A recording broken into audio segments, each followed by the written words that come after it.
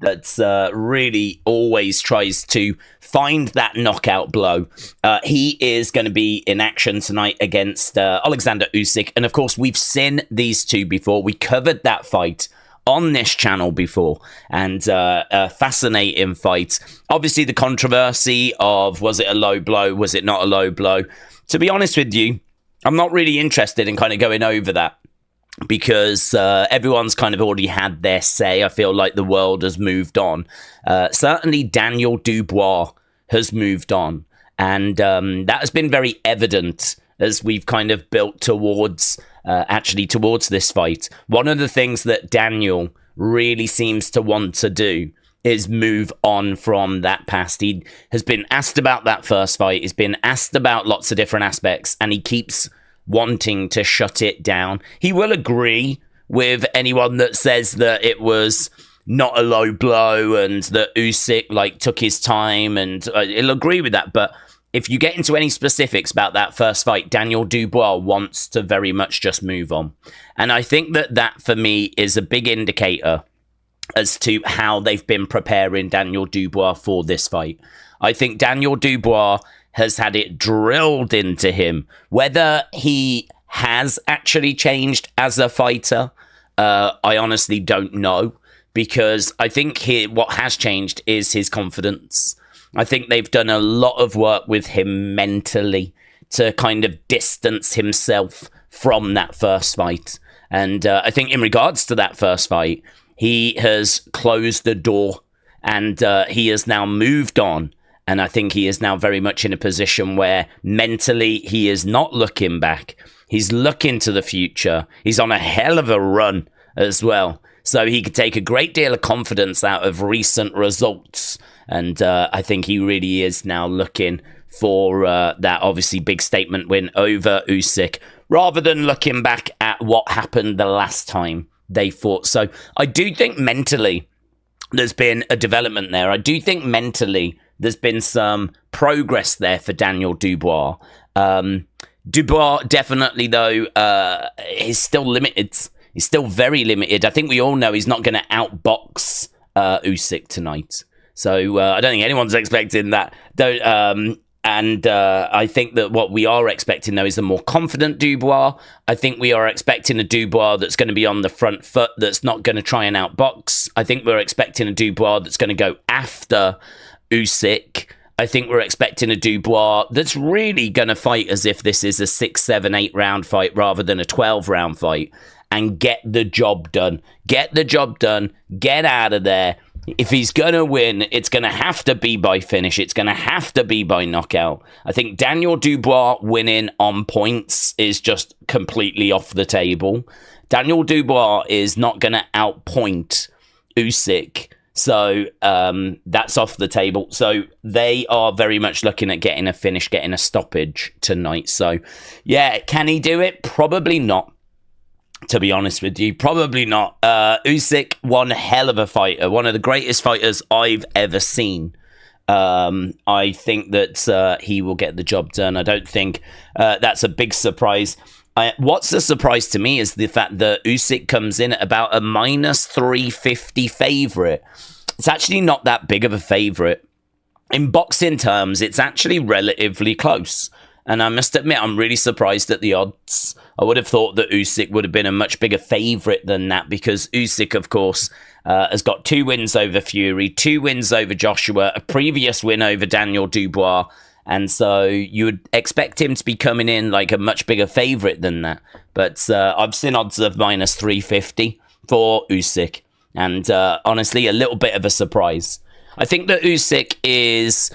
There's this narrative that's been built up that he's slowing and he's aging, and we've just not seen any evidence of that. And we know at his age that he's not getting quicker, and we know at his age that his skill set is not improving. His reflexes are not getting better. So, yeah, of course, we know these things. He's 38 years old. But I don't know that I can say I've seen any evidence that he is deteriorating. I think that's a big difference. There's a big difference between not improving and continuing to improve and deteriorating. So I think it's a really interesting kind of narrative that's kind of doing the rounds. this idea that Dubois fans have got that Usyk is kind of on the decline. And I feel like that's been created because really that's the only way Daniel wins. The only way Daniel wins is if Usyk is in decline. And as I said, personally, I've not seen any evidence of that. Certainly, if you look at his recent results, as we said, coming off wins against Tyson Fury, before that coming off wins against Anthony Joshua, obviously a win against Daniel Dubois in there as well. Not sure where the evidence is of a decline. I think that's just a bit of hope. I think really there is a chance because obviously Daniel has got big power and Daniel is on a hell of a run and it really is a very exciting fight. So certainly not giving Daniel Dubois no chance.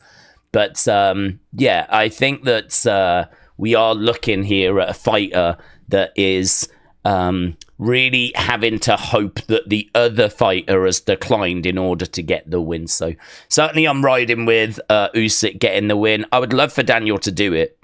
I know that Daniel has kind of been painted as the villain in this fight. He's been kind of going off on Usyk, and actually his team have been going off on Usyk. I think just trying to rattle him a little bit. Also trying to, kind of big up Daniel as well. I think the idea is that you kind of rattle the cage of Usyk and you big up Daniel Dubois and you just try and kick the dust up a little bit and see what happens. It's a strategy. In my belief, as to why they've taken the approach that they've taken. It's not one that many fans, though. If you listen to a lot of boxing fans, they're quite down on the approach that Daniel Dubois has taken. And they're quite down on Team Dubois and actually how disrespectful that team has been. But for me, I'm looking at it as like, I think they're just doing it to try and get any kind of little edge, any little advantage they can get. We know it won't work. I mean, we've seen this happen in the past with Usyk, and he just rises above it. So it won't work. But I just put it down to that. And obviously, in the UK, if Daniel could do it and bring those belts home, that would obviously be absolutely huge. And I'm not sure that a loss really is a massive deal for Usyk. I feel like his legacy is kind of sorted. If you think that the great Muhammad Ali lost, I think it was 3 of his last 4 fights, that doesn't stop people regarding Muhammad Ali as one of the greatest boxers of all time. It doesn't really take away from Muhammad Ali's legacy. And I think with Usyk, he's probably at the point now where what he'll be remembered for is being a unified champion at cruiserweight, being a unified champion at heavyweight, beating Tyson Fury twice, beating Anthony Joshua twice, and basically cleaning out 2 divisions. I think now that we're past the Joshua Fury sagas, and, maybe we're not totally past the Fury saga because there is obviously a word that Fury might be returning next year, right, to take on Usyk. But certainly as of right now, it feels like we're past it. I think that any loss that he suffers now is just going to have minimal damage to his legacy. In fact, I'm not sure it would really damage his legacy at all. It's one of those where some people might put value on him retiring undefeated. But, there's many, many, many, many, many boxers that don't achieve that are regarded as GOATs, that are regarded as legends. Look at the great Mike Tyson. Mike Tyson is remembered for what he did in the 80s, going into the 90s, and, of course, when he bit the ear of Holyfield. But, I mean, he suffered a lot of losses towards the end of his career. No one really focuses on those. And I think that Usyk is probably in that same sort of boat now. I think Usyk's in the situation where what he'll be remembered for, he's already achieved. So, yeah, it's a really interesting fight, this. A really interesting fight. I obviously am going Usyk. I think Usyk gets the job done, but should be really, really, really interesting because what can Daniel do? What can he do? What is he going to change? He knows the scale of the task. He knows how difficult this is going to be. And actually, do you know, I heard Tony Bellew saying the other day, when he faced Usyk, he said that it was the most tired that he has ever felt. He said that he had never been drained that much. He said that he went toe-to-toe with Usyk. And for 6 rounds, he was doing okay. He was holding his own. He wasn't kind of making the progress he hoped. But, he was in there. And he said by round 7, I knew I was done. Because he was just absolutely spent. You cannot outbox Usyk. You can't outperform Usyk. Usyk is so drilled, so conditioned. Like, he's lived a life of just, I don't know, I mean, just training. I mean, just a non-stop training machine. And I think that shows in his output, in his footwork, in the kind of abilities that he's got. Those aren't abilities that you're born with. Those are things that obviously have to be drilled. And I think drilled is probably the words. And the thing is that if you're going to try and match that, if you're going to try and go toe-for-toe for that, and you've not put in that same level of work, then, you're going to get found out. Bellew went in there and tried to kind of match Usyk and just, fell apart after 6 rounds. And he was like, it's the most tired I have ever been. I have never been that tired before. And so he actually said that he spoke to AJ and he was like, AJ, when you have this fight, you're going to be the most tired you've ever been. He's going to take you into the deep waters and you will be more tired than you've ever been. Apparently, AJ spoke to him after and he was like, you were totally right. You was totally right. I was absolutely gone by the end of that first fight. And he was speaking to him just ahead of like he was going to fight him again. So, I mean, it's no great secret as to how great of a boxer Usyk is, but I think sometimes it's worth talking about what does that mean? Like, how does that actually translate? What does that mean in the real world? Well, what it means is his footwork, his movements, his output, his fighting IQ, his ability to keep moving and neutralize your threats. The fact that he can move around anti-clockwise, keep cracking you on the side of the head, and you just can't get to him. He's constantly moving around. He's always in a very awkward position for you. He's never just like straight in front. He might be there for a second and then bang, he's gone, he's moved. And, before you've had a chance to catch him, you've been like smashed a couple of times. And then, you got to try and recalibrate. Where is he now? Very much like an annoying fly that you just never seem to be able to quite pin down. Always moving, always thinking, always working. And just actually getting something of substance to connect on him. There's only been quite few occasions as to where someone's even achieved that.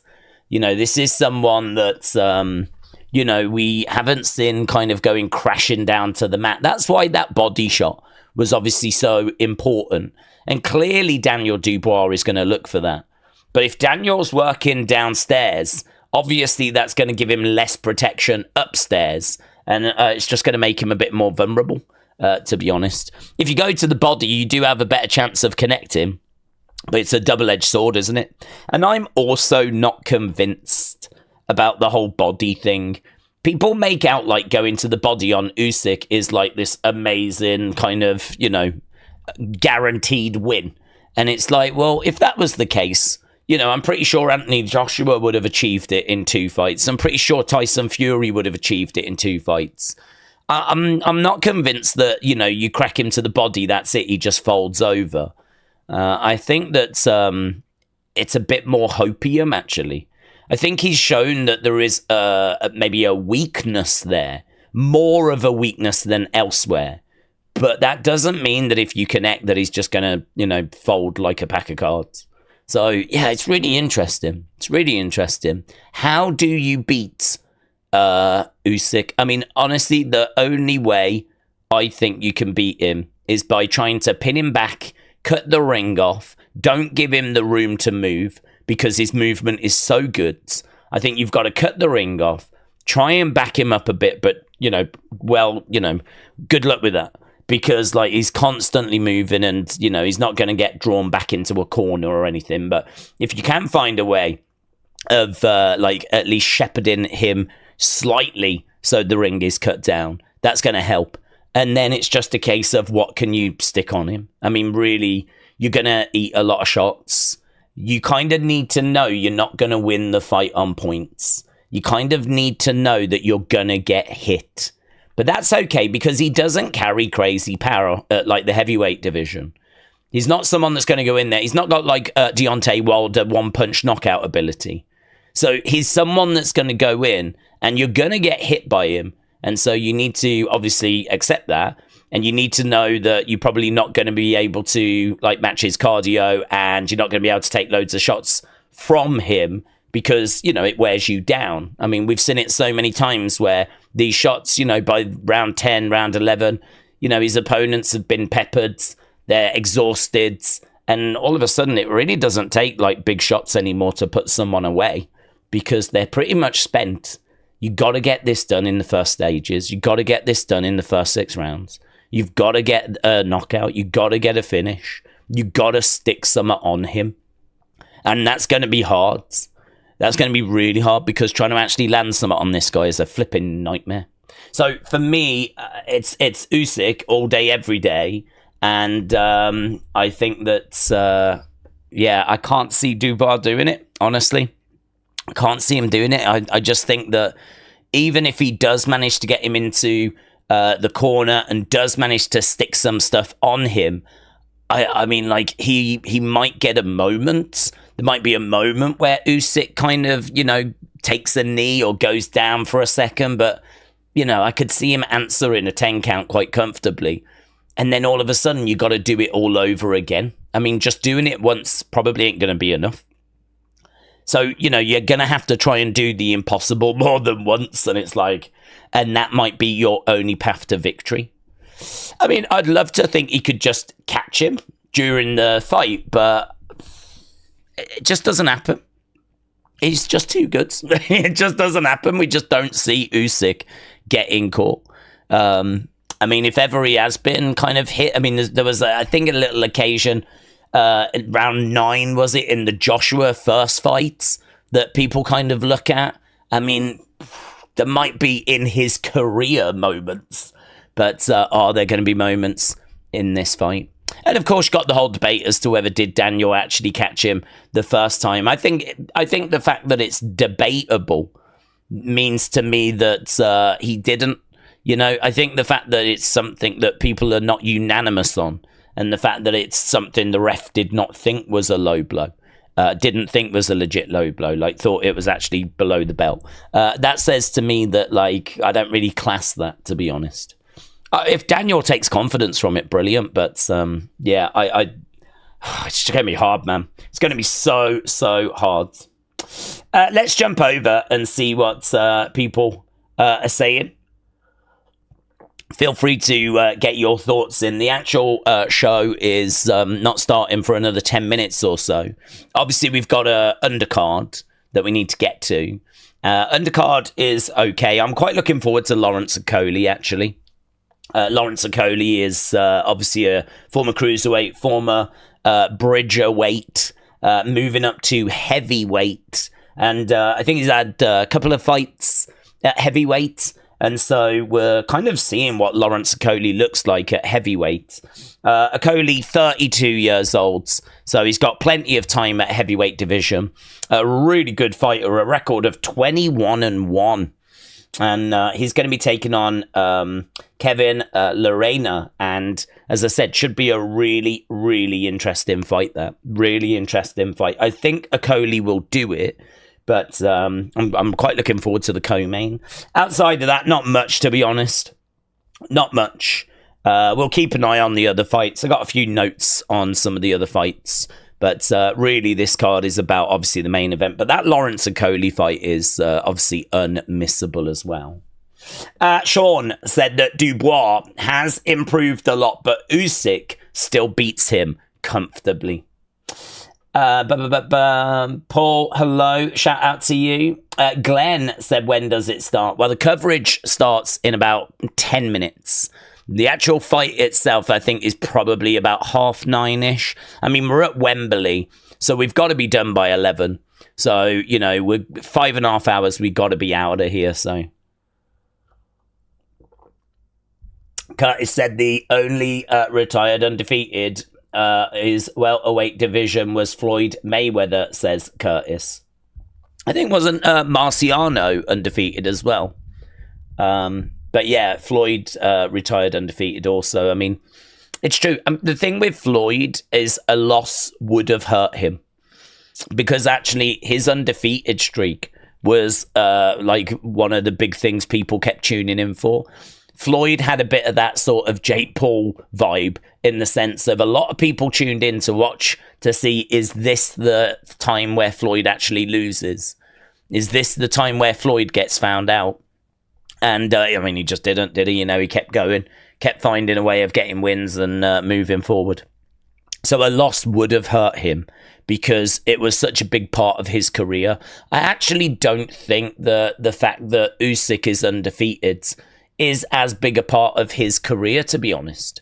I think that obviously it's helped him get to where he is, but you don't really hear people talking so much about the fact Usyk's undefeated. You hear them talking more about the fact he unified 2 divisions and the fact that he beat Fury twice and the fact that he beat Joshua twice. And I don't know. I don't know if it's me or if the world is kind of changing a little bit, but losses just don't seem to be as bad as they once were. I remember like a lot of people not long ago were so scared of having a loss on their record. You know, you'd have these fighters just really avoiding each other. I think with the money that's in boxing now, the money that can be made, we are seeing, thanks to Saudi Arabia largely, we are seeing more of those kind of dream fights. And as a result of that, you're going to get losses. I think as well, UFC has kind of helped with this. Because in UFC, we see even the greats losing fights. You know, people coming in and losing like the odd match. And, you know, they just move forwards. It's not a problem. You know, someone will lose the fight, but, you know, they then get the rematch or they'll kind of go down and face a number 1 contender and make their way back to a title. And, you know, it's just not the end of the world. Whereas I think if you went back like maybe 20 years or so, there was a lot of fighters avoiding each other because they just did not want to have that loss on the records. And yeah, I think I think that got in the way for boxing. I think that made boxing worse. So I think it's better to not worry so much about like if someone loses. I think losing is fine. Like it's okay. I know people would ideally not like to lose, but it's okay. You know, you might be able to avenge that loss. Or if not, I mean, there's so many belts and whatever. There's so much opportunity that, you know, if you're good enough, you should be able to get back to another title shot. You should be able to get back to, you know, that high level. So, yeah, I don't know if it's me that's kind of changed my mentality or if the world has kind of evolved. But I feel like the world has moved on a bit. I think the Saudi money has made a big difference. And as I said, I think what we've seen in UFC as well. So, yeah, honestly, I really don't think a loss hurts Usyk too badly tonight. I don't think it really damages his legacy too much. You know, if he was to lose to Daniel and come out after and say, yeah, I felt tonight like my skills were not as sharp as they once were. If I can't fight at the level that I've been so used to fighting, then this feels like the right time to walk away. If he was to walk away at that point after a loss to Daniel, he's a legend, you know? He's a legend. Unified 2 divisions, got all those wins against Joshua Fury, blah, blah, blah, blah, blah. I think people would understand. I think people would applaud him and be like, fair play. He can feel that it is slipping and he's decided, I don't want to carry on. Or what he could do is he could say, I want a rematch with Daniel again. Let's go for the trilogy. And that would be really interesting. That third fight would be really interesting because all of a sudden, if Daniel's got a win, he's got a blueprint as to how you actually beat this guy. And so, you know, the big question would be, can Daniel do it again? Is Usyk declining? That third fight would be huge. Tonight's fight is huge, but I do feel like people are coming into this fight a little bit kind of misleaded. I do feel like a lot of the narrative around Daniel is that he's this drastically improved fighter, but I don't really see it in his skills. I don't really see it in his abilities. I see it in his mentality. And that might be enough, you know? It might be enough, but I don't think that he doubted himself when he went into that first fight. I just think they've had to try and rebuild him after that loss. And they've had to try and, you know, get him back to a point where he could seriously challenge Usyk. And they've achieved that. But they've got him to the point where mentally he's back in the game. They've got him to the point where he's got some really impressive wins. You know, great. I mean, young heavyweight, he is improving. I mean, obviously he's putting things together all the time. But I don't know that there's any major shift. I don't know that there's anything drastic here that is going to give us a drastically different result to the first time. So, yeah, I'm thinking Usyk does it. I feel quite comfortable, confident on that. But I would love to be proven wrong. Because, as I said, I'm definitely rooting for Daniel. I'm definitely hoping that he could do it. And for all you Usyk fans out there, nothing but respect to your guy. Really love Usyk, but I don't, even if he lost, I really don't think that loss hurts him. I really don't think that's a problem for Usyk. So let's see. Let's see how this goes. Mr. Meme, hello, my friends. Said Days, who wins tonight? Will it be Max or will it be Dustin? I'm taking Blessed. Yeah, I would go Holloway as well. I think Max gets it done. I think we've just started seeing a serious decline with Poirier. I don't get the vibe he's the same fighter he was a few years ago. So I think that Max just seems to be in kind of a bit of a final flourish. And I think Poirier's final flourish is kind of done. The only thing I would say is obviously it's going to be interesting in regards to UFC because, you know, anything that Poirier has got, because I believe this to be his retirement fight, anything Poirier has got, he's given tonight. Whatever's left in the gas tank, he's given it, it's emptying out tonight. So even if Poirier is declining, even if the skills are not as sharp as they once were, what does a Poirier that's just putting it all out there, what does that look like? What does that look like? We're going to find out.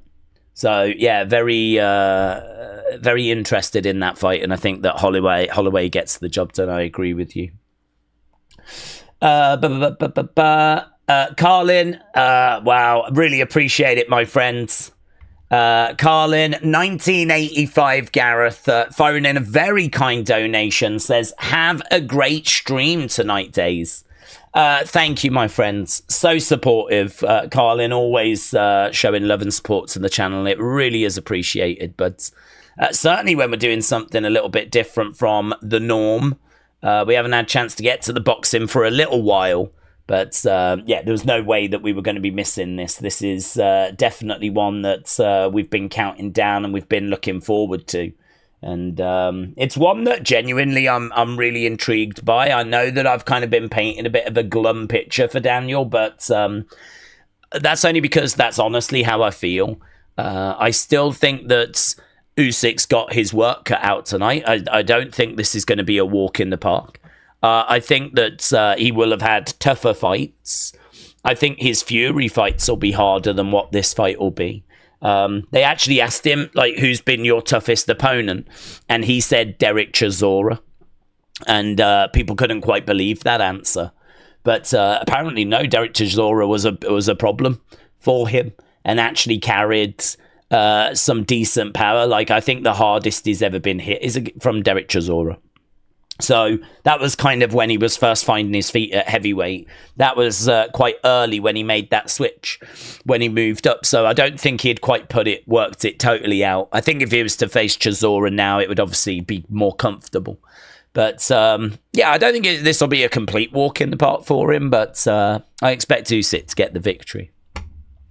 So Carlin, 1985, Gareth, thank you, my friends. Paul said, I've got Max winning the fight later. Infamous Grim said, Usyk's boxing IQ is like second to none. It means that we're just not going to get those belts back. You're probably right. You're probably right. Yeah, so the coverage should be starting soon. And obviously, Wembley is the venue for this one. And to be honest with you, I mean, as obviously someone from the UK, I'm just really proud of the fact that, we've kind of been so active in the heavyweight division. Obviously, Joshua was a world champion. Fury was a world champion. Daniel is currently a world champion. Let's not forget the fact that he currently holds, I think it's the IBF championship. So that belt's on the line. Of course, all the other belts are on the line, being Usyk's belts. And the winner here walks away, unifying the division. The only reason that Usyk doesn't have that IBF is he was forced to let it go because he wasn't able to defend against the mandatory. And so that meant that he was stripped of that belt. A lot of people felt that was unfair, but really all it's done is kind of set the excitement up a little bit more for this, because Usyk is now fighting the person that has that belt and has the opportunity now to get that belt back. This would make him, I believe, a 3-time unified champion. He will have done it once at cruiserweight, and a win here will mean that he will have done it twice at heavyweight. So actually, when I said that a loss here I don't think hurts him too much, I do still stand by that. But one thing I will say is it would be good for him to actually win and get that record. This isn't just him defending his belts. There is something here for him to achieve. There is something here that if Usyk gets this done, like he actually gets something from the fight, and that is to be a 3-time unified champion. We are seeing inside Wembley, and people are making their way in. This, as we said, is obviously a massive, massive event. Wembley Stadium, absolutely sold out from what Frank Warren was saying. There's going to be 90-odd thousand inside Wembley for this. And, you just don't see that for a boxing event anywhere in the world, really. You don't get those kinds of numbers. You just don't tend to see that. It'd be so interesting if there was an American heavyweight to see what kind of numbers would be done, because I think that it would obviously be matched, if not bettered, over in America. If America had like a bit, like, if Deontay Wilder had been like, a better fighter rather than just having that big punch. If he'd been able to really kick on and kind of mix it up more with Joshua and get wins over Fury and get in there with Usyk and, keep those belts a bit longer, would be really interesting to see how many people would come out and support him in America.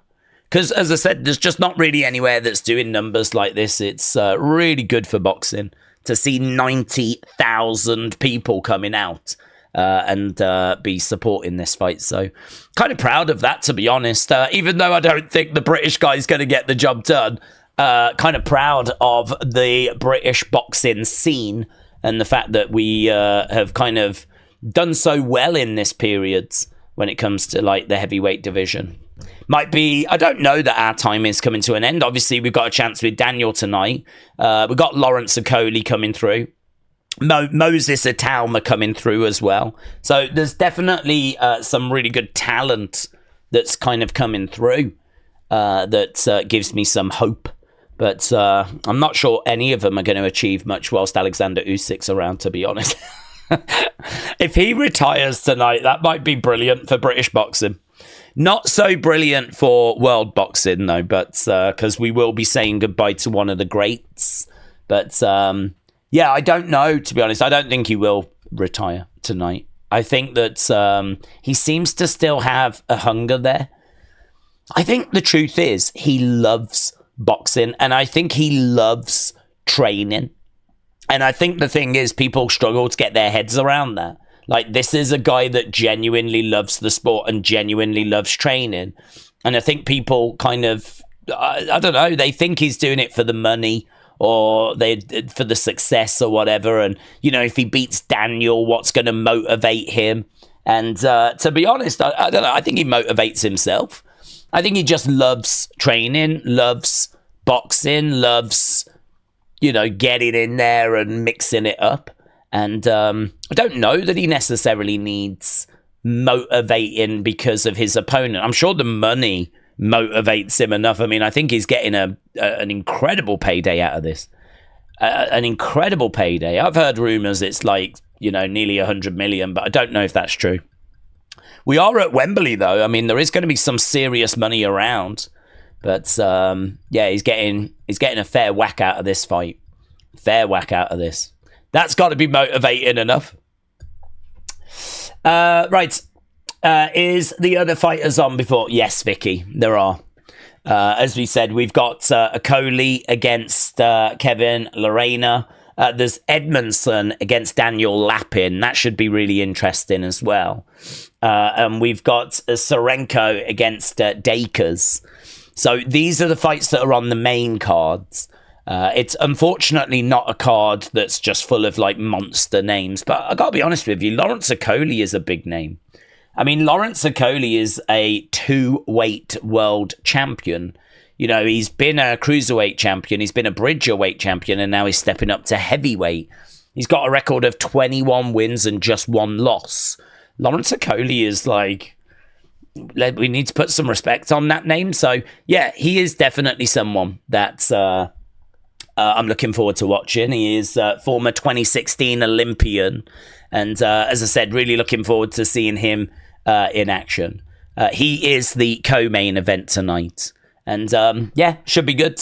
Looking forward to that fight. The rest of it, bit skippable, to be honest. But, you've got to have some sort of undercard. I don't think this is the most mind-blowing undercard, though. It's really all about that main event. 39% of fans, including myself, have voted that Usyk will win by a knockout, said Curtis. It's now at 38%. Yeah, I mean, I think Usyk, I haven't looked at the poll, to be honest. We've had just over a couple of hundred votes. So if you've not voted yet, get your votes in. It'd be good to get that into the thousands. And I think by the time we get to the fight, we will be. But at the moment, we've had a couple of hundred votes. Usyk by decision, 43%, 42%. Usyk by finish, 35%. So we are looking at 77% of people going with Usyk. That means only 23% of people are going with Dubois. And honestly, I don't think that's unfair. I don't think that's unreasonable. I think that's kind of what I would have expected. Kind of an 80-20 type split. And people just really torn. Will it be a decision or will it be a finish? So be good to get some more votes in on that so that we can get more accurate feedback. But yeah, I would have guessed about 80-20 in favour of Usyk. And I don't know. I think that I think finish is what I would lean as well. The reason why I say that is because he wears people down. He wears them down. He is so good at like getting people in round 7, round 8, round 9, just absolutely exhausted. And we saw that he put Daniel away last time. He's already fought him once and beaten him by finish. And I think the thing a lot of people think when it comes to Usyk is, there's no way. Daniel's huge. He's a big lump of a man. There's no way that Usyk's going to put Daniel away. But the truth is, he wears you down to the point where you're shattered. To the point where it doesn't take much to put you down. To the point where you're kind of putting yourself down. Because you're just so exhausted. And I just don't see any reason why that's not exactly what he does here. Again, just constantly works, constantly hitting, constantly moving, constantly frustrating. Mentally, you can get exhausted as you're trying to figure out what you need to do to put this guy away. So from a mental aspect, it can really wear someone down. And physically as well, of course, you can get exhausted. And then as you get to those later rounds, he'll just put you away. So I'm thinking Usyk by finish in those kind of later rounds. That's what I'm expecting. And it seems like that's where a lot of you guys are going as well. But yeah, put in your honest thoughts. If you really do think this is Daniel's time, let me know in the chat, man. What am I missing? What am I not seeing? I know that he's got some very impressive wins. Obviously, he's got a win over Big Baby Miller. He's got the Hrgovic win. He's got the Anthony Joshua win. Like, we can't dismiss those. They are very, very impressive victories. But we also know that Usyk is a different level. We also know he is a very different challenge. So, yeah, let me know. If you are riding with Dubois, why is Dubois doing it tonight? Let us know. Let's go down. Mr. Dell Jr. said, just in case we are joining, Usyk Dubois walkouts are going to be at 4:45. That's about 9:45. So that's in about, 4 hours. It's all happening on DAZN, said Mr. Dell Jr. Mr. Dell Jr., thank you. Usyk loves beating Brits. He does. He does. I think part of that, though, is the fact that the British heavyweight scene is in such good health at the moment. So a lot of the kind of biggest challenges were British fighters. I don't know that he's specifically targeting Brits, but a lot of the big challenges like Joshua, like Fury, those were regarded as the top two in the division, and obviously he's beaten them comprehensively. So, yes, I've got to tell you, though, there is a real love for Usyk over here in Britain. Actually, he may come out with a really, really positive reaction tonight. If you're watching this thinking that he is going to be painted out to be the villain, or he's going to come out and he's just going to get booed out the stadium, like, I'm sure there will be a degree of that. But actually, we've seen him getting a lot of support in the builds. I mean, the truth is that we have put our best up against him, and he has beaten them. He's a very nice guy. He's a very pleasant guy. He's a very respectful guy. And, you know, he speaks lovingly about coming to the UK because he's been here so many times. So he's like, this is my second home. And we've kind of adopted him, to be honest. If we can't have the best fighter in the world, we'll adopt the best fighter in the world. So he is a full-blown honorary Brit, right? Absolutely, we've adopted him. So, yeah, you would think there might be some negativity. You might think that there's some, hostility. None of it. None of it. I'm sure you will get people going to the fight that want to just have a bit of fun and want to, they're back in Dubois, so of course they're going to boo Usyk. But to be honest with you, he's been getting a lot of support in the build. A lot of support in the build. Rent-Free said, did you ever do a live stream on Christmas? Yeah, oh yeah, regular. Yeah. We always do wrestling. We do a lot of pro wrestling. We've actually got our first fight coming up, but it's very low level. We'll just keep an eye. But yeah, when it comes to streaming, I mean, we stream on a Monday, on a Tuesday. We do a Wednesday now. We do a Friday. And I mean, pretty much we do each Saturday. And so if Christmas falls on a Monday or a Friday in particular, or a Tuesday, I mean, yeah, we do those shows. So yes, I have on a regular basis actually streamed on Christmas Day. It's I don't really think about it, to be honest.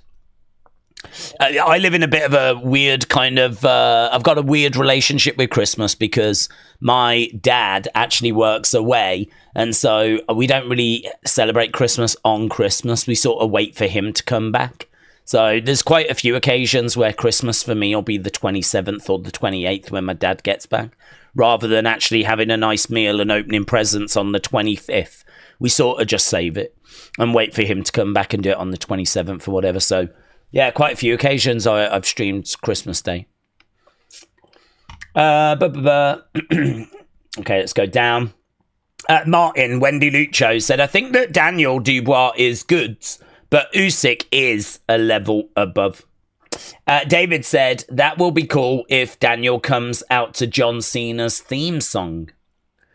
Where are we now? If you get hit on the button, it doesn't matter who you are. You're getting knocked out, says David.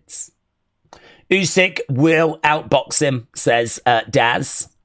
David said the Anthony Joshua victory raised the bar for him big time. Yes, it did. It did. I think, though, going in there and having a fight and a win over Joshua is one thing. To do it against Usyk is another. I mean, Joshua is someone that's a little bit more Daniel Dubois-esque. I feel like Usyk kind of operates from a different textbook, really. You know, he is obviously a lot smaller than these guys. I feel like Fury, Joshua, Dubois, they're true heavyweights. You know, they're big guys. And, you know, Joshua's got some movement to him and he's got a bit of athleticism to him, right? But you know, they kind of operate from the same textbook. Usyk doesn't. You know, Usyk is not a true heavyweight. I mean, he's going to come in at like 220, which is okay.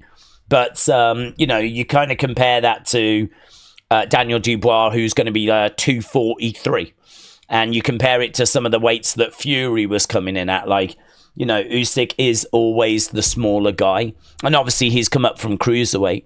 And so, you know, he is someone that naturally is just a little undersized. It's nothing drastic.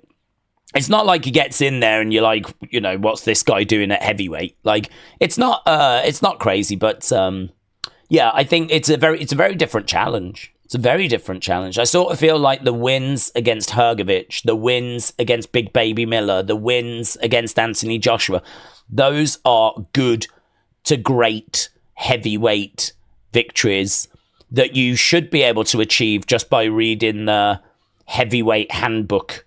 That book I don't think is going to help you if you're stepping in there with Usyk.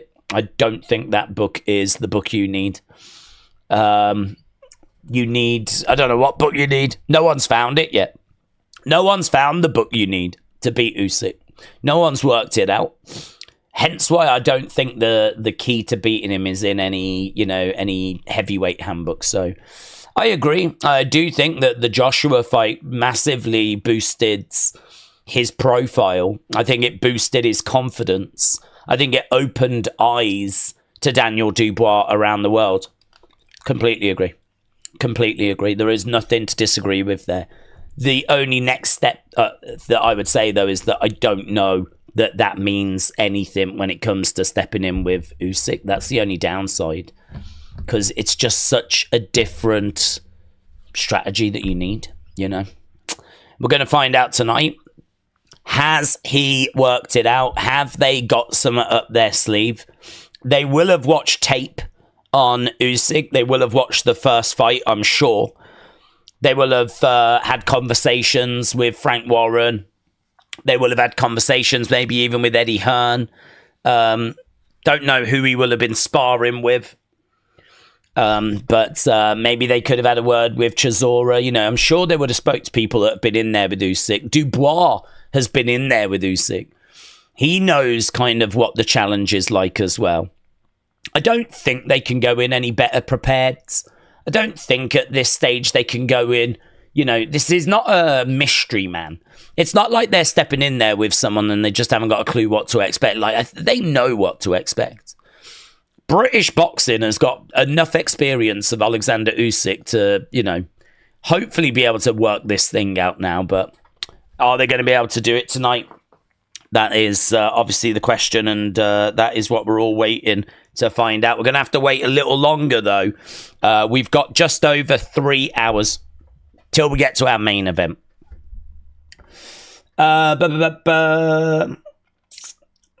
Fury fights the winner of this one at the end of the year, said Dave. Fury wins and retires the belts. I want Russia training montage in snowy mountains, said Dave. Do you know, I don't think Fury should face the winner. I think he will face the winner. But I don't think it should be him. I think it should be Joseph Parker. Joseph Parker was meant to be fighting Daniel Dubois. And, you know, that fight fell through. And as a result of that, like, Daniel now has kind of gone forward and is facing Usyk. And that's the fight I think Daniel was looking for, of course. You know, a win against Parker doesn't do much for Daniel. It's just a really, really bad banana skin. You know, Joseph Parker has been on an impressive run, and a lot of people are saying that he should be in the conversation, should be in the mix. He was actually talking the other day about the fact that he would love to fight 3-4 times a year, and at the moment he's only fighting once a year. He just cannot get people to step in there and actually give him opportunity. And to be honest with you, I feel really sorry for Joseph Parker. I think he deserves better. Former world champion. And he's had his setbacks, but he's been able to kind of bounce back from those. And for me, like, it's his time to have an opportunity. It's his time. I think the winner should face Joseph Parker. And then I think, Fury, there's never, because of money, there's never any punishment for, like, Fury saying, I've retired, I'm back, I'm retired, I'm back, I'm retired, I'm back. I mean, the thing is, he said he'd retired and he said he had walked away.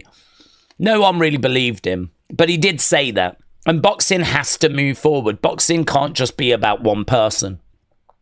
So, I mean, if he's going to kind of take that approach to boxing, like, I'm off, I've gone, and all this sort of stuff, okay. Well, that you forfeited your position in the card, so now you're going to need to get a couple of wins to get back up there, But the truth is, because Fury is money, Fury is box office, he can kind of call shots, to be honest. He can kind of mess around, and it doesn't really hurt him, He can lose 2 fights to Usyk, say he's retired, but still find himself at the front of a queue. Which just doesn't sit very well with me, to be honest.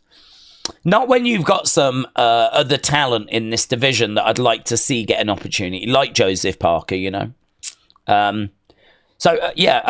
probably right. It probably is Fury. He said that he will come back, and he said that he is going to look at Usyk in particular. But, I mean, he'll lick his lips if it's Daniel. If Daniel wins, Fury is just, he's running back. He's not coming back, he's running back. Because, Daniel Dubois is the kind of fighter that Fury, I think, would feel very comfortable against. Daniel Dubois is, as we said, a proper heavyweight. Big guy, movement limited, and someone that doesn't like fighting on the back foot. Got power, so you've got to be careful. But, you're starting to talk more about the heavyweights that Fury has been in there with. You're starting to talk more about your Chisoras. You're starting to talk more about maybe your Wilder to a lesser extent. But, you're starting to talk more about the people that Fury has got in there with. Your Otto Wallins and whatever. Usyk is just this horrible enigma. He's just this exception. He's just this problem that no heavyweight has been able to work out. And I don't know. I don't know if that's the fight that Fury really wants, is Usyk in particular, or if, he's going to be watching this praying that Daniel can get the job done. Because if Daniel gets the job done, the problem Fury's got is if Daniel wins, the next match might be a rematch. That'll be the problem Fury has. If Daniel wins, he might have to wait a bit longer because there might have to be a rematch. I don't know what Usyk would do. But, no doubt about it that Fury would rather box Daniel than Usyk. I think that Dubois might catch up with Usyk in the later rounds, but I do predict a knockout, says Keith. Keith, shout out to you, buds. Looking forward to the main fight of Poirier-Holloway tomorrow.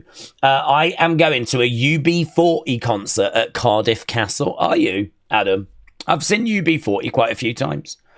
I grew up with my dad was a huge fan.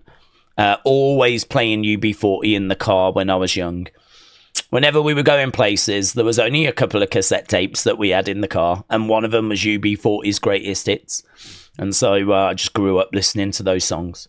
And as I got older, he used to go, and he'd go with my mom, and he asked me if I wanted to go along. And so I did. So I've been a few times to actually see UB40. And they were great, honestly. Really, really good. Really good. I even went and saw like a tribute band for UB40 not long ago. And they were brilliant. Have a good time, Cardiff Castle. That'll be a lot of fun. Right. It looks like we might get Joshua Jake Paul at some point, says Sean. Well, I can't comment, to be honest. I've not seen any word on that. I mean, if we do get that, it'll be a big fight, obviously. If we do get that, obviously I'm expecting Joshua to get the win. If we do get that, I hope that it's not when Joshua is old and, you know, in like 6 years or something. Like, I hope it would be relatively soon. I don't know. I mean, Jake is a very frustrating fighter in my book because I actually have got a bit of credit for Jake Paul because he is someone that went into boxing really late. You know, he didn't have an amateur career. He wasn't like doing it, to my knowledge, on the side. We know that he was an influencer. And for him to like jump in there and start doing this, I don't know, 6 years ago, 7 years ago, and actually just for the very first time, like, you know, start getting into it. I mean, I think we can agree he's kind of dedicated his life to it. You know, he's not stepped away from it. The frustrating thing is that he talks all the time about wanting to be a world champion.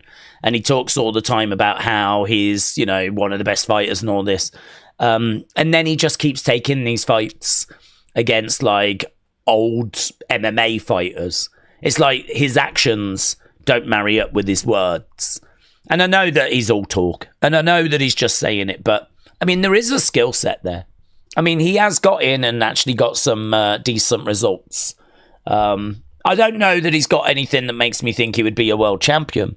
But I think the frustrating thing for me is I do think that he could get somewhere.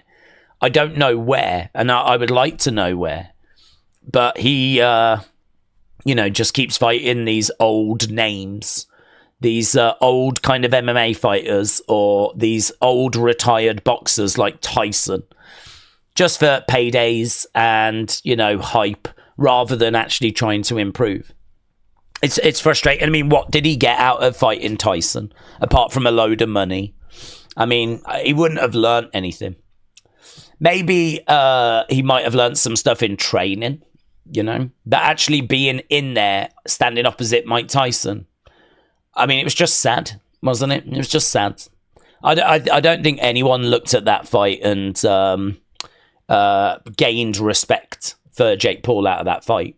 I mean, there was concerns going into it, and then when you watched it, it was just, there was maybe half a round where Tyson looked like he might have his something, and then the rest of it, I mean, he just looked like he should not have been in there at all. And it was just really, really sad. So, yeah, I don't know. I don't know where we are with Jake Paul, honestly.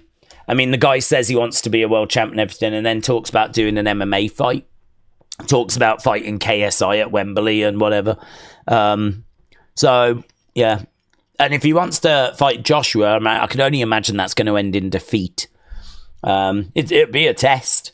I mean, I'd imagine getting ready for that fight would definitely involve, you know, working with some high-level heavyweights. Maybe he'll improve and learn some stuff from that. But I don't think the fight would go his way. We are talking about someone that is like the highest of high levels in the top division. I mean, I don't know.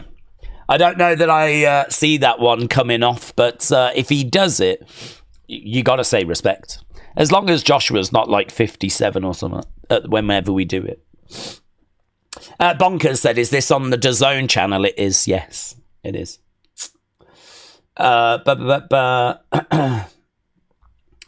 Days, I knew that Mike Tyson would suck. It's just not a surprise. If you think it's a surprise, it's because you was into the hype of it all, said Mr. Dell Jr. Daz said, yeah, that was ridiculous. Jake is not a serious boxer. He's just a clout chaser, says Wendy Lucho. Jake Paul sucks. He only fights UFC fighters and old fighters, says Mr. Dell Jr. Do we think Brock Lesnar will interrupt the fight? I don't think so. I don't expect him to be there. I don't actually know. I don't know who would step up afterwards. I mean, I actually don't know if Fury is going to be there, which is an interesting thought. I mean, Fury's going to be watching, but I don't know that he's actually at Wembley for this. Sometimes you do wonder if someone might get in the ring after, but to be honest with you, as I said, I'm not anticipating anyone kind of interrupting. Joseph Parker wouldn't. He's too nice. And I certainly don't see that happening. Fury would be the one. But I don't even know if Fury's there. Do you know they all met in a Dole office and they formed a band, said Daz. That's UB40, though. It's the name of the form, isn't it? But Miss Clown said, I took my mom to meet UB40 and they were lovely guys. Wow, this has turned into a UB40 stream. Dan said, hello, Days. How are you? I'm good, thank you. Hope you're doing well, Dan. Yeah, I'm good. I'm ready. I'm ready now. I'm ready for this thing to get going, but unfortunately we got quite a few fights to go. Thankfully, though, you know, it's not too long of a wait. It's not like it's 7 hours away or anything. I mean, in about 3 hours' time, we're going to be where we need to be for this thing really getting going. I think in about 3 hours' time, hopefully, we should be well into the Lawrence Okolie fight. And obviously, Wembley still filling up.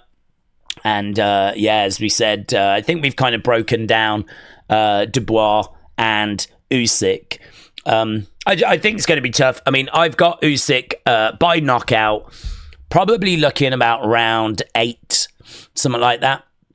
I think it's going to take him time. It always takes him time. His strategy is to wear his opponent down. So, I mean, it always takes him time to be able to do that.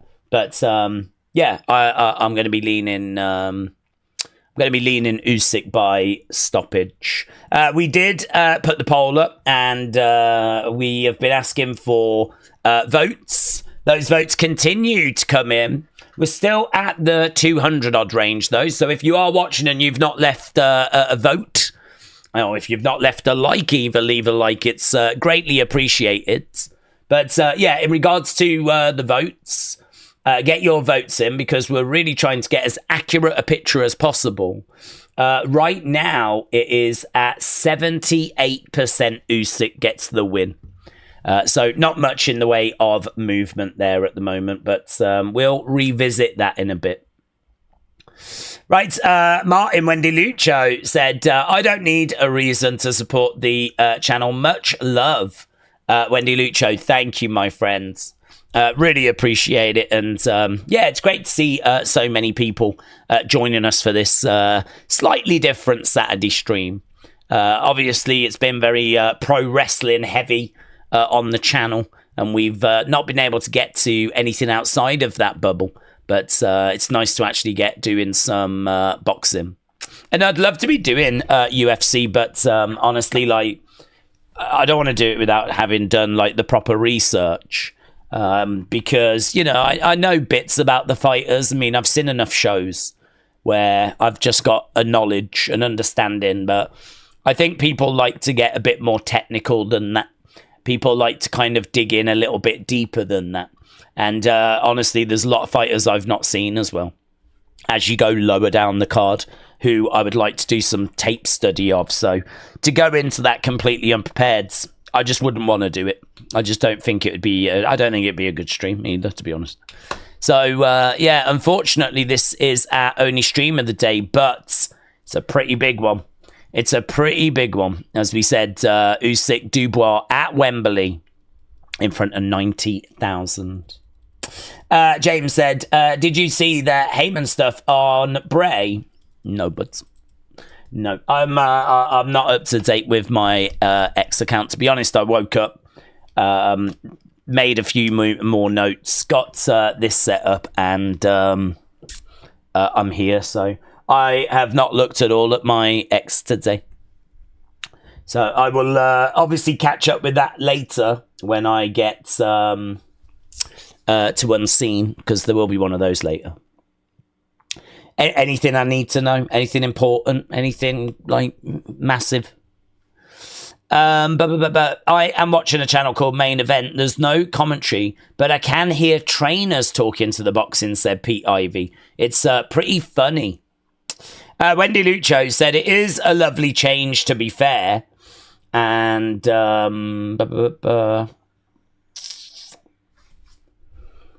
that in relation to that? Oh, there we go. It is a lovely change, to be fair. There has been a lot of wrestling the past few weeks. I've tagged you on Twitter with Fury, said Damo. Oh, he is there. Is that what you're saying, Damo? Fury is in attendance. Right, okay. That's interesting. Well, it's interesting because is he going to make his presence felt? You never know, you know. You really never know. If he is there, then you really never know if he's going to get in the ring or what he's going to do. So, yeah, interesting. Evening, Days. Will you do SummerSlam predictions? Yes, Andy, but a little bit early for those. We don't know the card yet. Martin said, as a boxer, you would surely want to put yourself up against the best boxers around.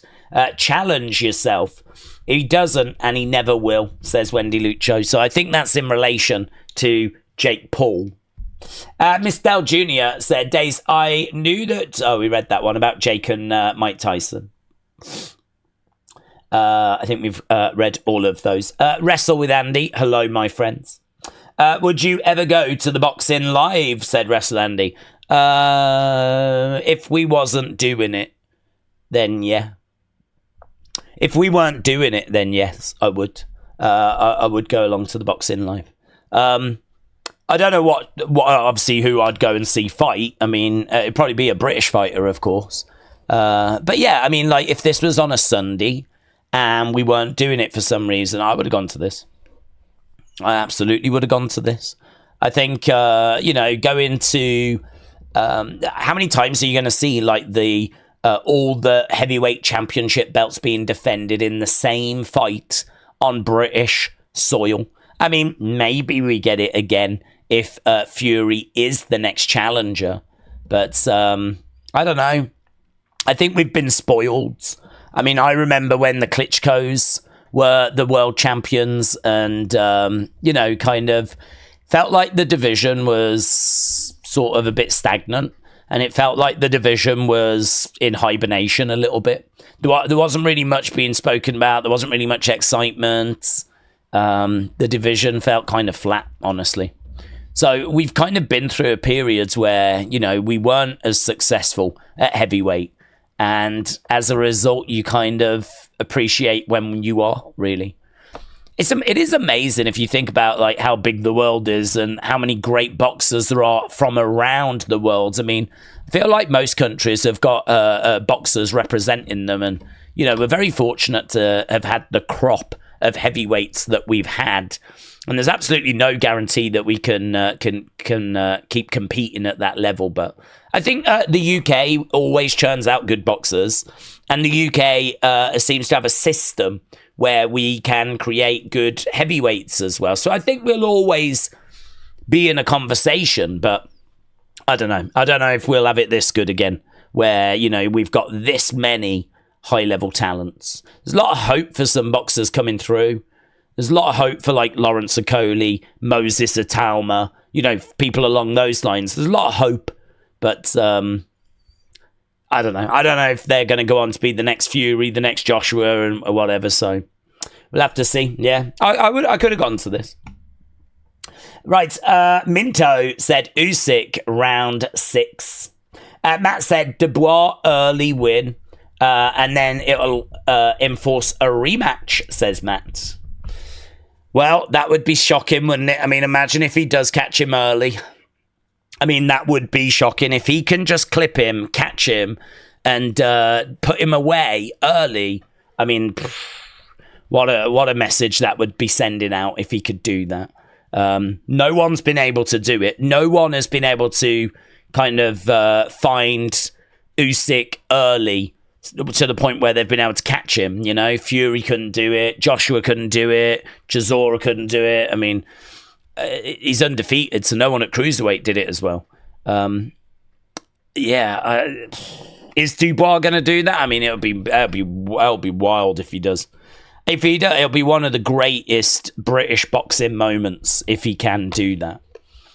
I don't know. I don't see it personally. I really struggle to see it.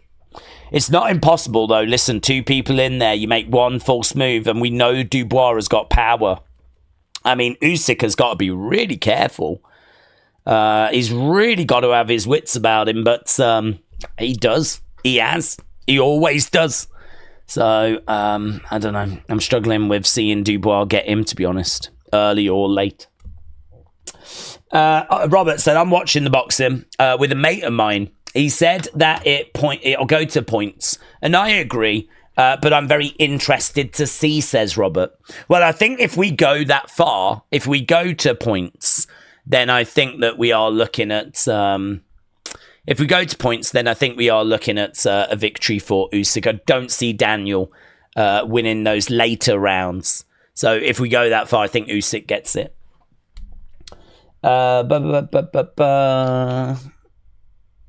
Bots are annoying, says Martin. Mistal Jr. said, since you're not able to do UFC tonight, are you doing the next UFC? I don't know, but I never look. You know me, I take it week by week. I mean, when we knew that UFC wasn't up against any WWE for this week, I was all on boards. And I was still on board as of Thursday. But like where I set this one up first because it was on first. So the way I did it was I created the thumbnail, which took a bit of time. Got it set up, which took a bit of time. And then I sat down, started working through the undercards, finding out what I could. Obviously then going into the previous fight, getting my notes. I mean, that's the notes that I've got just on Dubois and Usyk. That's just on that one fight, like the notes that I've got. And then I've got like stuff on the other fights underneath. So I just started like getting my kind of notes together. And yeah, I mean, I was obviously listening to a lot of people talk about the first fight, talk about the low blow, talk about the different strategies, talk about how can you beat Usyk, talk about what Daniel did wrong. And I was just like listening to a lot of pro boxers talk about it, listen to Frank Warren talk about it, watch the press conference, watch the weigh-in the other day. You kind of do all of that work, which doesn't really show itself when you sit and stream, but it means that like when we're talking, I can talk with an air of confidence because not only did I watch that fight and have my own thoughts on it, but I know what a lot of boxers thought about it, and I know what a lot of people are saying about it. I know where the conversation is. So you have to do that level of like research. And then as soon as I'd done all of that, I think I had like an hour or two to like try and sort a whole UFC card. And I was like, yeah, no, it's not happening. So yeah, it's just one of those. So, I mean, UFC, I will always try and do their big pay-per-view cards because I love doing UFC as well. But yeah, is there any wrestling on? Is there any major boxing on? Am I going to have the time to do the research? If there's nothing else on, then yes. I mean, I can't give you a reason why I wouldn't. If there's nothing else on. But I don't like committing to things in the future, to be honest, because I just never know. It's I really deal with it on a week by week basis. Right. Days, are you doing the UFC stuff? No, we just spoke about that. James said Rashford is on the verge of signing for Barcelona on loan with an option to buy for 30 million. Barcelona are going to cover 100% of his wages. Well, that would be great, wouldn't it? That would be great. I think just getting his wages off the books is a starting point. And ideally, he goes there and does well. And ideally, then they pick him up for the 30 million further down the road. So, yeah, I think that would be great. Right. Are we on top of the comments? I think we are. I think we're on top of everything. Miss Clown, hello. Shout out to you. Richard said, are you doing a live stream of Real American Freestyle Wrestling that is on August 30th? No plans to do that. I mean, August 30th is going to be on a Saturday. I mean, there's definitely going to be some stuff going on a Saturday that's going to be more attention grabbing than that. So, no plans to do that at this stage. Maybe if they flood it with big names, maybe if they get a lot of like WWE stars involved, or a load of legends involved, or I don't know. I know they managed to just get Kurt Angle. But to be honest with you, I think the appetite for real wrestling is limited. I mean, to be honest, the appetite for pro wrestling is pretty niche in the world. It's not something that everyone consumes. I mean, the viewing figures show us that. The viewing figures show us that people are not like massively tripping over themselves to watch even pro wrestling. So amateur wrestling. That's a niche area of a niche area. So I think they're going to try and, be profitable. I think they're going to try and be profitable. But I don't see it being like this next major thing, to be honest. So, no plans at this stage to do that. I can tell you that much. James said Rashford took a pay cut to leave. He was overrated. Sancho won't do it. Can't wait for Rashford to go. Hopefully they will buy him. The next ship out is Mr. Freedom, a.k.a. Sancho, said Carl. Right. We've just got our next fight. And again, it's a pretty low-level fight. These fights that are happening at the moment are not classed as main cards. I think there is a little bit of rain coming down in London, and we've got some of the ring girls just dancing around. Of course, the ring itself is undercover, so no worries in that regard. But there are some ring girls wearing some waterproofs, and they are just dancing around in the rain at the moment. So a little bit of bad weather around. Hopefully that'll move on by the time we get a little further into this. Are we watching Misfits on August 30th with Salt Pappy and Tony Ferguson? Well, that would probably be more appealing than what's the American wrestling thing. But again, I don't know how I can word this any different than I've worded it. I don't know how I can be any clearer than I've already been. Ladies and gentlemen, I do not make these decisions until we actually get to the kind of week themselves. So I do not have a schedule. Boxing fights get added. Pay-per-views get added kind of further down the road. So I don't have these things fleshed out. Feel free to ask me if I'm going to be streaming anything in the future. Anytime you want. I do promise you, though, you will receive the same answer, which is I have not made that decision. I really don't know. I don't even know what I'm doing next weekend at this stage. I know I will be doing SummerSlam. I can confirm that. I will be doing SummerSlam. But, in regards to, like, boxing and UFC and all of that, it really is a week-by-week decision of, right, what's the stream that I think people are going to be most engaged with? What's the stream that I think people are going to most enjoy us doing? And then it's a case of like spending the week digging into the research and just do that week by week, to be honest. Mackenzie said, I'm a qualified chef. Congrats, buds. Many congratulations, Mackenzie. Have you just achieved that, have you? Is this a flex? Is this a brag, Mackenzie? Right, we've got a couple of fighters that are inside the ring, and we'll be going over to the next fight. But I'll just keep an eye on it, to be honest. Right, Alanga went for 55 and is way better, says Tom. Days, will you be live streaming the WJW? That is Women's Jello Wrestling. Is that also on August 30th, bud? Because it seems like August 30th has got lots going on. It's under consideration, Dean. That's what I can tell you, but it's under consideration. Do you think Conor will ever fight again, said Wrestle with Andy? Do we see what he tweeted the other day? I did not see what he tweeted the other day, but what I did read was that he was interested in fighting at the White House.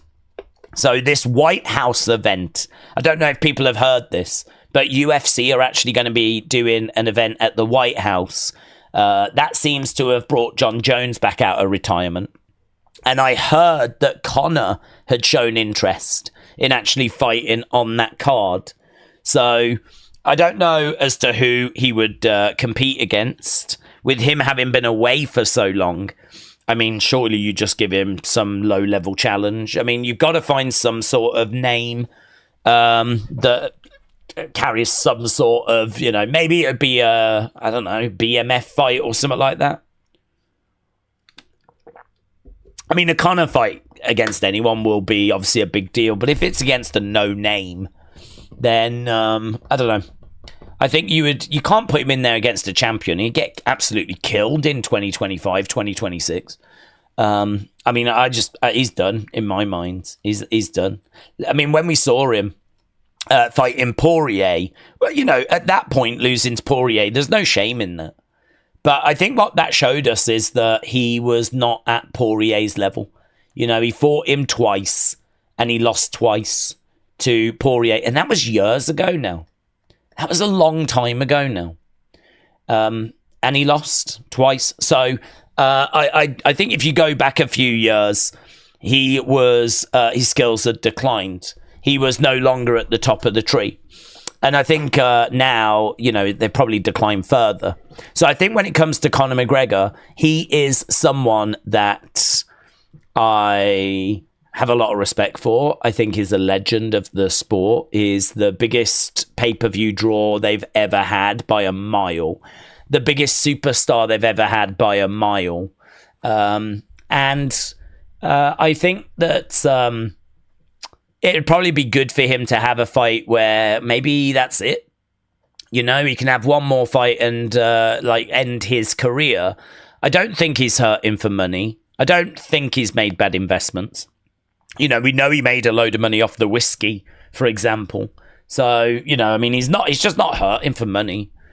And as Dana keeps saying, if you're kind of training and getting up and your only focus is your next fight, that's one thing. But if you're on a yacht, traveling around the world, going wherever the weather is the nicest, and you're waking up in silk sheets, and and you're not really thinking of training, you're not, how do you get yourself motivated to come back? What if you've lost that killer that was inside you? What if that has kind of gone just because you don't need it now?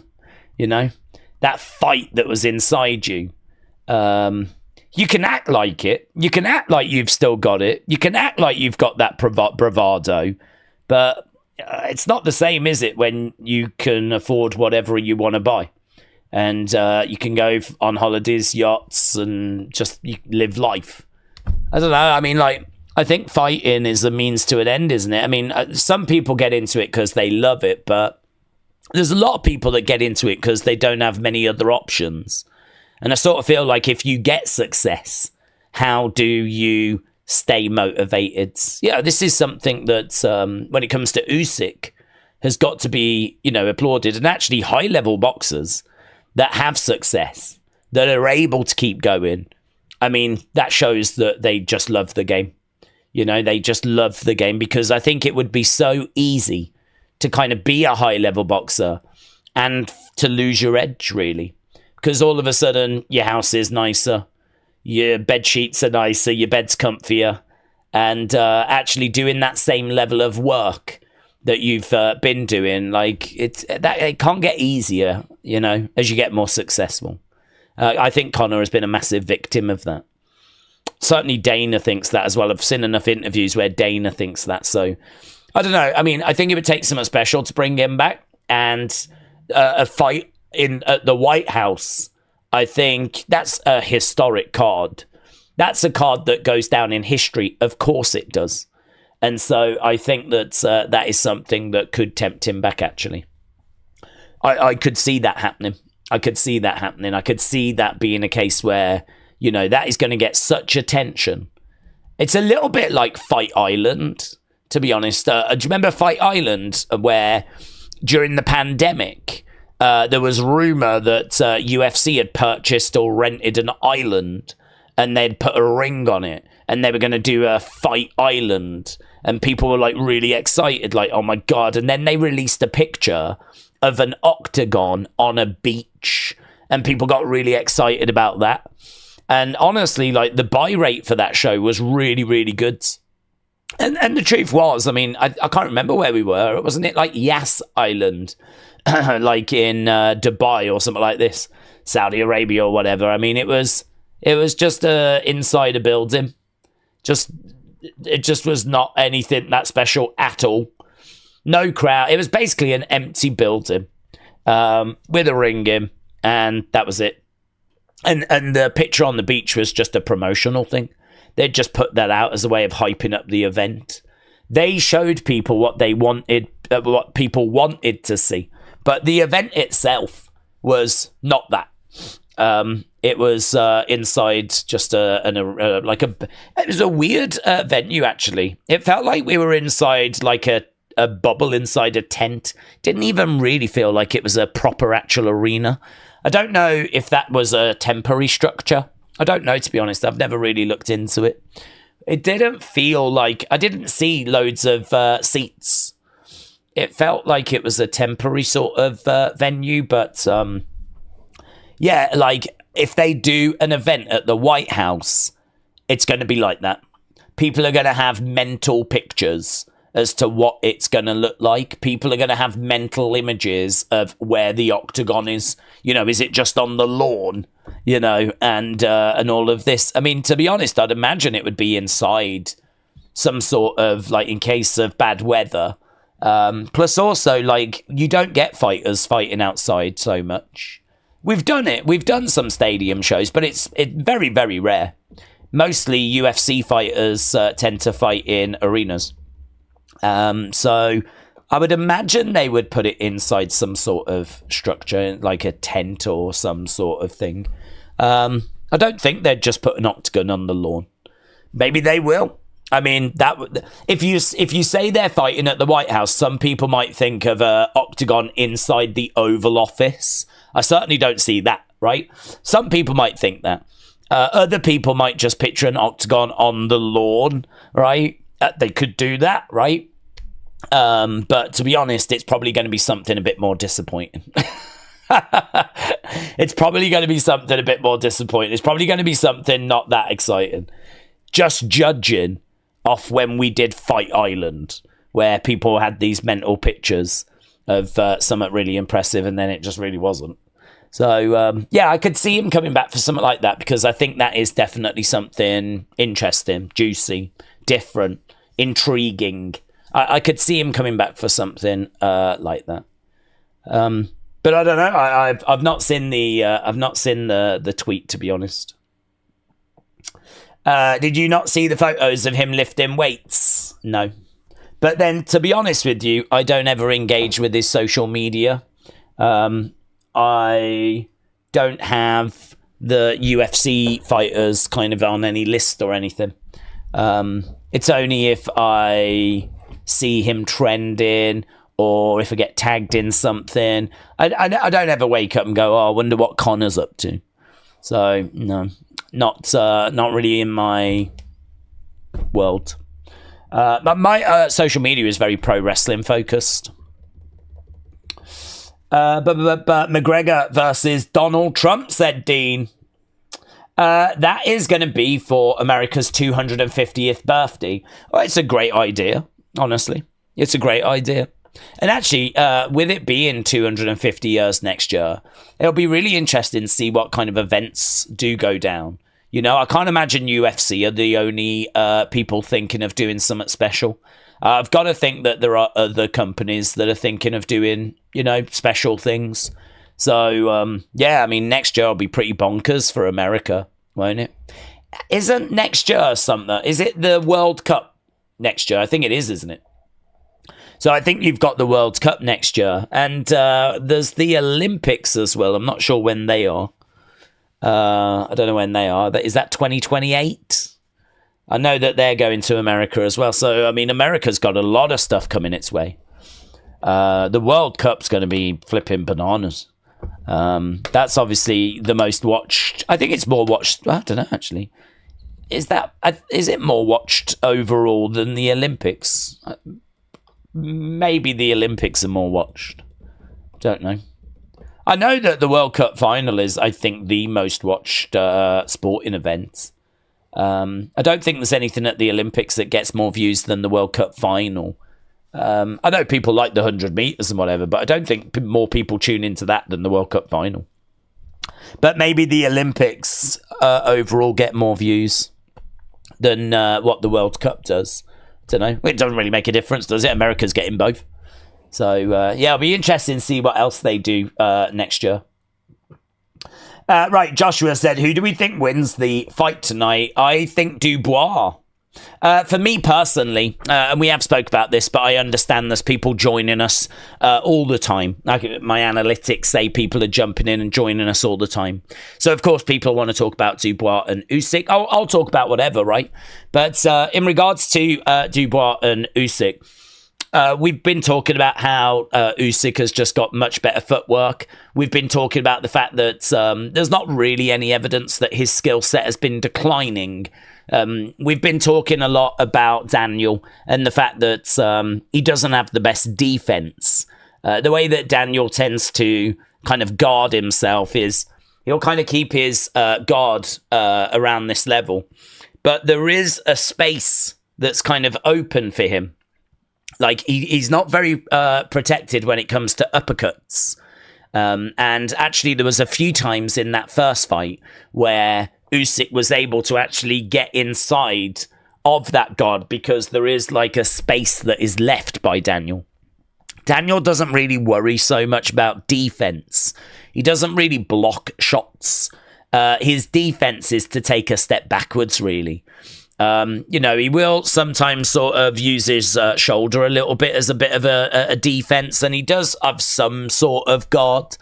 But we know what Daniel's strategy is. I mean, Daniel is someone that will take shots, he'll take some punishment, but he knows that he has got the power to put you away. You know, when he gets in there, he will eat a few shots. He's confident that he can take those, and he just wants to move forwards, and he just wants to throw. And, you know, he's got a really good jab. I mean, that jab has worked wonders for him. He's got a really good jab, and he just gets that to work and then, you know, tries to land something big behind it. And to be honest, it's pretty straightforward stuff from Daniel Dubois. I mean, Daniel Dubois is not bringing anything to the table here that Usyk is going to be concerned about. There's not anything Daniel's bringing that Usyk's going to have to like really go to the gym and try and figure out how am I going to neutralize this? How am I going to deal with this? Like, there's nothing like that. I think for me, this is why picking Dubois is just a bit challenging, because if ever I watch a fight and it comes down to someone having a puncher's chance, that's where you kind of start to go, I don't think it's going to go that way. I've seen so many fights where there's a boxer and really you just think if he can catch him, if he can clip him, he could win this. And it's like, that's not enough, really. You know, we were kind of saying that with, saying that when Fury was in action against Ngannou. It's one of those where it's like, yeah, of course Fury's the better boxer, but if Ngannou can catch him, and in all fairness, Ngannou made a really good fight out of it, right? In all fairness to Ngannou.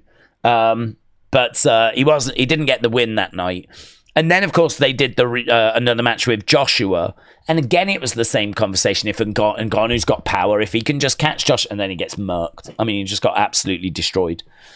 Like what we saw with Ngannou and Joshua is we saw that there are levels to this game. And Ngannou is not that level. And, that's it. I don't think he's been seen in boxing since, has he? I'm not aware of him having another boxing match. But, that kind of puncher's chance is hard to back. It worked well for Deontay Wilder, in all fairness to him. It did work well for Wilder. He built a career on puncher's chance. But, I don't know. When it comes to going up against Usyk, I think you have to look at what's more likely. And I think for me, what is more likely is that we're going to see a similar fight to the first fight. I mean, we've already seen these two fight, and it wasn't that long ago. It was only 18 months, something like that. I mean, it's not a lifetime ago, but it's long enough ago whereby you can make an argument that Daniel has improved, and maybe you can make an argument that Usyk may have declined. But there's no evidence of an Usyk decline. There's nothing I've seen in any fights that makes me go, oh yeah, no, he's definitely struggling here. He's looking as good as he ever has. I think the conversation around Usyk declining is hope. It's hopium. It's just people hoping that he's declined, because without Usyk declining, I think even Daniel fans would say he's going to struggle, you know? So, I've got Usyk, and I feel very confident about Usyk winning. But I'd love to be wrong. I would love to be wrong. I'd love for this to be the fight where we actually see Usyk's skills are declining, right? I mean, they can't stay where they are forever. But equally, I can't subscribe to the idea that his skills have declined when I've got no evidence that they've declined. You know, people are looking at the fact he's 38 and, well, you know, he can't go forever. And it's like, well, yeah, that's true, but I'm not willing to talk about him declining until I actually have seen a decline, you know? So in regards to that, I've seen no evidence of any decline. In regards to Daniel getting better, I can't say I've seen any evidence to that either. I mean, his win over Joshua was excellent, but it was him beating another similar heavyweight. It was him beating someone using the skills that we know he possesses. He's got a great jab. He's got a quick punch. He beat Joshua to the punch. They both threw at the same time, and it was Dubois that landed first. And as a result of that down went Joshua. He got a famous victory. A real bad night at the office for Joshua. Dubois gets a big win, a big confidence boost, and moves forward. But is it going to make any difference against Usyk? Usyk, who's got such good movement, constantly throwing in shots, constantly feinting as well. And the thing is that he can feint, he can move, he can circle round, throw in a shot, step to the outside, you know, go round, and he can do that 12 rounds, all round for 12 rounds. And it just mentally destroys his opponents, wears them down, fatigues them, and they just can't keep up. I mean, Daniel Dubois went down in the first fight, not because of a great shot, not because, Usyk landed a bomb, because he was absolutely spent. Absolutely gone. There was nothing left of Daniel Dubois. He was just a shell of a man. And Usyk just landed a shot, and that was it. Daniel went down, and there was just nothing in the tank. People can say that there's a question around Daniel, and is he a quitter and all this sort of stuff. But, I mean, I think that fighters have obviously an amount of conditioning. I think when your gas tank is empty and you know that it is empty and, you're just getting smashed around. I mean, I don't know. It's one of those where you could go out on your sword, but I'm all right with kind of him knowing that there's nothing left. I'm all right with him knowing that I'm just completely spent here. I think if you looked over at your opponent and you sensed your opponent was in that same condition, maybe then you've got a bit of a conversation, right? Maybe if you look over at your opponent and they are absolutely spent as well, maybe then that gives you a second wind. But if you look over at Usyk, and he just seems to be getting stronger, quicker, like he's grown into the fight. I mean, Usyk goes 12 rounds, no problem, doesn't break a sweat. If you're in round 9 and you're spent, and you look over at Usyk and he is just, morale-wise, I get it. I really do get it. I really do understand. And this is the problem that Daniel has got tonight. This is the problem he's got. How the hell is he going to beat Usyk? It's going to have to be a puncher's chance. And can you really put your kind of hope into that? I mean, I don't see anything that on the tape study that I've done, or on the kind of interviews that I've seen. I know that boxing throws up shocks and surprises, so it is not impossible. If you have picked Daniel Dubois, I get it, right? I do understand. I think probably what's happening is that you are British, and you are hoping that the British guy can do it. And I'm right with you, right? I really get it. I'm right with you. But if you look at it from a skill set point of view, I don't see how Usyk's not the pick. I don't see how Usyk's not the direction. I would like to, think that Daniel can do this, and I'd like to think that he could catch him. But after watching 2 fights with Joshua, 2 fights with Fury, a previous fight with Daniel Dubois, there's just no evidence of Usyk getting caught, So that's why, for me, it's an Usyk win. Hopefully that has kind of got across the size of the challenge. Hopefully that's got across, like, how hard this is going to be. It's one thing to sit here and go, oh, no, it's going to be really hard for Daniel. It's going to be really difficult for Daniel. He's going to really struggle. But again, what does that mean?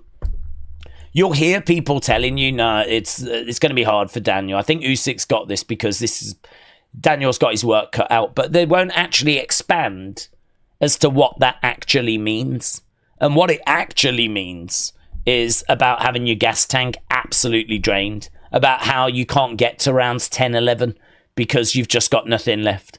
How Anthony Joshua confirmed that he had never been that tired in his life, compared to when he was in that first fight with Usyk. And I'm sure the second fight was just exactly the same, right? Probably even worse, actually. And Bellew saying the exact same thing. And the fact that Usyk constantly moves, constantly feints, constantly keeps you on your toes, constantly circles rounds, constantly got that lead hand going, getting in like shots, like looking, strategizing, trying to work the body, trying to find an opening, trying to move out the way, circling anti-clockwise so that your big power hand is just neutralized. You can't get that right hand over to Usyk. He's constantly circling around in that direction. You just can't get to him. So, you got to find a different strategy. And I've said, maybe you need to try and back him into a corner. How are you going to do that? How are you going to back him into a corner? How are you going to do that when he's constantly moving around? Like, you can't pin this guy down. And the thing as well is that he'll get a few shots off on you. So he'll come round here and he'll kind of come through with some shots and he'll move rounds. Before you know it, mentally, you already know that you're like a few shots down. All of a sudden now, you don't need to just crack him to put him away. But, in the back of your head, like, you're down in the round as well. Honestly, I think Daniel needs to accept he is losing rounds. I think he needs to accept he ain't winning this on points. I think he needs to accept, forget everything that's happening in the fight. You live in the moment. And the moment is, how do I knock this guy out, right? He's going to hit you. He's going to move. You're going to swing. You're going to miss. All of this is going to happen many, many, many times. And if we get to round 8, we're probably buggered, right? We're probably really in the mud. We have got to get this thing finished early doors. And I think Usyk's got a chin on him. I mean, I've seen Usyk get hit by Fury and by Joshua and get hit hard. And he just absorbs it. He just seems to take it. We know there's a weakness to the body, right? I think the body is an opportunity, but I'm still not sold that the body is the magic answer. I'm still not sold that if you go to the body, that's like an off switch. Sometimes you hear people talking, like doing their predictions, and they'll say, like, if he can just get him in the body, like, we know he doesn't like it there. And they sort of talk as if it's an off and not on and off switch. And it's like, I'm not sold that that's true. I think you could hit him in the body, and I think he would, definitely feel it, but I think he would move on. I think it would continue. I think that, he might not like it, and you might be able to follow up with something, but I don't see it as an automatic off switch. So, yeah, I think that it's definitely a fight that Dubois can win. I don't think he's got no chance. I think it's definitely a fight he can win. But I think he's going to have his best day. I think Usyk's going to have his worst day. And I think that the stars are going to have to flip in a line. And listen, I would love, love, love to think that this is the moment that a new heavyweight superstar is born. I would love to think that we are tuning in to the start of something really, really special. A changing of the guard. Daniel Dubois at the age of 27, ready to take the throne. And actually, if Dubois wins, oh man, the heavyweight division is just on fire. Because if Daniel Dubois wins, Anthony Joshua wants the rematch with Dubois after losing. Fury is going to be coming straight for Dubois because he's going to fancy a win over Dubois. He's going to fancy his chances against Dubois rather than against Usyk. Usyk's going to want a rematch, I'm sure, right? I mean, it depends how it goes, but I don't know that he would walk away without having to have that third fight. You got 3 opponents there for Daniel. You could even throw a 4th in, which would be Joseph Parker. Parker was meant to fight Dubois and the fight fell through, and they were meant to do that before this. So Joseph Parker feels like Dubois has sidestepped him.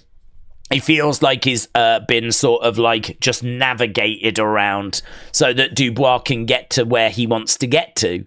And I think that he would be right at the front of the queue as well, going, you was meant to fight me before. How about you fight me now? Put those belts on the line. I mean, I don't think that Parker would get that fight, of course, because Parker, unfortunately, is not a name or the same name as Fury, as Usyk, as Joshua. But, well, all of a sudden then the division is blown open, isn't it? All of a sudden then there's plenty of fights that we can have on the table. And as well, you've got some other fighters that are coming through, like Moses Atauma. Very, very exciting prospect. He actually takes on, I think, Dillian White soon. And I think the winner of that's going to get themselves into a conversation. And co-main event tonight, Lawrence Okolie already won a world title at cruiserweight, won a world title at bridgerweight, and has now stepped up to heavyweight and is so far, I believe, undefeated at heavyweight. So Lawrence Okolie is coming through. He is someone that people have got a bit of hope for, a lot of potential. We're going to be seeing him tonight in the co-main event. So yeah, I think this is... I'd love for Dubois to do it. I really would. I think it blows this division wide open. I think that also we get to see something special tonight. We actually get to see the enigma finally get worked out. We get to see that this absolute great, this absolute legend, we get to see that he is beatable. We get to see that someone managed to work. It might be because Usyk's skills have diminished. But again, there's just not been any evidence of that. I can't sit here and say, yeah, if you go to this round and look at this, you'll see he's just a little bit slower. I've not seen that. I've not seen any evidence. I've not seen anyone talk about that. There's just no evidence of that. And I think the idea that Daniel has drastically improved, I struggle a bit with that as well. Because again, from a technical point of view, I'm not seeing anything in his fights against Joshua or his fights against Big Baby Miller or anything. I'm not seeing anything there that I'm like, oh yeah, he wasn't doing that before. I just think that what he's done is he's grown as a man. He's kind of putting things together a little bit quicker. I think like his footwork's a little bit better. I just think like just as he's got a little older and he's just kind of trained more and improved a bit more, there's just a natural improvement rather than a seismic shift. I don't see like a drastic change in his approach. I think that they've done a great job of getting him to believe again. I think they've done a great job of getting him some good wins against good opponents. I think the Joshua one was a bit make or break. I think the Joshua fight was a bit sink or swim. I mean, ideally, he should be beating a big baby Miller. He is better than Miller. Hrgovic, I think, was a test. I think they were, in my mind, they were very similar. That one, not so much sink or swim. I don't think you're in the deep end with Hrgovic, but that was a good win. I think the Joshua one was right, where are we? That was the proving grounds. That was we know that Joshua tends to only lose to big names. Obviously, the Andy Ruiz thing was an exception. That was not meant to be his opponent anyway. So that was a little bit of an exception. But that was a really, really good result.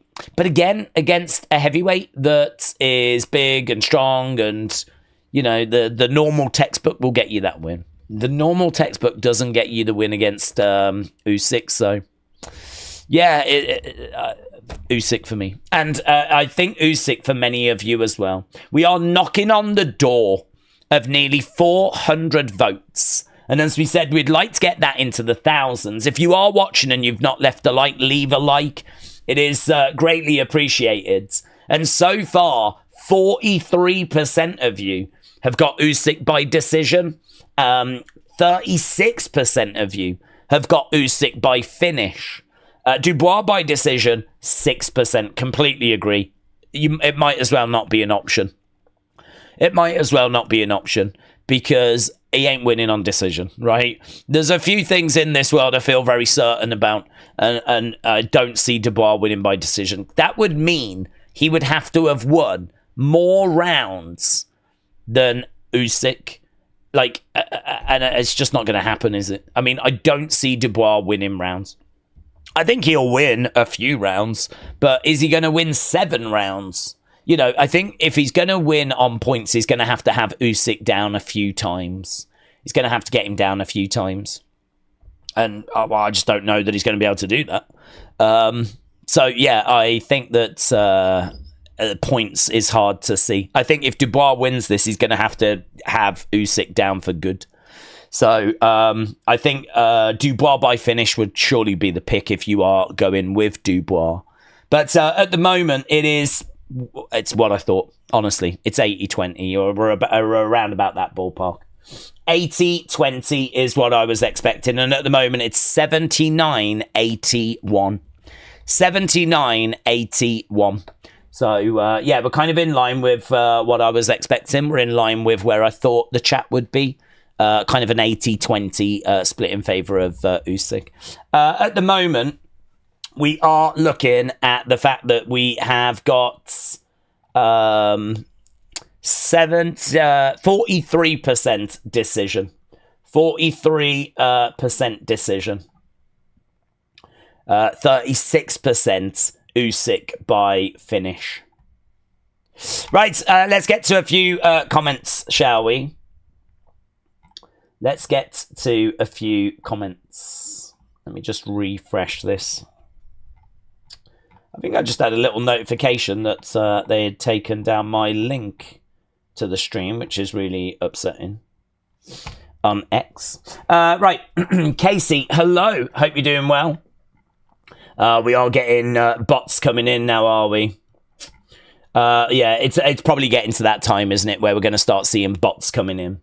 Right, Dion said, do we think the White House event, do you think that we'll see Tom versus John or Connor versus Chandler? I think Jones Aspinall. It's a title fight. What do you think, said Dion? In regards to UFC, I think there is a chance to do John against Tom Aspinall, yes. I think that it's really interesting that John did not want to do that fight with Aspinall, though. I think that's interesting because I think that John he'd got a win over Cyril Gane and he'd got a win over Stipe. And I think that he looked at Aspinall and what he said was a fight against Aspinall doesn't do anything for my legacy. And I actually thought that Jon Jones was being really clever because he was denying people a fight that they really wanted to see. So he was doing a really good job of like denying people the ability to watch that fight. And as a result, it just made them want it more. You know, we've seen it with films that get banned at the cinema. And we've seen it, like, you know, with songs that get banned on the radio. Like, you prevent people from seeing something or hearing something. What do they want to do? They want to see it. They want to hear it. And I thought he was doing something like that. And actually, it flipping worked. You can't tell me that if that fight had happened, it would not be one of the biggest fights. I mean, everyone was chomping at the bit. People were saying that Jon Jones should be stripped of the belt. And that, you know, he's running away, he's a coward and all this sort of stuff. I mean, he had got fans worked up so much that part of me was like, if he's doing this on purpose, because he's looked at Aspinall and thought to himself, you know, there's just not much of a name there. I'm going to have to do something. And this is what I was like, this guy's a genius. This is a genius move. And then, like, he legitimately has now surrendered the World Heavyweight Championship and walked away. And you go, okay, so it wasn't a genius move. You just really didn't want to fight him. Like, honestly, like, I think that's really disappointing. Really disappointing. Because the alternative was that he was actually doing an amazing job of promoting this fight. And then he just threw it away. So I'm kind of left with the feeling now that he genuinely didn't want to fight him. He says it's because it doesn't do anything for his legacy, but I think that's a hard argument because that fight had got built up to the point where UFC fans, and I think even casual fans, were chomping at the bit for that fight.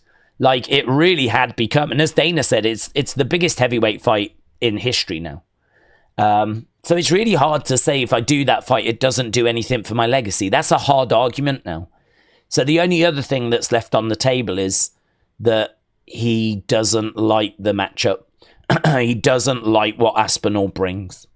And so if he doesn't like it now, is he going to like it in a year's time when at his age, his skills are clearly not going to improve? Aspinall's will. But Jon Jones's won't.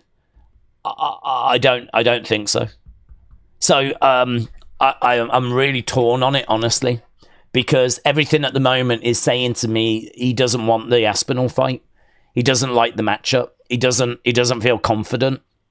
It's a fight that's only going to hurt his legacy, not help his legacy.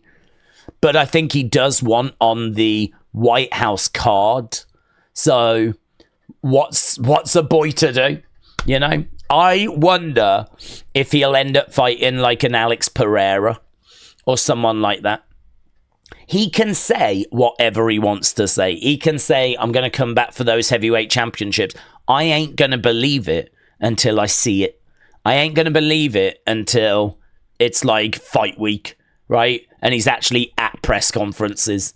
They can even announce it and I'll still doubt it, right? Thinking that he might drop out because, I don't know. I mean, like, I thought he was being really clever and then it turns out, it seems like he was ducking.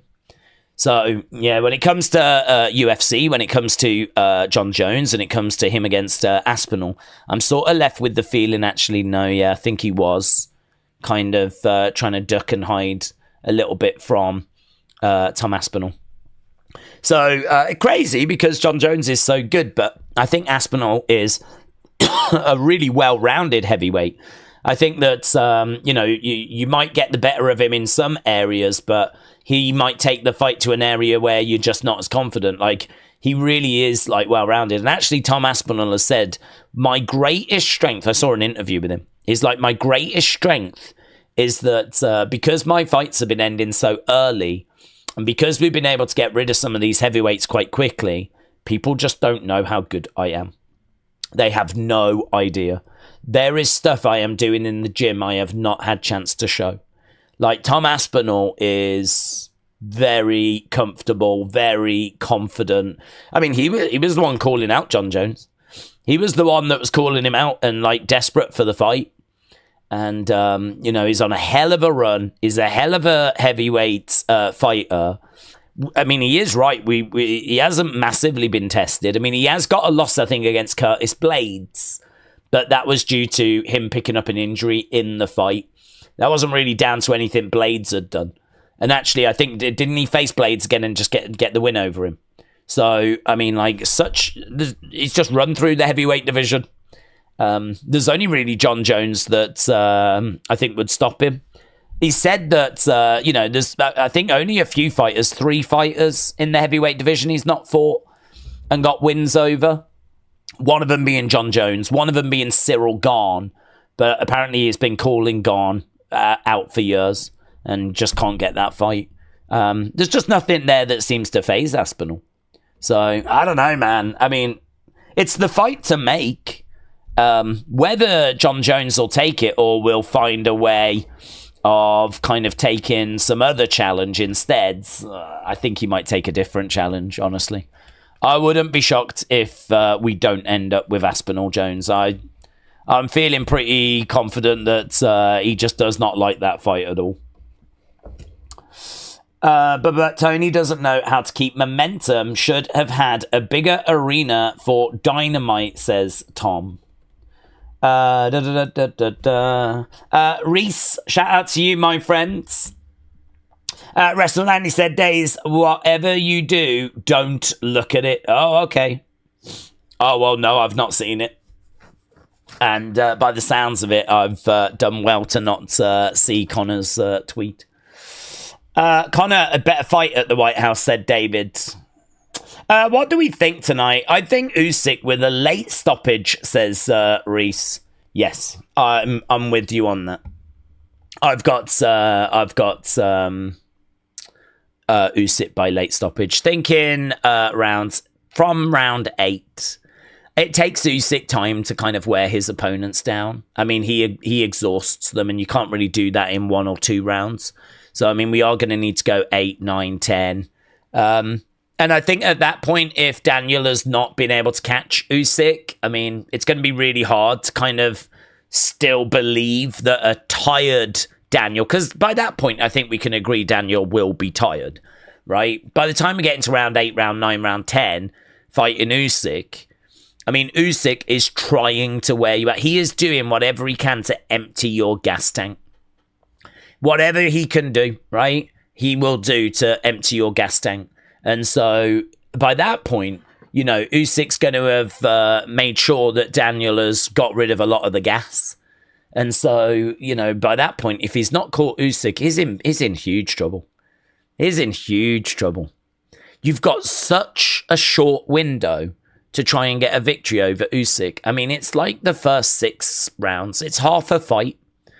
It's like half a fight. And if you actually think that these are 3-minute rounds, that means he's got, 18 minutes? He's got 18 interrupted minutes to try and knock Usyk out, right? Because once you start getting into the second part of the fight, your chances of doing that, I think, greatly diminish. Greatly diminish. I hope that Daniel is like better prepared. I hope that his cardio has improved. I hope that you know, we get to round 10 and he's looking like he's still got something about him. You know, I think there are positives that can be taken from this fight, even if Daniel loses. That's an angle that we've not spoke about. If Daniel loses this fight, but goes the distance, runs it close, causes some trouble for Usyk, has him like wincing and, you know, takes some rounds, I actually think, you know, it's not a win for Daniel, but it shows that he's right at the top of this division. You know, at least then it shows that, okay, if he's not number 1, he's number 2. You know, if he can put in a performance like that, I mean, he might be able to do that. He might. That to me would signify an improvement. That to me would be not a win, but it would be a win of sorts. Do you know what? He has improved. We can look at that fight a few years ago, compare it to tonight, and he has clearly improved. And he loses his belt, he loses this fight, but in regards to him stepping in and fighting other heavyweights, I mean, really, outside of Fury, who else is there he needs to prove himself against? I mean, Fury, Parker, and that's it, really. I mean, he could get in there with Moses Itauma, but I feel like Moses Itauma's got a few fights to go till he gets to a Dubois. And, Fury, Parker. I mean, he would have to probably go after those guys to try and get back to a title fight. I mean, you got to remember, Daniel's only 27. I mean, if he can put another little run together, he'll get to another title fight, no problem. And by that point, Usyk might be gone, you know? I mean, in 2 years' time, Daniel will be 29, Usyk will be 40, and Usyk's probably gone. Daniel can really make a statement tonight and put himself kind of, front and center as being the next best behind Usyk. That is not a win, but it is something. It's not nothing. He can still impress. He can still open eyes. He can still plant a flag. He can still make a statement, even in defeat. So, I got to be honest, I'm looking for something like that. Ultimately, I would love Daniel to win. Daniel is the person that I'm rooting for. Daniel is the person I will be behind. I mean, when it comes to commentating, I'll tell you what's happening. I'll call it down the middle. I'm not going to make out like Daniel's doing amazing if he's not doing amazing. I really like Usyk. I've got a lot of respect for Usyk. I've seen Usyk smash so many British fighters that, as I said, he's basically adopted by us by this point. We love Usyk. I love Usyk. He's incredible. He is the benchmark. He's the standard bearer. He's the person I'm picking to win.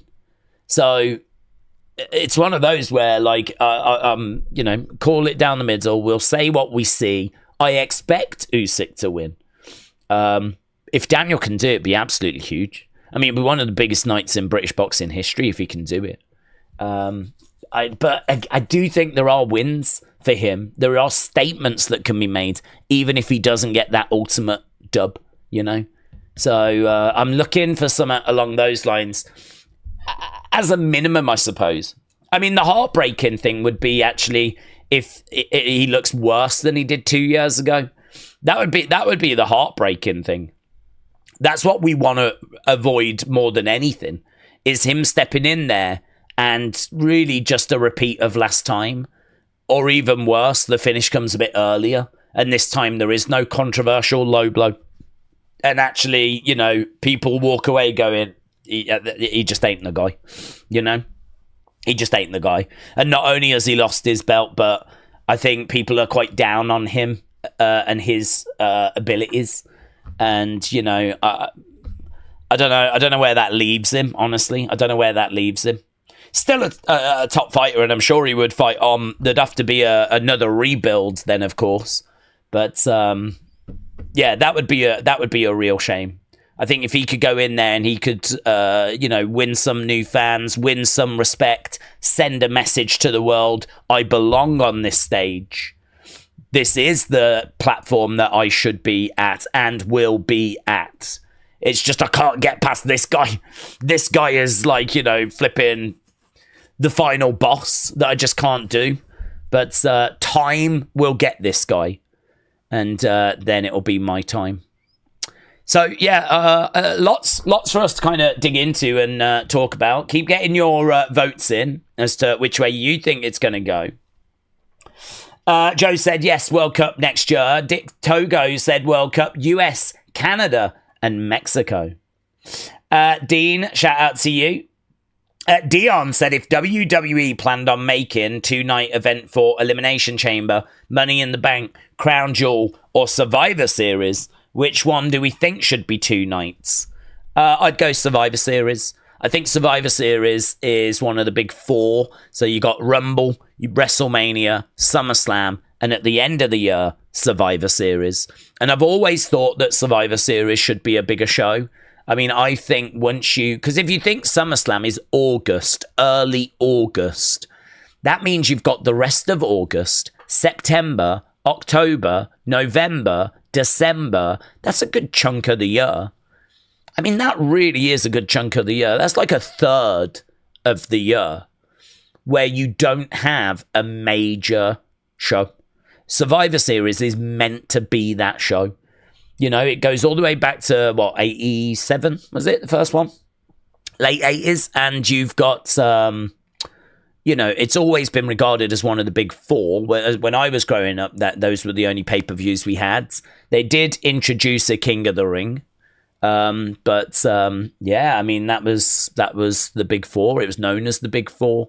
So I sort of feel like Survivor Series should be that big, massive final show. And then we know December, everyone's focused on Christmas. Everyone's focused on buying gifts. And, it's a really disruptive month because of Christmas. And, you might be working in retail, working late. People's lives just go crazy in December. Like, it's just weird in December. Office jobs might stay the same, but to be honest, it depends what you do. Because even if you're doing an office job, you might be doing an office job where you work HR for a retail company, and, retail at Christmas is bananas. And, people are doing parties. So, I mean, like, food sales are going crazy. I'd imagine Amazon's going crazy. People buying gifts. And, yeah, it's crazy. December's crazy. So I don't think you can really do a massive monster show in December because people's lives go a bit bananas and people are saving for Christmas. They need the money for Christmas. But like in November, you can do summer, and we do.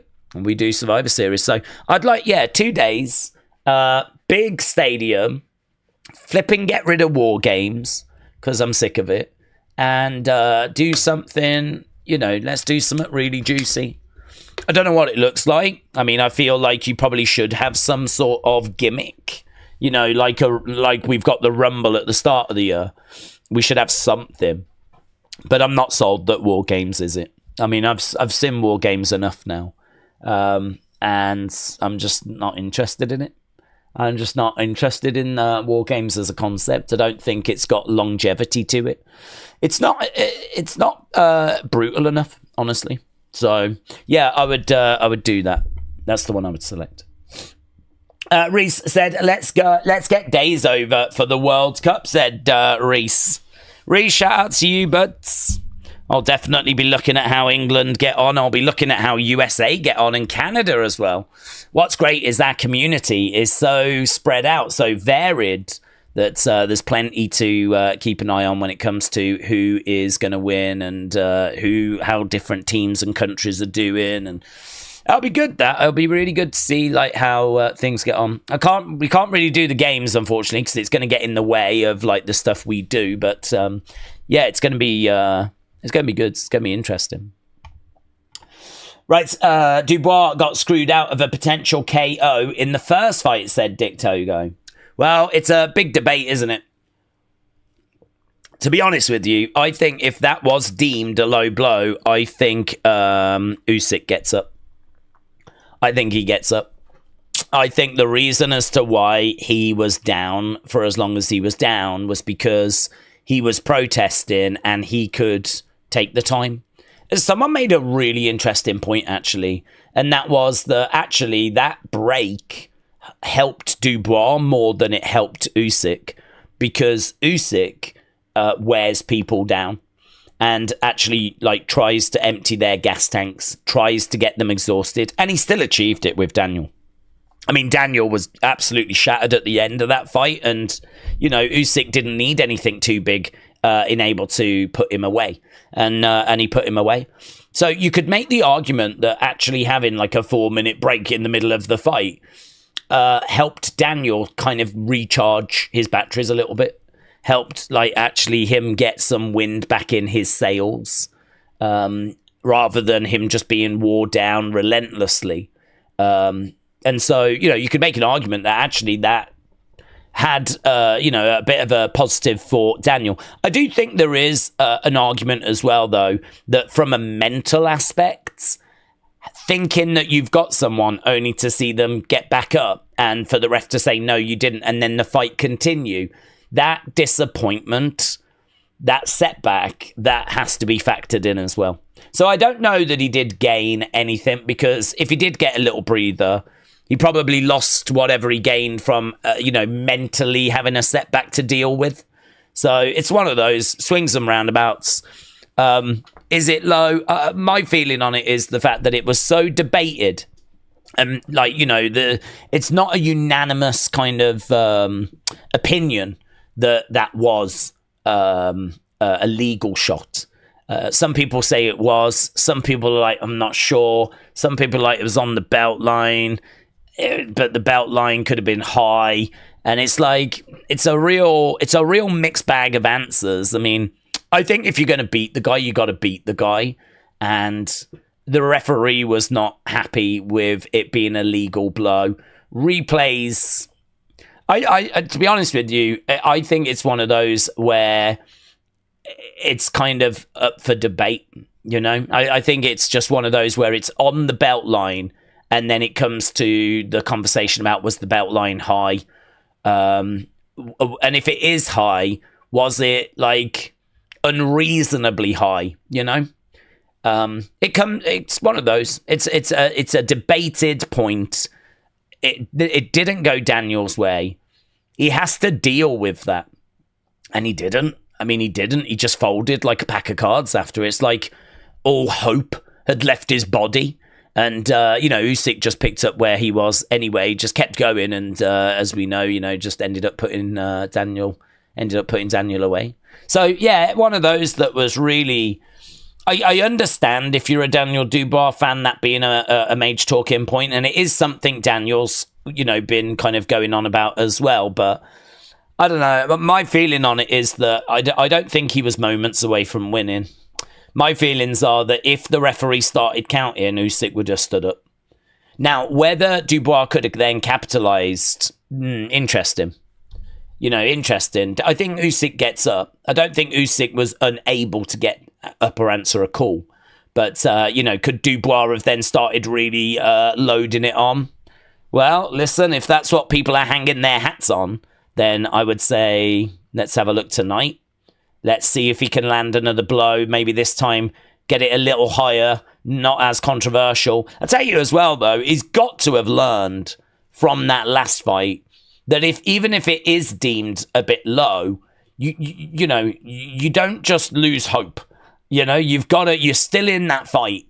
And it's not like you can't put all your eggs in one basket. I sort of feel like they told him to find this big shot. He felt like he had found it. Usyk went down, and then he was like, I've got it. I've done him. And then when it turns out he hadn't, it's like the disappointment just sort of set in. And it was just all Usyk then. And really, there was no way back. That was the best moment that Daniel had in that first fight. And listen, let the debate rage. Was it low? Was it not low? I mean, that has been the talking point. I just can't escape the fact that I really think he gets up.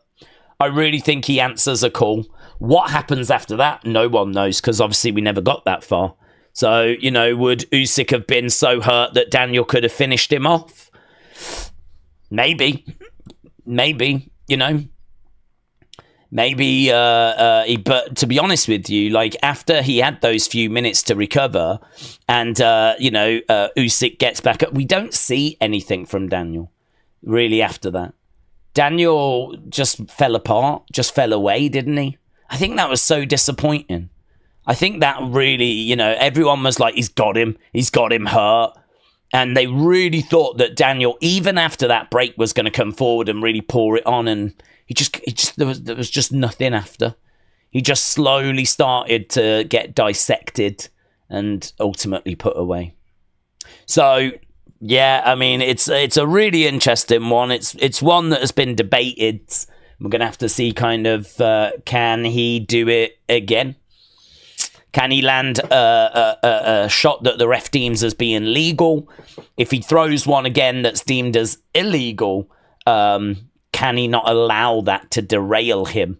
Can he not allow that disappointment? Surely he's learned from the first fight.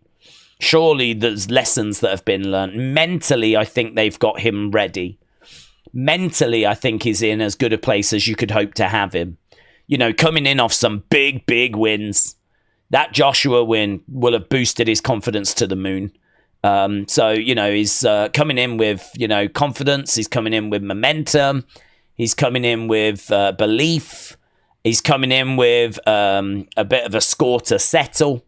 And can he catch him? Can he get him? Can he clip him? We're obviously going to find out. What would be your thoughts if somehow they decided to put UFC, WWE, and boxing into one event, one a night? Would you watch? Well, yeah, of course I'd watch. I don't think it would be a very good idea. I think you are catering to very, very different audiences. I think you could potentially get away with boxing and UFC if the names were big enough. I think there is a crossover there. I think if you like your combat sports, if you like to see two people in a ring sorting out their differences, be it an octagon or be it a boxing ring, I think that you know that could translate, that could work, right? I think star power would be important. I think if you used to put a couple of boxers in there people haven't really heard of, I think people would be like, this isn't this isn't for me. But I mean, if you're going to put in, like, you know, a Joshua, an Usyk, a Canelo, you know, a Crawford, Tank Davis, you know, you're going to put in a name that people have heard of. Yeah, I think people would be engaged with that. And then you go to like a John Jones fight or something like that. You know, you go to a cage fight. Like, I think it could work. I'm not going to say that it's perfect or ideal or it's what they should do, but I don't think they should, to be honest. I don't think they should look to do a card like that because I don't really see the benefit. I don't see the point. I don't see the upside. But WWE in that world, it sticks out like a sore thumb. A lot of UFC fans and boxing fans don't give a flip about WWE. WWE is just pantomime to them. It's just pantomime. It's just nonsense. It's just scripted nonsense. You know, I think there is a respect for a Stone Cold or an Undertaker. You know, they can show a Randy Orton in the crowds and they'll get a good reaction, right? Because, you know, star power plays a part. Plus also, I think a lot of people that go to UFC are more adults.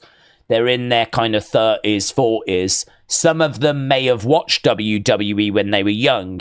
So they will have an affection for Rey Mysterio, Edge, Randy Orton, John Cena. You know, that level of talent that was around, I don't know, early 2000s. You know, Kane, Undertaker, Stone Cold, Rock. You can show them in the crowds and they won't get booed out the building.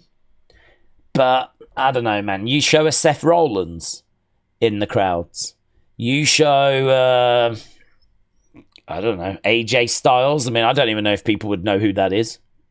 Honestly. I don't know if people would know. I mean, his New Japan work is not going to have resonated with casuals. TNA work probably didn't resonate with casuals. And he's been in WWE since, 2016? So that's, 9 years? If you're 35 now, was you watching wrestling when you was 24? Probably not. Probably not. So you probably watched it when you were 7, 8, 9, 10, 11, 12. And then, you know, girls came along. So it's one of those where it just doesn't work in that world. The scripted nature of it it's too different. I know it's two people in a ring, but it's more theatre than it is sport. So I think it kind of lives in a different sort of universe, really. But it would be wrong for me to sit here and say that there's not a respect for certain wrestlers, because there is. I mean, TKO own UFC and WWE, so we've seen WWE stars in the crowds. And honestly, it surprises me sometimes, the positive reaction that some stars get. But it does make sense when you go, yeah, but that's Rey Mysterio. Of course, if you do UFC Mexico and you've got Rey Mysterio in the crowds, It's going to be a great support for Rey Mysterio in Mexico. You know, if you do UFC and you got like in St. Louis and you've got Randy Orton in the crowds, it's going to be a great reaction for Randy Orton. It's what these people remember as kids.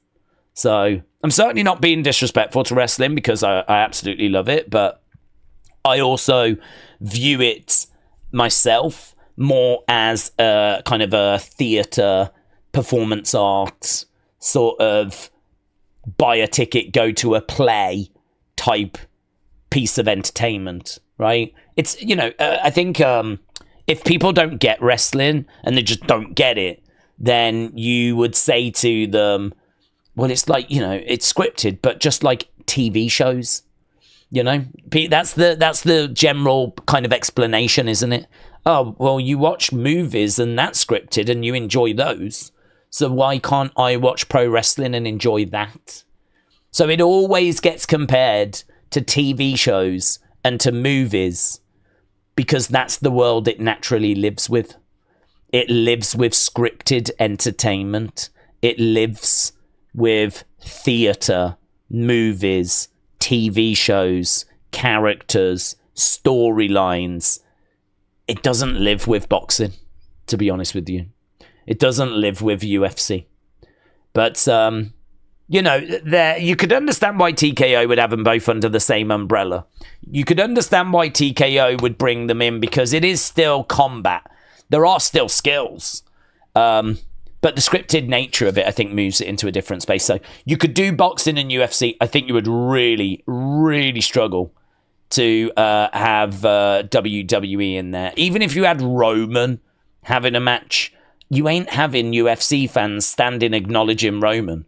You ain't going to have these big guys with beers that are there for blood and fighting. They ain't going to start going, do you know what I mean? And acknowledging Roman Reigns. Like, it's a different world, mate. It's a different universe. The crossover, I think, is relatively small. I think it's relatively small. There is crossover, and I would say that this channel, this community is evidence of it. I would say there is definitely crossover, but not enough whereby I think it makes sense to put them onto the same card. That's just my opinion, though. But this night would be more amazing if before the main event they announced that they're going to do Fury Joshua at the next Wembley event, said Dion. That would be amazing. If they did make that announcement, that would reverberate, certainly around the UK. Right. Lots of deleted messages, mainly from bots. Let's go down. Telford Smiths, shout out to you. Dad said, what time does the undercard start? Undercard's underway, but in fact, the fight that's on right now, I think is technically regarded as the first main card fight. So just giving it a passing glance. To be honest with you, I'd much rather chat with you guys about Usyk Dubois. I am interested in the Lawrence Okolie fight. So we will definitely be paying attention to that. That's the co-main event. So we'll definitely be paying attention to that. But I'd much rather talk to you about like the fight and get stuck into some conversations than worry about two fighters that genuinely I don't think anyone cares about. I mean, these guys, even at this level, are still pretty low down when it comes to interest. The undercard is not... There's been a lot of criticism of the undercard. Let's put it that way. Right, Asib, hello, said Days, rumours are that next year Usyk Fury is going to happen in the trilogy. What do we think about that? I think it's stupid, said Asib. Yeah, I think it's a bit stupid as well. I mean, it's money, isn't it? It's one of those where you're going to have to work really hard to convince me that Fury is...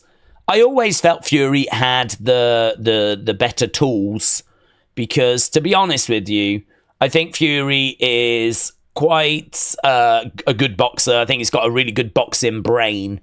I think that he is someone that is quite adaptable. He's got good size. And I think from a kind of technical point of view, I think that he's learnt the sweet science. I think he is someone that, you know, he's got a lot going for him, not just size. He's not just a big puncher.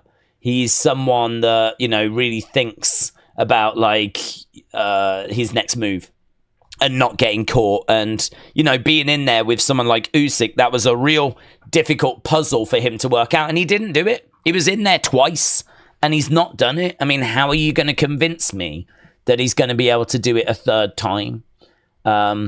It's obviously a big payday. It's obviously going to be a job for Frank Warren. Frank's probably going to come out and go, listen, he's watched tape on this guy. He's adamant that he's figured it out. He's adamant that he's going to do it this time. I mean, that's all you can do, isn't it? That's all you can say, really. And you're just going to have to hope that people believe. You're just going to have to hope that people are going to buy that.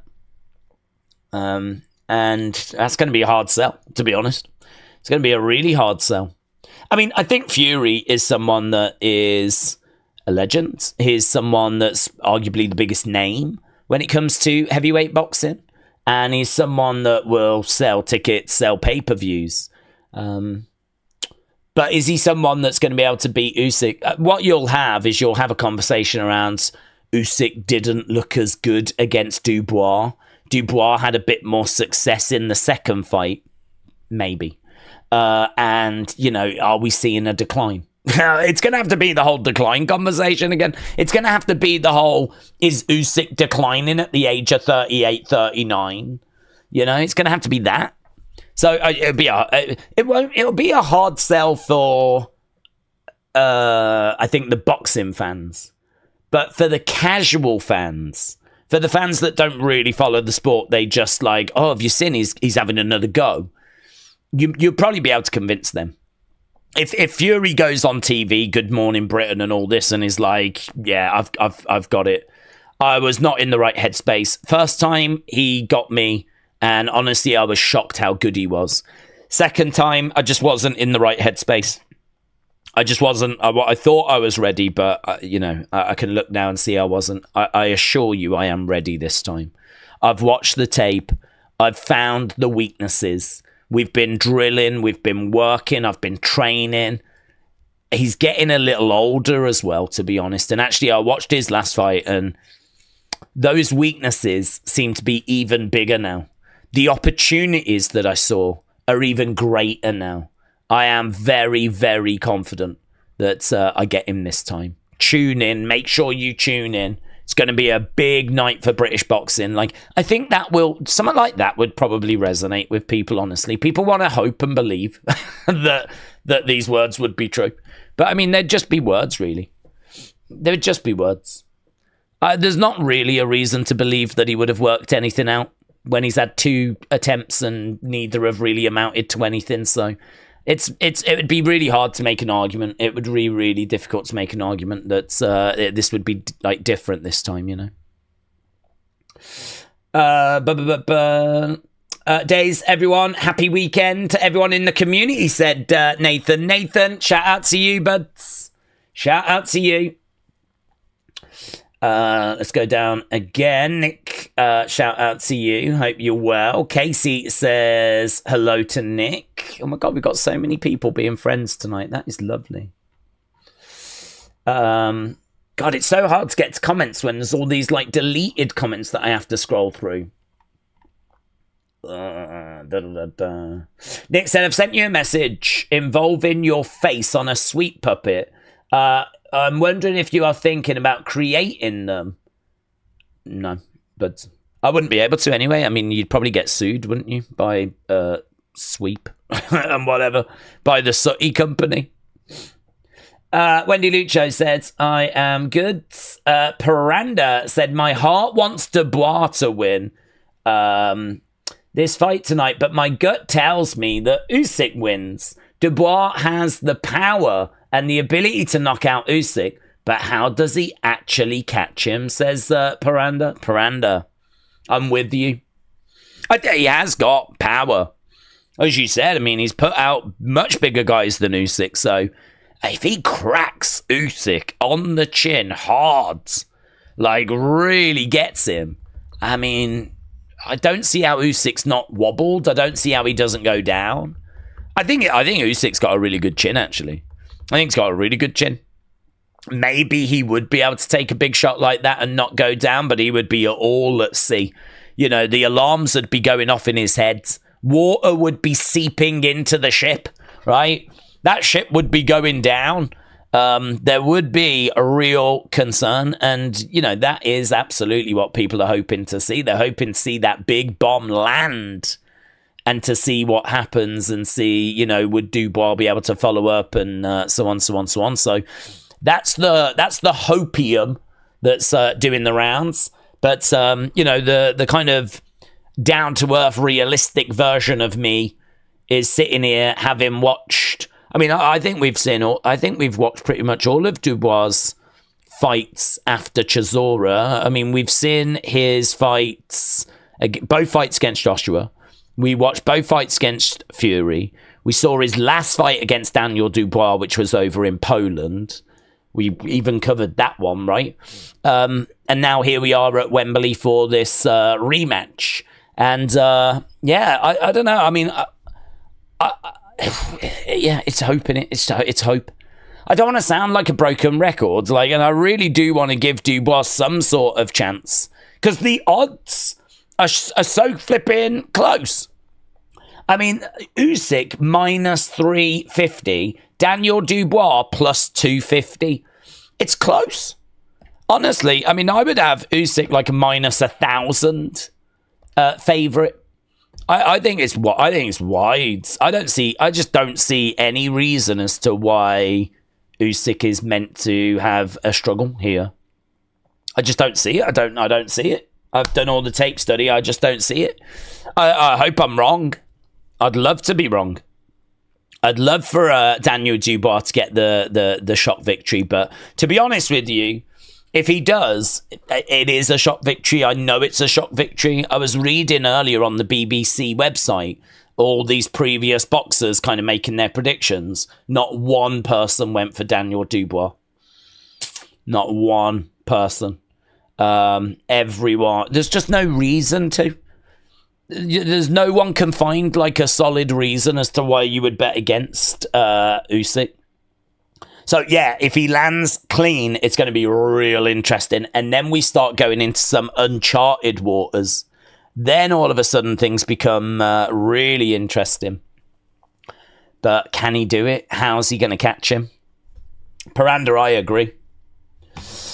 Not JPEG said, what's the favourite boxing game that you've ever played? Well, there's not that many boxing games that I've played, to be honest. So it's going to be a boring answer. But the Fight Night series is the best one that I ever played. I think it was called Round 3 is the one that I really put some time into. And, I mean, the Fight Night series was fantastic. Went away. Did I hear a rumour that it was coming back? I think I heard it was coming back.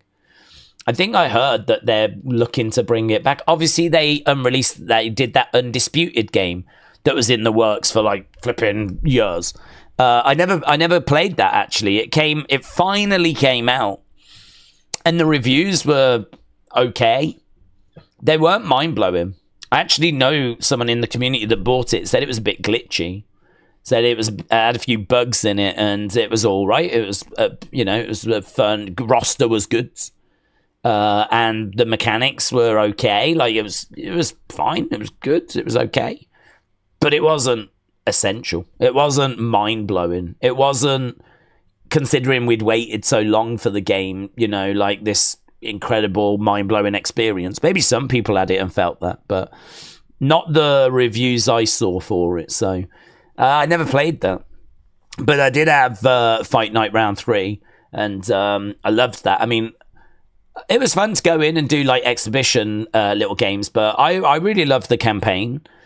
You kind of create your own boxer. You start out in the small halls, and then you do your training games. You could only do, I think it was something like, you could choose what you wanted to develop. So you could develop like your speed, you could develop your power, you could develop your agility, and you did like some sort of mini game in order to develop your skills. And if you did well at the game, your skills went up accordingly. And so you might be facing a boxer. You might struggle against that person until you've done a few of those mini games to improve your skills. Then you get past them, and then you're on to the next challenge. And you kind of go up through the rank. It was really good, actually. It was a really good game, really fun. So much so that I could be tempted to go back into like playing on consoles. I don't own like a PS5. I don't own a Xbox, whatever it is now, X or S or whatever. I did have a PlayStation 4, but to be honest, I only played a couple of things on it. It was a waste of money, really, for me. PS4, I just never... It's kind of where I think my love for console gaming died, really, was PS4. I just found the games too long. I feel like when I was a kid, boxing games and other games, they used to be like pick up and play experiences. You play for an hour or something, and then, you could move on to something else with your life. Now, these like Elder Scrolls and... Elden Ring and flipping Skyrim and Grand Theft Auto and, all these games, they're so big. And I know people love that. I know people are like really into that as part of the appeal. Like, that's fine, I get it. But for me, it is, I just don't have the time to commit to that. I just really can't, I couldn't find all that time. So, but something like Fight Night, where you could play an hour, put it back down and come back to it, kind of chip away at it. I suppose you could make an argument that you could do that with Elden Ring, whatever, but whenever I've played something like Fallout, I never really feel like if I put an hour in, like I've got much out. Whenever I've played Fallout 3, for example, which is a game I love, you put an hour into that and it's like, I've just managed to get from there to there, really. Most of the time, I'm trying to figure out where the flip I've got to go. And I'm trying to like get there, and I'm maybe trying to find like ammo, or I'm trying to find a better gun, or I'm trying to flip around with that rather than proceeding with the actual campaign. There's so much stuff you have to faff around with. You might have like 20 odd side quests open, so you try and do a couple of those to box them off, and before you know it, there's 2 hours gone. I mean, the thing with some of these games is like, you could just spend hours and hours and hours and hours and hours, and you just make very little sort of progress. I just found myself getting a bit tired of it, really. To be honest, I don't think I'm very good when it comes to games. I'm not a very good gamer. I'm not someone that can really make progress very quickly. I get a bit lost, and I'm sort of like just not... I'm like the anti-speed runner. So as a result, like... a game that takes 100 hours to complete is probably taking double that for me, easy. And so, yeah, I don't know. It's just, I fell out of it, really. But I think there are probably games out there that I could pick up and have a go at and put back down again and actually make, games that aren't as big, aren't as open worlds. Just like a boxing game where, all right, you're up against this guy now. Oh, okay. All right, you need to improve your skills. Do you want to improve that, or that? Oh, right, yeah, okay. I can do that. And I can make progress with that. I found the same with football managing games, actually. There was a lot of football managing games that I was like, oh, Jesus Christ. You have to go into training for each individual player. And, like, you have to flip in, sort out the youth team, and you have to do all the... Like, football managing games when I was young was like, do you want to improve your stadium? Do you want to sell some players or buy some players? Who do you want to look after the training for you? Like, and all that sort of stuff. Now, like, it's like a second job. It's like a second job that you don't get paid at. I'm like, forget that. So, yeah, my love of console gaming kind of waned, unfortunately. My heart and gut goes Usyk, said Curtis. And Manny Pacquiao is going to win by knockouts. Daz said there's a guy from Liverpool on the undercards. Carl said, speaking of the final boss, are you going to watch The Smashing Machine with Dwayne in it? I don't know, to be honest. I might do. It's not one that I'm going to race to the cinema for. It might be interesting. I don't know how close it is to the actual story. I mean, it might be a little bit like Iron Claw, which I also have not seen. And that was about the Von Erichs. And the thing that put me off with that is that my understanding is that they don't talk about certain brothers, and that there's a bit of information that's not correct in there. It's been Hollywood kind of given a bit of a Hollywood go over. And so for me, I'm like, I don't know that I want to watch something that's not accurate. I don't know that I want to watch something where I'm just going to be in the dark about it, about whether what I'm seeing is true or not. And I'm then going to have to watch some sort of YouTube video that tells me what was correct and what was not correct and what they changed. And I'm like, I'd rather just watch a documentary. To be honest. When it comes to stuff like that, if it's something that I'm going to reference, if it's something that's going to kind of help me understand someone and their life, this is where like the Hollywood kind of stuff I hate it when they do that. I think it'd be much better to just watch documentaries, honestly. So yeah, I don't know. I don't know that I will. I might. It's one of those where maybe I will if it's on Netflix or something, But when it comes to like real life biographies and whatever, I'm like, I think I'd rather watch the documentary. Could Lennox Lewis do well in today's boxing climate, said Not JPEG? Well, certainly if he was in his prime, yes. I mean, he was asked about Usyk, and he said he would love to have stepped in there with Usyk. He says that he thinks it would be an amazing challenge, and they said, well, you'd win, of course. And he was like, yeah, well, of course I would. Genuinely, I'm not sure. I mean, Lennox was an incredible fighter. I mean, one of my favourite fighters. I used to love watching Lennox Lewis. I mean, he was someone that was very mobile, carried power, had great movement. But I don't even think he would be at the same technical ability as Usyk. I think Usyk is technically a level above. But what I do think is that Lennox Lewis would certainly get closer to Usyk, and I think than what we see from the current heavyweights. I don't think the gap would be as wide. But, it'd be a hell of a fight, It'd be a hell of a fight.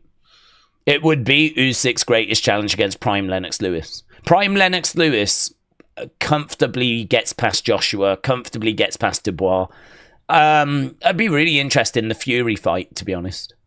Fury fight would be interesting. I would probably favour Lennox, but that fight would be really interesting. And I think the Usyk fight would be interesting, but I gotta be honest, I think I might go Usyk. And this is coming from like a Lennox Lewis fan. I think that Usyk is that level.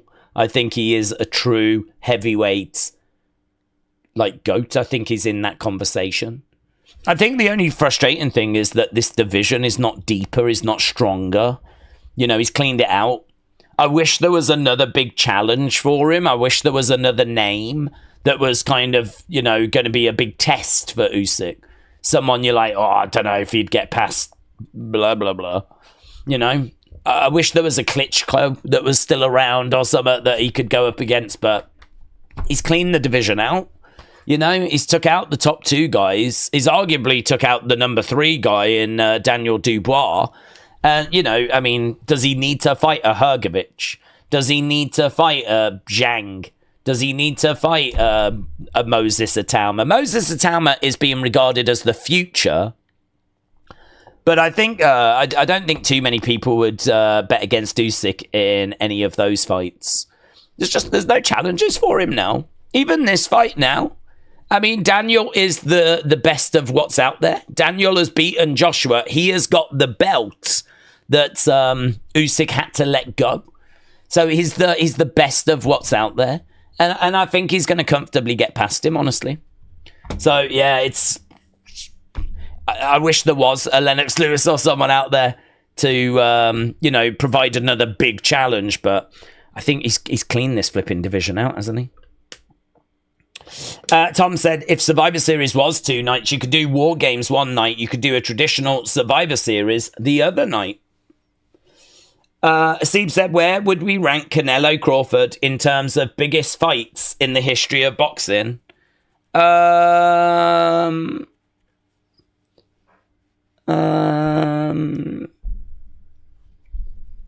wouldn't even have it in the top 10, to be honest. I think it's a big fight for this generation, but I don't know that it is. To be honest, Canelo lost to Bivol, so I think people know that he is beatable, and he's going in now as the bigger guy. In a way, he's kind of got it all to lose because he lost to Bivol, and Bivol, of course, is light heavyweight. So people look at that and go, "Well, it was a bit of a task for him to kind of take on Bivol." But now he's taken on the smaller guy in Crawford, but someone that's very, very skilled, very, very skilled. So people, I don't know who the bookies' favourites is, to be honest.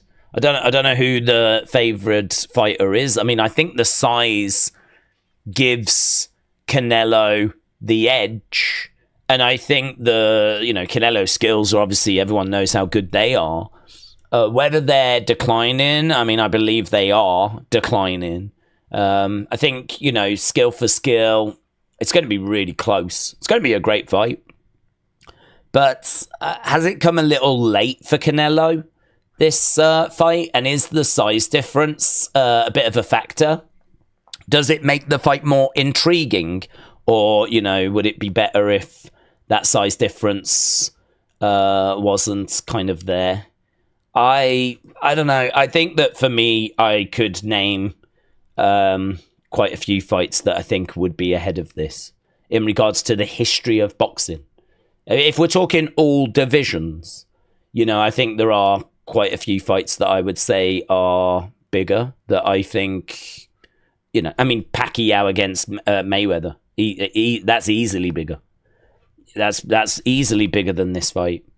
I haven't really seen. I mean, maybe it's because I'm in the UK and it doesn't involve a UK fighter, but I haven't really seen a crazy buzz for it. I haven't seen it's not like people have been coming on the streams asking if we're going to be doing that fight. I haven't really seen loads of conversation around it. Maybe if I was in the US, it would be different. I'm sure the conversation is a lot louder there, but in the UK, there's an interest. It's a big fight.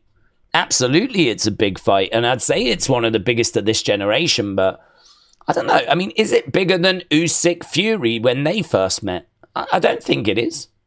I don't think it's bigger than Usyk Fury. I mean, when they first fought, Fury is known around the world. Usyk was regarded as this big challenge, and he was coming off wins against Joshua at that point, undefeated. And I think the intrigue there of who's gonna win out of those two, I think I might even put that ahead of it as a recent example. And didn't we do Crawford Haney as well, which I would kind of float out there as well. I think there's Beterbiev and Bivol. Is that bigger than Canelo? I think Canelo's the bigger name, of course. I don't know that Beterbiev and Bivol was bigger, actually. But we have had some really big fights. So, yeah, it's up there. It's definitely in the conversation. It's definitely one of the biggest fights of this generation. But I think if you go back through history and you look at, your Mayweather fights, and you look at Tyson, you look at Ali, and some of the stuff Lennox was doing, and I don't even think it breaks into a top 20, to be honest. I don't know that it breaks into a top 30 of all time, but in regards to where we are right now, yeah, it's a massive fight. It's a massive fight, but I'm just not seeing that buzz for it, honestly. Curtis said, the smashing machine, Dwayne's opponent is Usyk, in which I am supporting right now to beat Dubois, said Curtis. Not JPEG said, what non-wrestling sport would be better for Ryback? No idea. No idea what Ryback's up to. Nightmare Fatu said, it's weird. Wrestling streams are fun, not boring. This stream is boring, says Nightmare Fatu. No one is holding you hostage. here, Nightmare Fatu.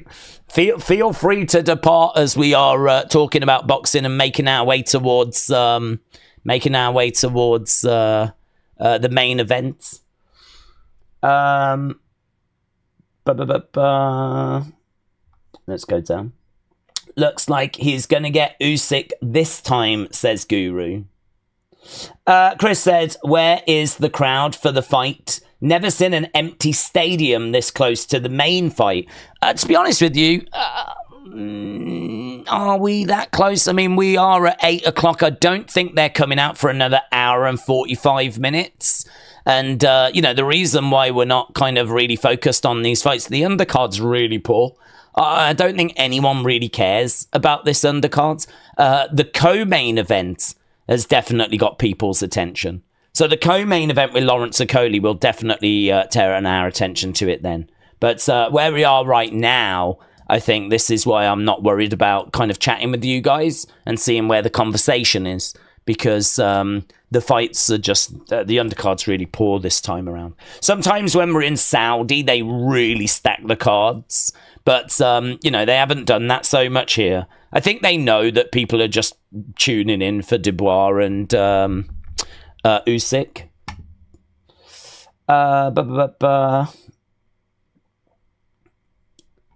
That's why we need a couple more mods so we can chat, says William.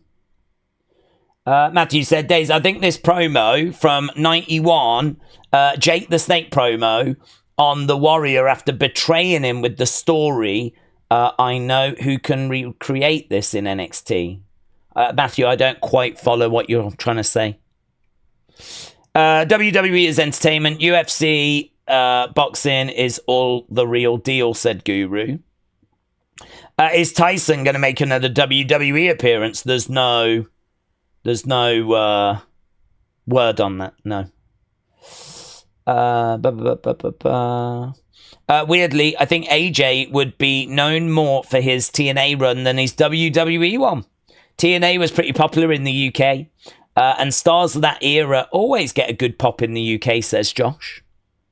WWE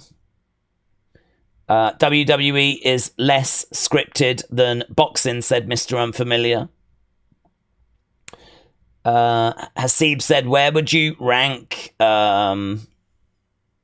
Canelo Crawford in terms of biggest fights in the history of boxing? Oh, he answered that. Let's go back up. Hannah said, Days, salutations. It seems like we're in a new era with streaming. Would we see WWE working with other promotions? Yeah, I think they're looking for other opportunities. So they're working with AAA. So yeah, I mean they're looking for other opportunities. Not JPEG said, if John Cena tried boxing, would he do well in amateurs or professionals? No, I don't think he would. I think that boxing is a real skill, and you know, much like what frustrates me with professional wrestling. You know, with professional wrestling, it's a skill. I know that a lot of people that don't watch it won't agree with that or believe in that, but it is a skill, and you do need to train in it. And we have seen people get killed in a wrestling ring with moves that have been executed wrong. I mean, there's people that have been paralyzed with suplexes that have gone wrong. Big E, most notably recently. Very fortunate to not be paralyzed, and Droz, of course, was paralyzed. And so there is obviously a skill to execute in these moves safely and working safe. But not only that, also, you know, telling the story of a match and building the drama of a match. And, you know, you look at some of the greats like Shawn Michaels, like Bret the Hitman Hart. You know, there's a reason why these people are called, you know, technicians. There's a reason why these people are so well respected, because they have such great ability to sell and to, you know, use a variety of moves to tell the story that they want to tell, right? So it is a skill, and you do need to be trained in it if you want to be good at it, but also if you want to be safe. And when it comes to boxing, I don't need to tell you that this is a skill. Right? I don't need to tell you that this is known as the sweet science, right? This is an art of like hitting someone without being hit yourself. This is about getting in, using your footwork, using your movement, using your head movement, your body movement, getting in there, getting your shots off, and avoiding stuff coming back at you. And, this is why Usyk is so revered. So the idea that someone like John Cena could just step in a boxing ring and do some boxing is like, maybe, against someone of his similar level. Maybe it's someone else that's never boxed, But actually, he steps in with any kind of professional. He's getting took to school, mate. He's getting absolutely took to school. It's a real skill. As is professional wrestling, as is MMA. The people dedicate their lives to training in these things for a reason.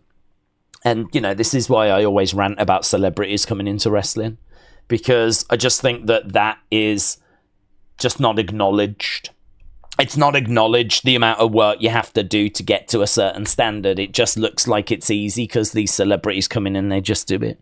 It'd be like if celebrities were coming in and having boxing matches and being made to look good. All of a sudden then it doesn't make boxing look that difficult. I just think the message is really bad. I just think the messaging, the optics just don't look very good if anyone can come in off the street and just do it. So, no, if John was to get in there, and to my knowledge he has no previous boxing experience, he would get flipping schooled, mate. Absolutely schooled. Unless he stepped in with someone of a similar kind of beginner, never really boxed before level, Right. What wrestlers do we think would make good boxers? Any that have got boxing experience, like Baron Corbin, Rowdy Roddy Piper. Both of those had previous boxing experience. I think they were both Golden Gloves, actually. So anyone with previous boxing experience. Outside of that, someone really young that was athletic, had good mobility, good footwork, someone that ideally had a bit of power in their hands, I would, as a first port of call, you're going for anyone that's got previous boxing experience. It's a completely different skill, isn't it? It's not you can't just take a Bronson Reed and just go, there you go, mate, or a Bron Breakker and go, there you go, mate. You put Bron Breakker in there and he might be a good lump of clay to train, but I think if you just chucked him in, he'd just get spark knocked out. It really is. It's a skill set, isn't it?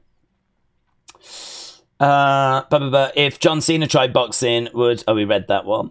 Usyk is king at the moment, said Robert, and I wouldn't go against him retiring undefeated. Daz said, I think the fight is going to go the distance, 13-10. So Daz is with Usyk, I'm guessing.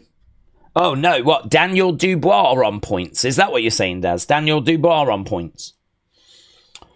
Curtis said, I'm watching both fights of Usyk and Pacquiao from the Philippines. I am going to be rooting for Pacquiao and Usyk. Niche fan said, I really think this is going to be a carbon copy of the last fight. Days, if you could box any celebrity, what celebrity would it be, says William. I don't know, are there any kids on the Disney Channel? It'd probably be one of those. Just something where I would stand a chance, to be honest. Anything more challenging than that, and it might become a bit embarrassing for me. Hannah, shout out to you. Angel Imperius said, who do we think will win out of Pacquiao and Barrios later, since we're talking about boxing? Honestly, not a fight I've paid much attention to. It's not something that's been on my radar because I don't have an intention of watching it. I think Pacquiao, I'd like to think that he could do it, but we're talking about a fighter that's, well past his prime. We're talking about a fighter that's just an attraction at this point. He's not making any kind of serious waves. His career is done. it's an exhibition thing. It's yeah. To me, it's not.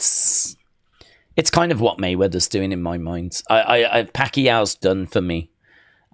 So yeah, not a fight that I'm massively engaged with, really. I would like Pacquiao to do it. I don't know that he will. I really don't know where his skill set is right now. But I know that he was seriously declining. I mean, he's well past his peak. He's Pacquiao in name. He's Pacquiao in name. He's not the guy that you think of. He's not the guy that, you kind of picture trying to beat Mayweather. He's not that person anymore. The skills have obviously drastically declined, and there's an appetite for seeing legends. Obviously, I mean, people tune in to see Tyson against Jake Paul, and people tune in to see Mayweather and see what he's up to. But I don't think it's anything more than that.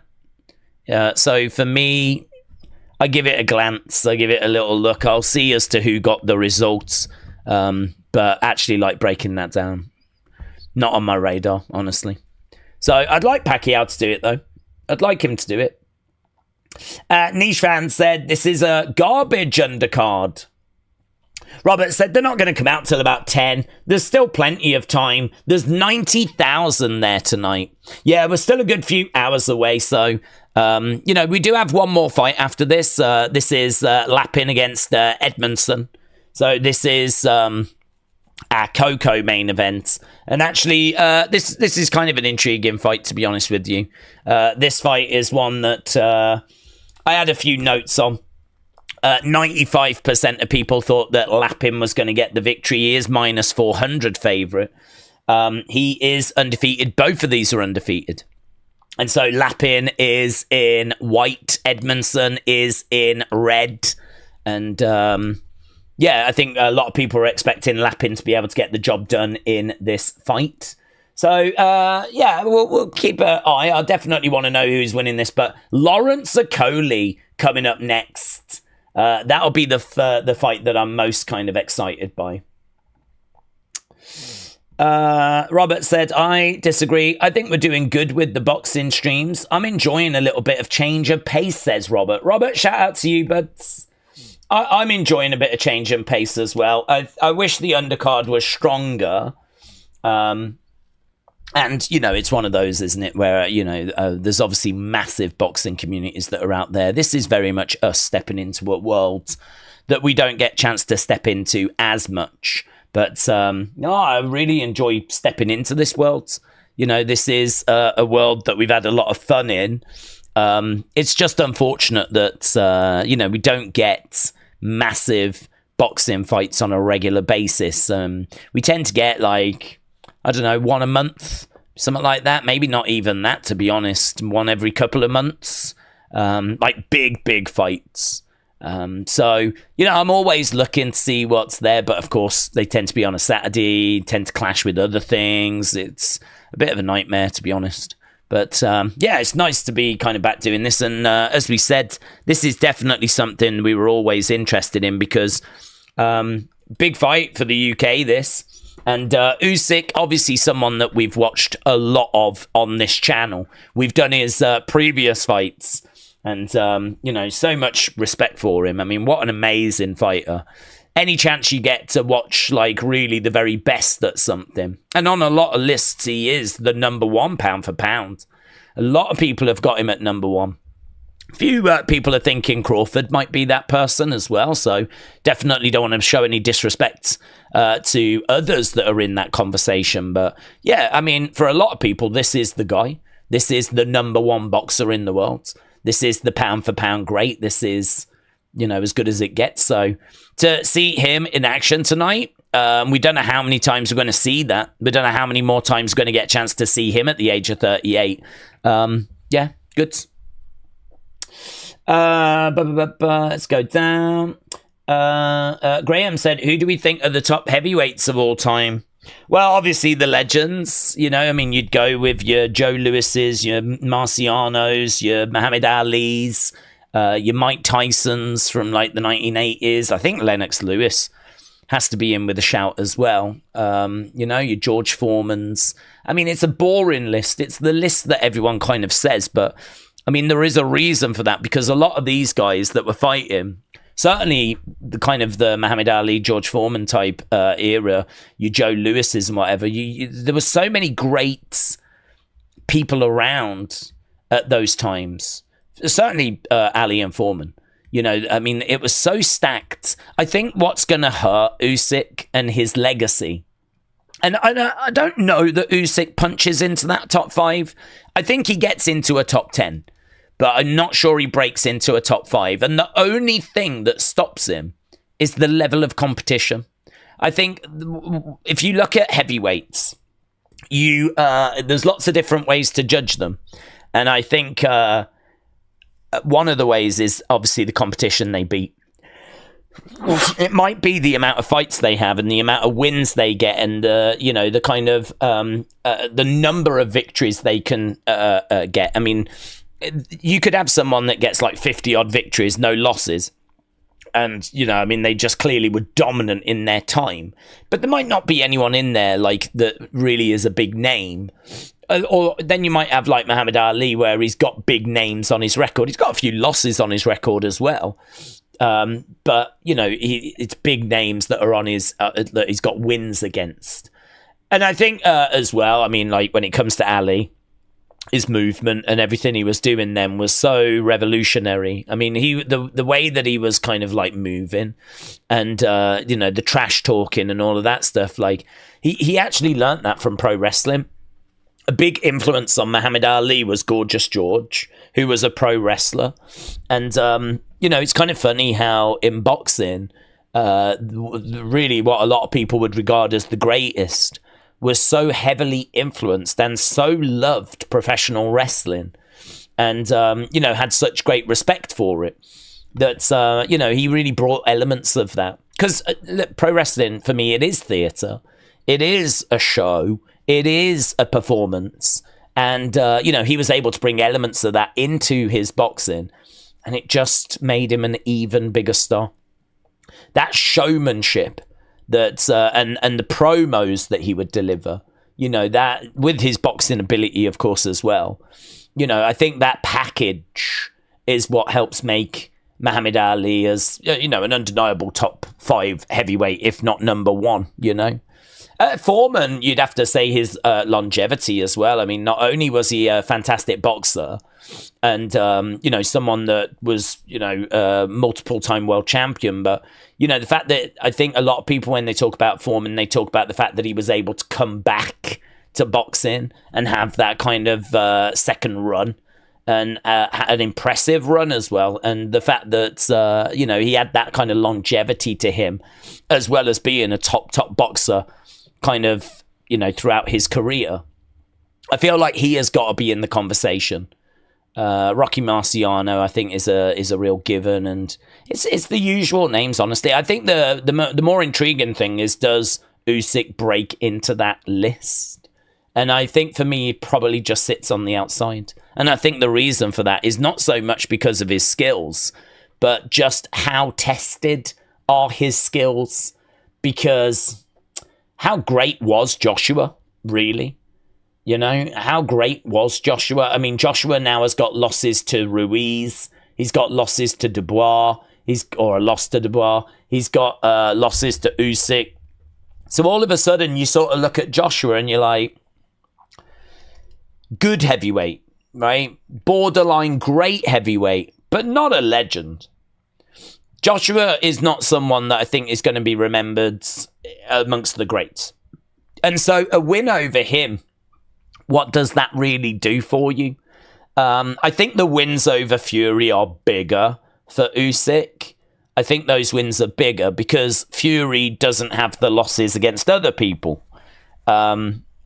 If he did, then of course those losses would start to maybe not age as well.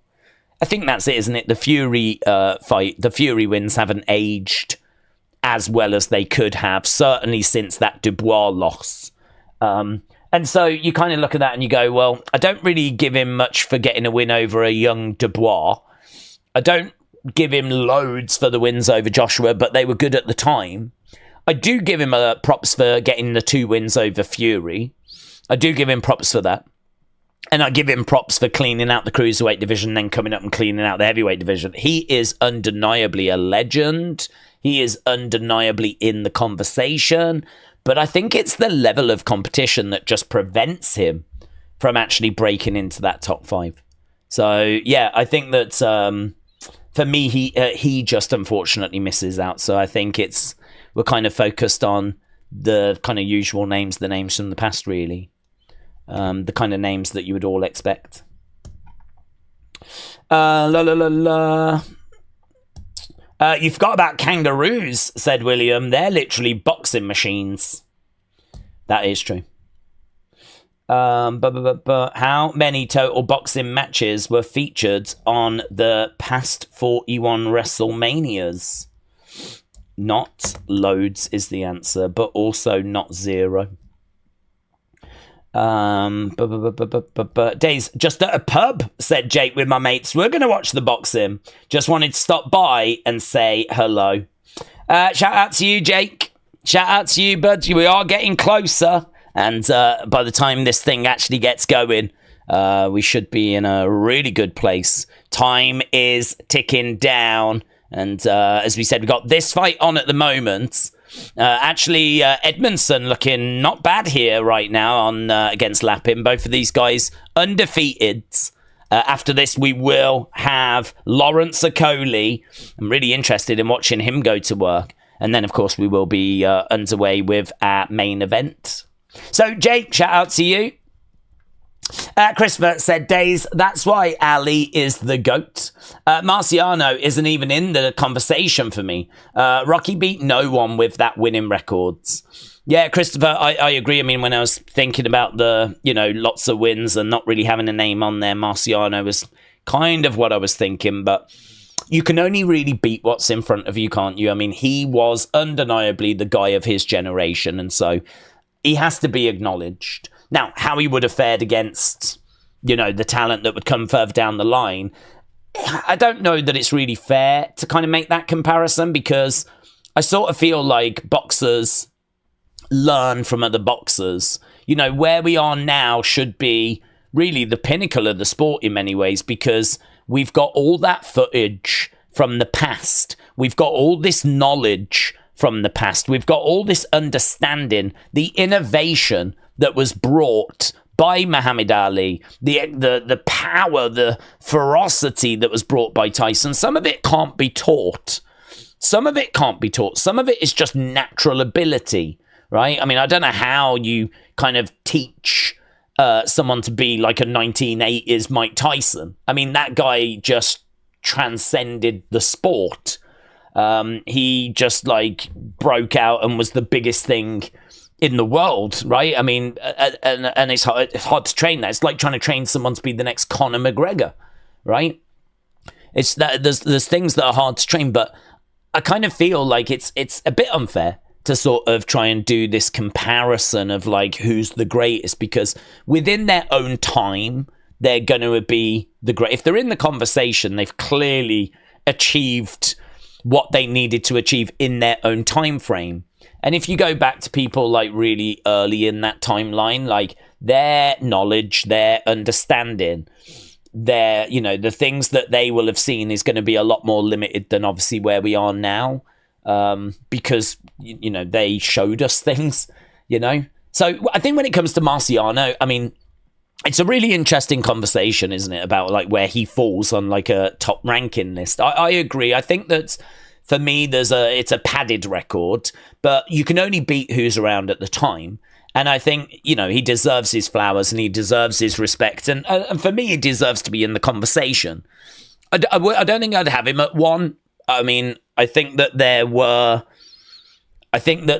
more skilled fighters that have followed since. But you could make the argument that they're more skilled because of Marciano. They were able to watch him go about his work, and they were able to learn from that. They were able to build on that. They were able to develop from that, add to that, and then, you end up kind of with the fighters that we end up with. So it's always just taking steps forward, really. This is why, I mean, could you imagine dropping Usyk back in like the 30s and the 40s? The damage that he would do. I mean, the movement that he's got, the tricks that he's got, the abilities that he's got, the movement that he's got, the traps that he can set. Do you know what I mean? Like it would just, it destroyed them. I mean, he'd just destroy them. I don't think that you can. It's not really the same. Really, the sport moves forward. You know, I mean, just think about it's crazy things you don't even think about: conditioning, nutrition, training. Do you know what I mean? Like, think about what a training camp would have been like in the 30s and the 40s, and then compare it to what we know now and how we prepare fighters now, and you know the kind of work that goes in with like training drills and, you know, the kind of understanding of the sport. You know, if you was to take someone back, I mean, it's an unfair comparison, really, but it's still a fun conversation to have, isn't it? James said a German player just got sent off for pulling a French player's hair. It's a penalty to France. Well, I wish both teams could be eliminated, to be honest, when it comes to that, but someone's got to go through. Would you like to see any of the following in WWE? Excalibur, Aubrey Edwards, Shane Taylor, Kota Ibushi? Not really. Not bothered by any of those. No, is my answer. I mean, Kota Ibushi, you might be able to do something with, but I think, isn't he like 42 or something? I think he's really getting on in age now. I don't think we're getting prime Kota Ibushi, so I sort of feel like he's not a massive name in America. You'd have to sort of introduce him as like this legend, and I don't know what you'd get out of him. He might pick up injury, and I don't know. I think it might be better just to focus on some of the youngsters that are coming through. That would be the one that might tempt me the most out of that list, but no, I could quite happily pass on all of those. Finderbin said, who do we think about the main event in UFC? I am going for don't be silly, just jump the gilly, said Finderbin. Yeah, I'm going with Holloway. I think that Poirier is going to give absolutely everything. I think it's going to be a really fun fight. I think the card actually is a bit lacking, to be honest with you. I've not seen much love for the UFC card tonight, but the main event people are really excited for, and it's going to be great. I mean, it's just going to be fireworks, isn't it? It's going to be one of those potential fight of the year contenders. I can't see how it won't.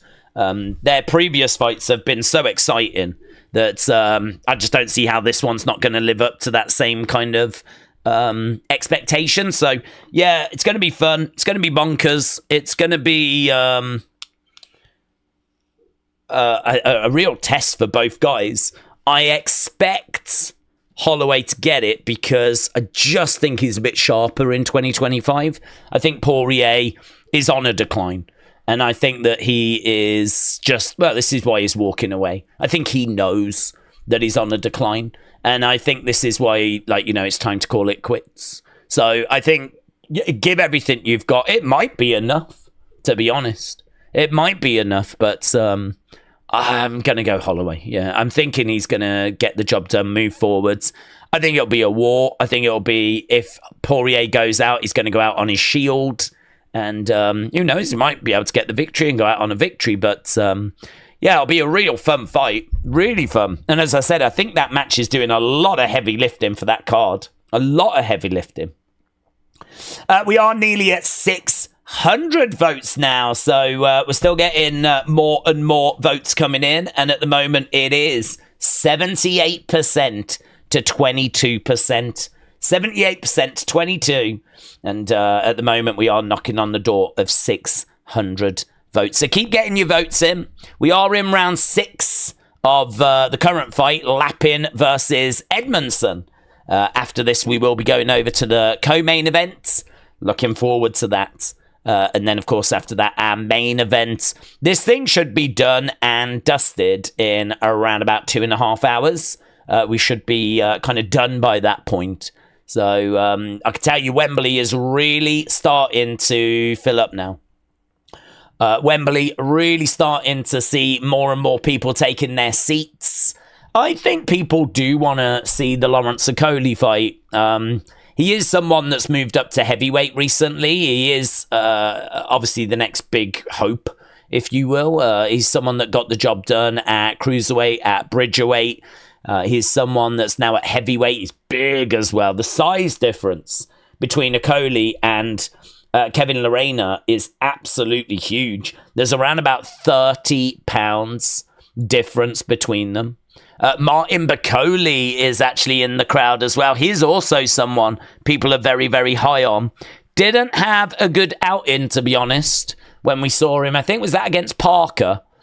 So he is someone that's had a bit of a setback recently, but they're just showing some people in the crowd. Frank Bruno is in the house. We never really hear too much from Frank Bruno. Gordon Ramsay is there as well at Wembley. So we've got Gordon Ramsay. We got Frank Bruno. Lennox Lewis, of course, is there. We know that Martin Okolie is there. Word on the street is that Tyson Fury is going to be there. I don't know if Joshua is going to be going. But obviously, this really is the place to be in the boxing world. Wembley is going to have the eyes of the world on it as we are trying to sort out who the heavyweight boxing champion of the world is going to be. At the moment, as we said, we're knocking on the door of 600 votes and new lots. Not really moving. It's 78-22 in favour of 78-22 in favour of Usyk right now. Right, Days, would you agree that AEW have better talent like Ospreay, Swerve, MJF? I think they have better in-ring talent, but I think there's a lot more to wrestling than just in-ring. You know, you've got how do you present them? What are their promos like? Like, I don't watch AEW, so I can't comment, but, you know, if you give Swerve a microphone in the ring, is his segments captivating? Does he come out with some really interesting lines? Like, can he back up what he does in the ring on the microphone? I'd imagine he can. But as someone that doesn't watch AEW anymore, I can't really give you the answers on that. But what I would say is, yeah, I don't think there's much doubt that from an in-ring point of view, they have great talent. But from an overall package point of view, you know, no one is bigger than Roman Reigns. And I don't know that they even have anyone on like a Cody Rhodes level, who's kind of that next step down for me, but still a massive star. And, I think WWE do an excellent job of building stars, you know, and finding ways of getting that connection with the crowd. And to be honest with you, I think that's something that AEW have struggled with. I think that they found a way of getting a connection with their audience, but they're really struggling with attracting new fans. They're really struggling with like seeing those ratings kind of move in the direction that they should be moving.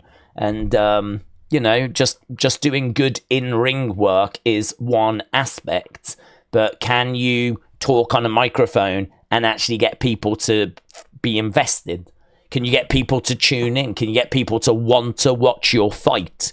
Really, that's what the mic work's all about. It's all well and good saying like, oh, is the delivery good? Have they got some good killer lines in there? Like, it's all well and good saying that, but the bottom line, the brass tacks, is can you give someone a microphone? Can that person convince you that you have to watch their match?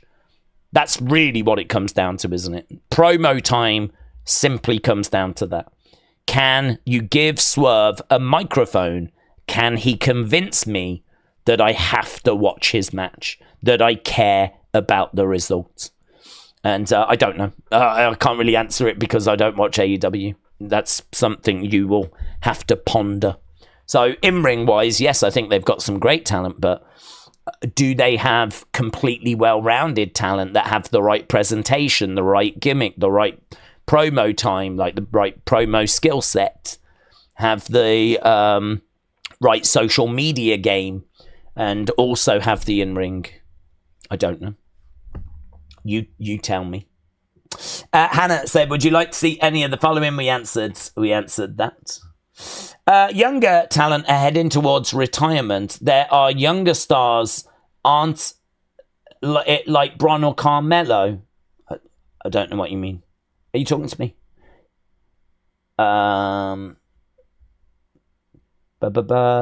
What would your dream boxing from two fighters be from any era, said Graham. Dream boxing match, two fighters, any era? That's a great question.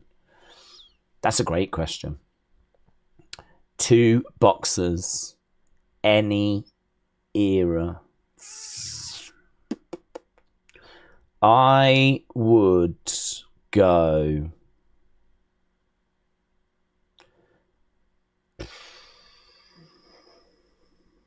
I'm trying to not go with the obvious. I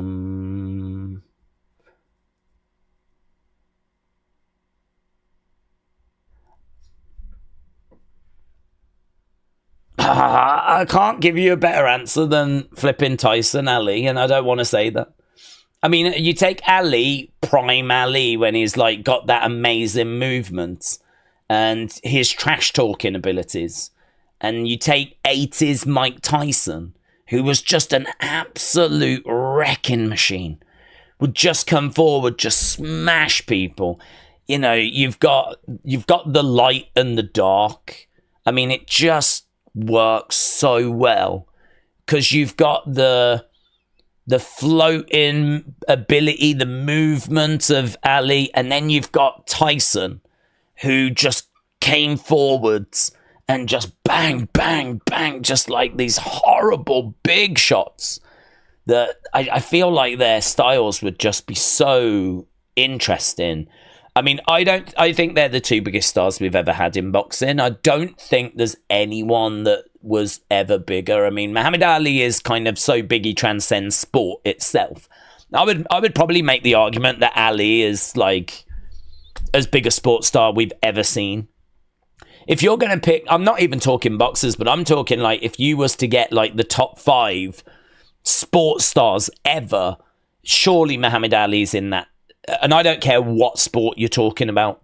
You can get Usain Bolt. You can get Babe Ruth, right? You can have Tom Brady or whatever, but surely Muhammad Ali is in that list. I mean, you could go around the world and ask people to name a boxer.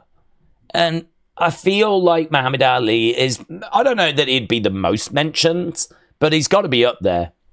But you know who might be the most mentioned? Mike Tyson.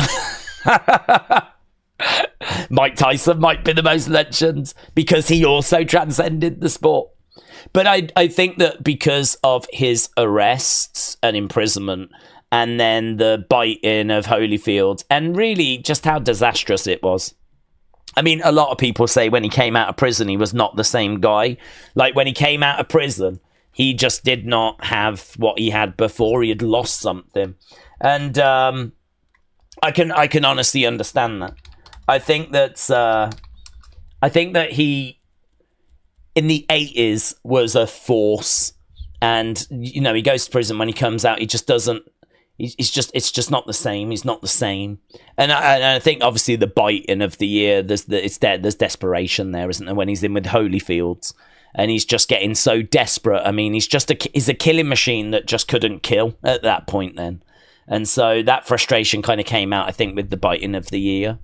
So yeah, he is definitely someone that's he's definitely someone that I think would be an amazing matchup for Muhammad Ali, but it is unfortunately like the best. It is kind of the most obvious sort of answer, I think. I don't really like giving like the super obvious answers. I'll tell you who I was thinking. Prince Nassim. That's who I was thinking. But I was trying to think of like a really good matchup for Prince Nassim. And I couldn't really think of any names. I couldn't really think of any fight that I wanted to see. I mean, from a bantamweight point of view, I'm just looking at like the top bantamweights now. And it's like, to be honest, even looking at the list, there's not really names there that massively are jumping out as like, oh yeah, man, that's the fight that I want to see. Some people might have said like Canelo and Mayweather like a little later. I mean, I think when Mayweather fought Canelo, it was a bit too early in the career of Canelo, and of course Mayweather gets the win. Or maybe if we'd done Mayweather-Pacquiao a little bit earlier as well. I don't think there's anyone from like... I don't have a dream fight for like... Joshua Fury was a bit of a dream fight, but not anymore. I mean, if we get it, we get it. If we don't, we don't. It's not a fight that I need. Too much water under the bridge. I don't really need to take Usyk and drop him back. You know, I think Usyk is amazing, but I think you can find better fights than that. And I think a lot of people's dream matches would probably involve Mike Tyson, to be honest. I think a lot of people's dream fights would probably involve him. So it just sort of makes sense to put him in there with like the great. Can anyone think of like a really great Prince Naseem fight? Because he was always someone that I loved watching. I can't really think of like a Prince Naseem fight that I would want to see. I just looked at bantamweight and there was not really anything at bantamweight that's grabbed my attention. You could go, I suppose you could go Inoue, but it's not a dream fight. Inoue would be someone that obviously right now is absolutely killing it. The WBO, WBC, WBA, IBF champion up there in the pound for pound list. He is someone that fights at super bantamweight, which is a division that Prince Naseem fought at. But to be honest, I think Inoue would win. I don't think Prince Naseem would beat Inoue. So I can't even really make an argument for that. I'd watch it, but I loved Prince Naseem when I was young, and there was like a fighter that would just all show and had the footwork and like really felt like a step above. You know, he really felt like he was that next level. It was Prince Naseem for me. Prince Naseem Muhammad was like, mate, he just had it all. He just had it all.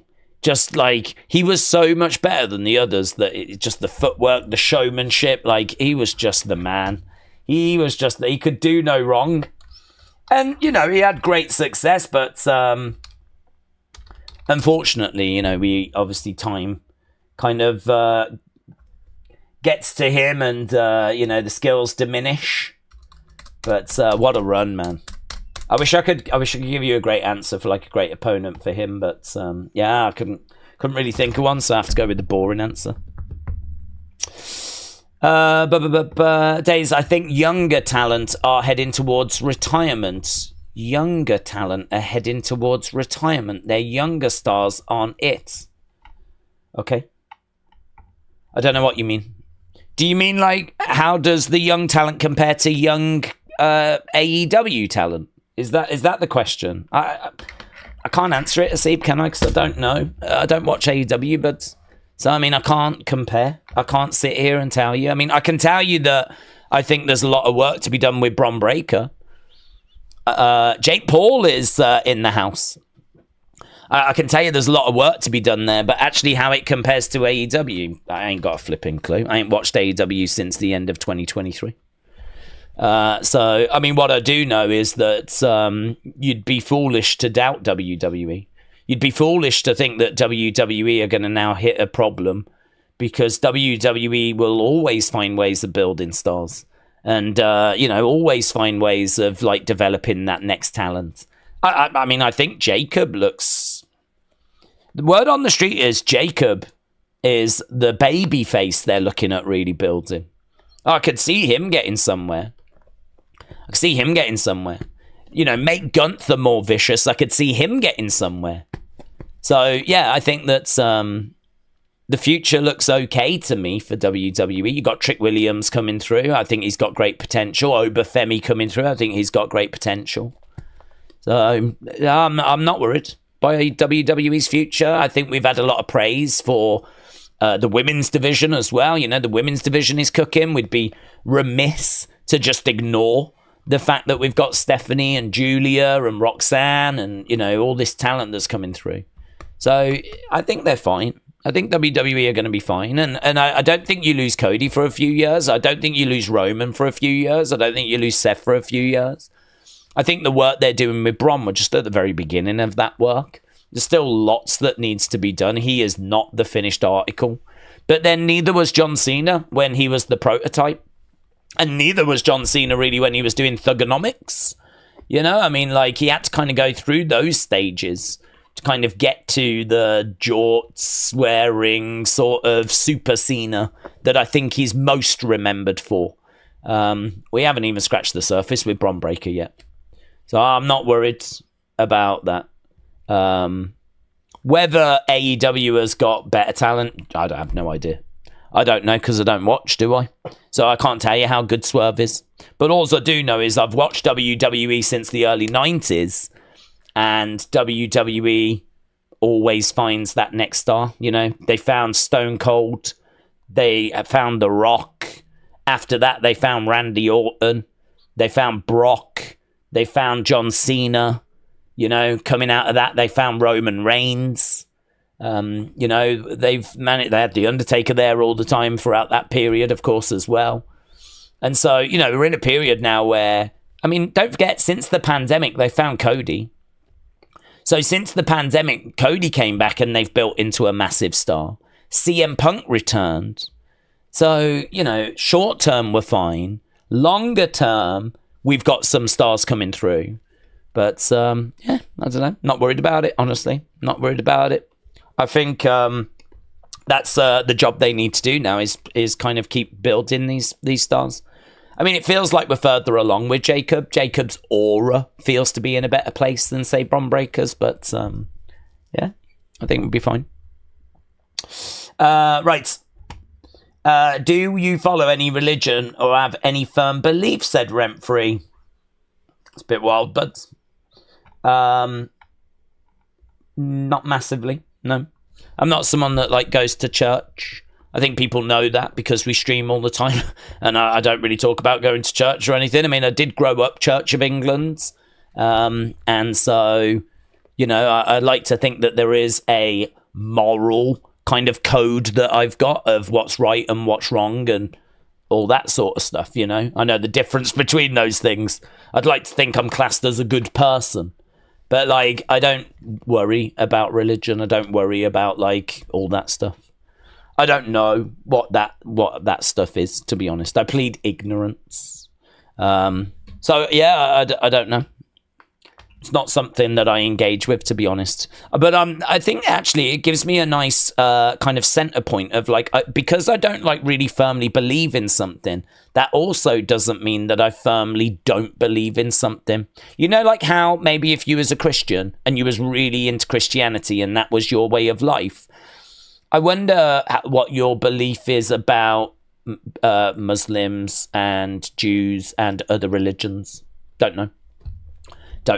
I mean, I would imagine you obviously don't believe in what they believe, where you obviously believe in what you believe. Whereas I think I don't know what the truth is.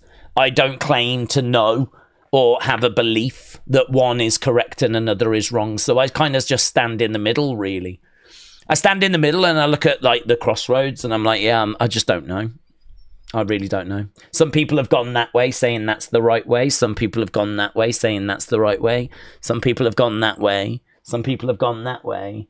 And I'm kind of standing in the middle going, I don't know. I really don't know. I'm not sure. So what I'll do is I'll just stay here and I'll stream. So that's my kind of belief system. But I'd like to believe that the most important belief system is trying to be a good person. And I'd like to think I've subscribed to that. So I do believe in that. I do believe in being a good person. Sugar Ray Leonard against Mayweather. Well, that would be great. That would be a great fight. Lennox Lewis said, Jerome, you'd like to see a Lennox Lewis fight. Let's go down. Okay, we are just getting at the end of this fight. We should be going to the Lawrence Okolie fight very soon. Days, thanks for doing TNA tomorrow, said Millennial. I don't have any friends to watch it with. Going to be happy to join the community tomorrow. Millennial, shout out to you, buds. Yeah, it was the AJ thing that kind of pushed us over the line with that. It was... I don't like, as I've said, doing streams that we're not going to really follow up with. I sort of feel like... I don't know. It's a world that I respect, and it is a world that we've gone to before. So, you know, we have done TNA shows previous, but it's not a world that we ever really go to that often. But it was the AJ thing that pushed us over the line. I'm really interested to see what he's going to say. I'm really interested to see what that conversation is going to be, because he's going to rock up and, you know, what's he going to say? We are TNA or something like this. Like, I really don't know what he's going to say. I really don't know kind of what he's going to come out with. So is someone going to step to him, or we're going to have to wait and see? Daniel Lapin has won that fight by majority decision. I think he's done well to win that, from what I've heard. Seems to be a lot of respect between the fighters, but it is Lapin, the Ukrainian, that has managed to get the victory. Obviously, good friends with Usyk. I think he's actually signed to Usyk's boxing company. So, you know, little boost there for Usyk, seeing his guy get the victory. But it looked like a hard-fought victory. There was a little poll on DAZN about who had taken it, and it seems like a lot of people thought that it was Edmondson that had just shaded that. But we are going to go to the co-main event now. Co-main event coming up. After the break, it's going to be Lawrence Okolie in action, and this is our co-main event. So it's been a very missable, skippable undercard. But actually, we're really going to get our teeth into things now, because this is certainly not skippable. This is Lawrence Okolie against Kevin Lerena. Kevin Lerena is 31 wins, 3 defeats. He is only a year older than Lawrence Okolie. Lerena has got 15 knockouts. He is smaller, but he's tough. He's got heart. He gives 100%. He's a southpaw as well. He's going to need to close that distance, of course, because of the size difference. But honestly, if he gets clipped, if he gets caught, he's going to be in a bit of trouble here. I mean, I think these early rounds are going to be really interesting, because Lawrence Okolie has got some serious power. You know, he's got 21 wins, Lawrence Okolie, with 16 knockouts, which is not bad. It's not bad. And, you know, he's going up against Kevin Lerena here, who is a heavyweight, and I would say a true heavyweight. I mean, he's actually coming in, Kevin Lerena, 10 pounds heavier than Usyk. So, I mean, he is a heavyweight. But the problem is, Lawrence Okolie is a monster. He's coming in at 260 odd pounds. This is like Tyson Fury levels of weight, of size. So, you know, we saw them do the face-to-face, and, you know, Lawrence Okolie is big, man. He's a big man.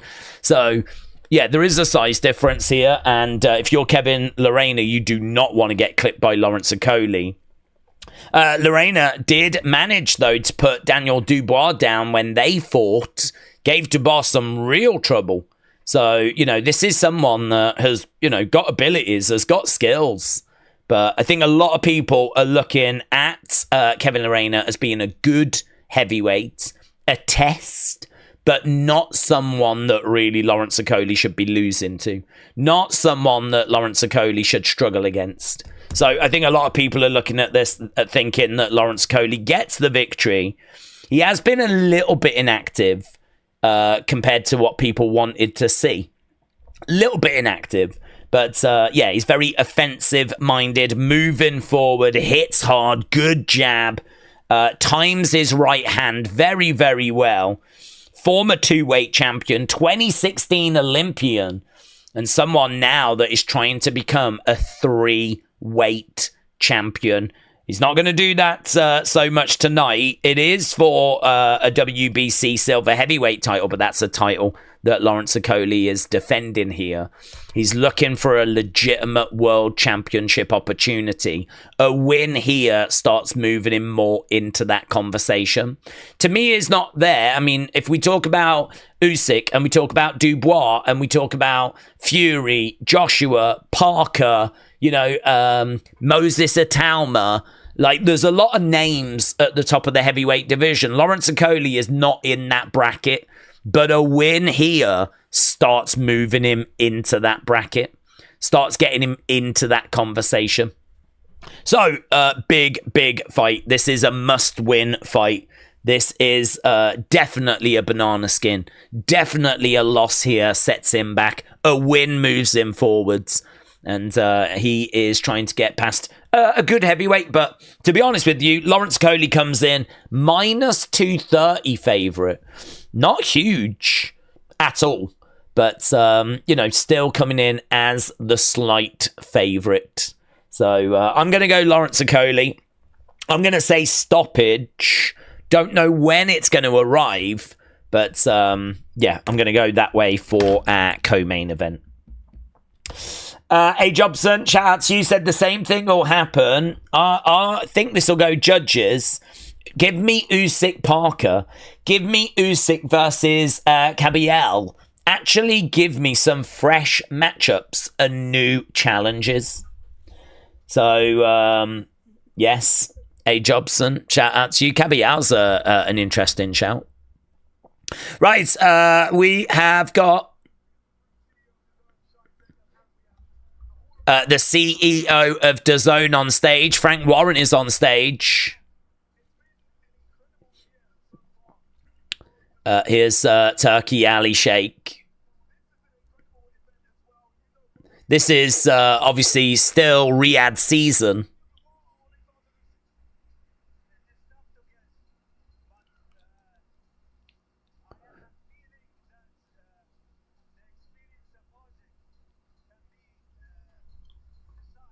So Turkey Ali Sheikh said he thinks the experience of Usyk is going to be the deciding factor in the fight. So he is going with Usyk. That's who Turkey Ali Sheikh has gone with.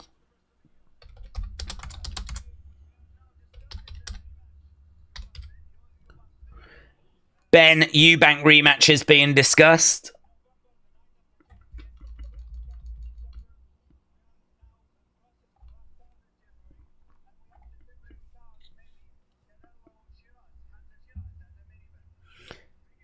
Canelo against Hamza Shiraz is something they're looking to do next year.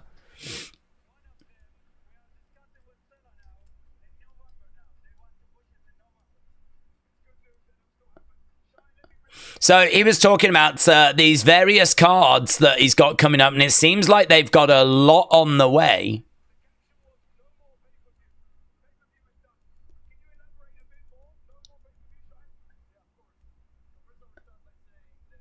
No more pay-per-view.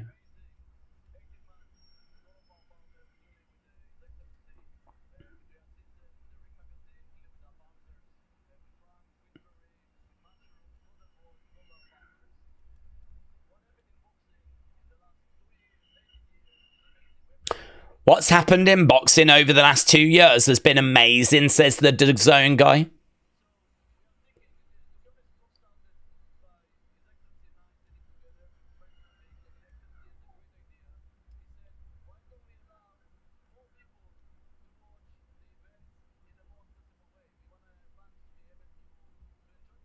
So Turkey Ali Sheikh's like, why don't we let more people watch?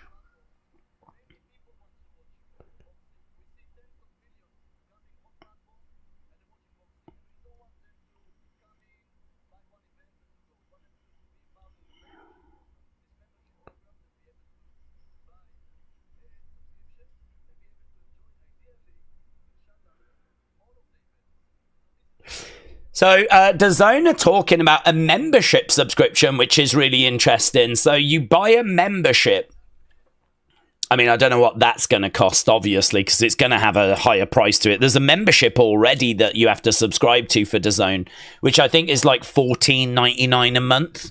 And that already gives you access to a lot of fights. So it seems like they're just going to do that, but probably at a higher price. So it's nothing really that revolutionary. It would be nice to get rid of pay-per-view prices, though.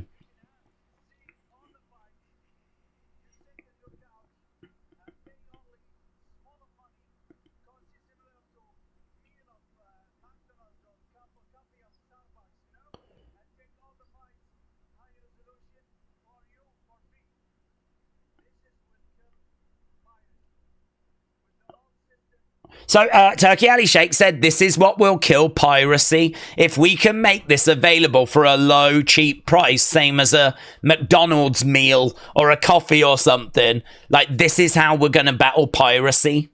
I think piracy is a bit of a problem, isn't it, for them? It's going to be a game changer, says Turkey Ali Sheikh. So, I mean, look, maybe it will be a game changer. I mean, you got to think that the Saudis want as many people watching these shows as possible because they want to promote Riyadh season. They want to promote Saudi Arabia. Like, that's the whole point of Riyadh season. It's just all tourism, promotion, propaganda, sports washing type stuff. But so they want to promote, like, you know, that's the whole reason as to why they're in boxing, to bring the big fights to their country, to get people thinking positively about Saudi Arabia. So it makes more sense to have more people watching. But obviously, you know, they've got to cover costs as well. I think Saudi will eat some of those costs, to be honest. So, yeah, there we go. Just a bit of an update in regards to what the future might hold. And who knows? I mean, maybe boxing has got some real growth on the way. Because if you have, like, lots of events advertised with fighters that people care about on a regular basis on a platform that's very, like, you know, achievable to subscribe to, maybe we could really get somewhere with boxing. Perhaps boxing could really, because boxing's been in the doldrums really throughout the 2000s. I don't think the 2000s have been a brilliant time for boxing. Even the promoters are like, boxing was struggling until the Saudis got involved. But yeah, maybe the future's quite bright. They have absolutely shaken boxing up, the Saudis. Right, A. Jobson said, I'm going to take Usyk at minus 350. And I'm taking Lawrence Okolie at minus 230. Right, the hardest segment on Impact, teasing leaving Impact. Do you see them coming to WWE at SummerSlam? There was a word about them working the summer. So there was word about them coming in and working at WWE for a bit. I remember Matt Hardy earlier this year saying that there'd been conversations and that there was a plan in place. So I've thought for all year there was a chance that they could come in and do something in WWE.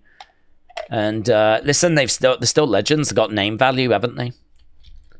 You know, they can absolutely come in and have a little run. So, yeah, I don't think that's impossible. And actually, them against the Wyatts, I think, would make a lot of sense.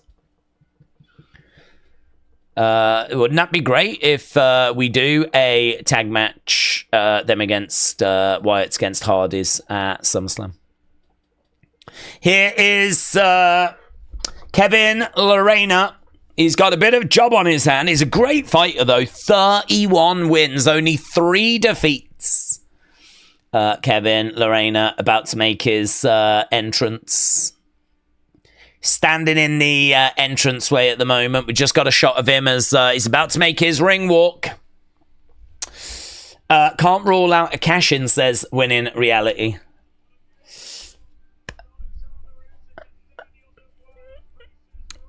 Okay, there we go. Kevin Lerena is just jogging his way.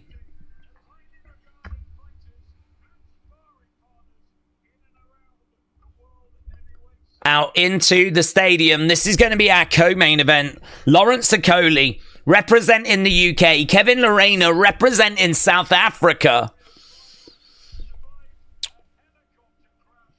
Let's go. Chris said UFC tonight. No UFC tonight for us, buds. Nightmare said, do we think Cena shows up to ruin boxing? I don't think so. I think he's giving his all to try and ruin wrestling at the moment. Okay, Kevin Lerena is making his way down to the ring. Did you hear that Kevin Owens had successful neck surgery yesterday? Well, that's good. That's good. Good to get an update, wouldn't it? As to when he should be back. Okay, here we go then. Kevin Lerena making his way inside the ring. Lawrence Okolie going to be coming down next. Lawrence Okolie, 76% knockout rate. It's about 50% for Kevin Lerena. Kevin Lerena not as good when it comes to his knockout potential. So this one, I think, is probably going to go long if it's going to be Kevin Lerena. Yeah, quite a few people inside Wembley right now. Nice reaction for Lawrence Okolie.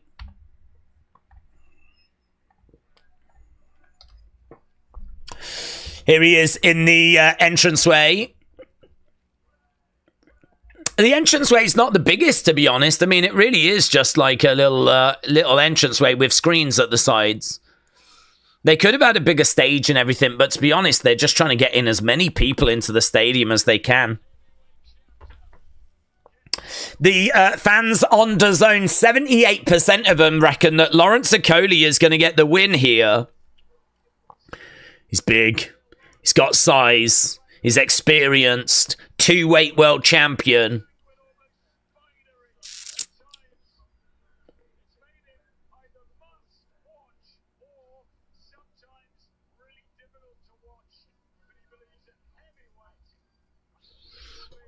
Lawrence Okolie believes heavyweight is where everything is going to come together for him. I mean, you do look at the size of him. And he is weighing in at 260 odd pounds. And you do sort of try and wonder how the hell he ever made any other division.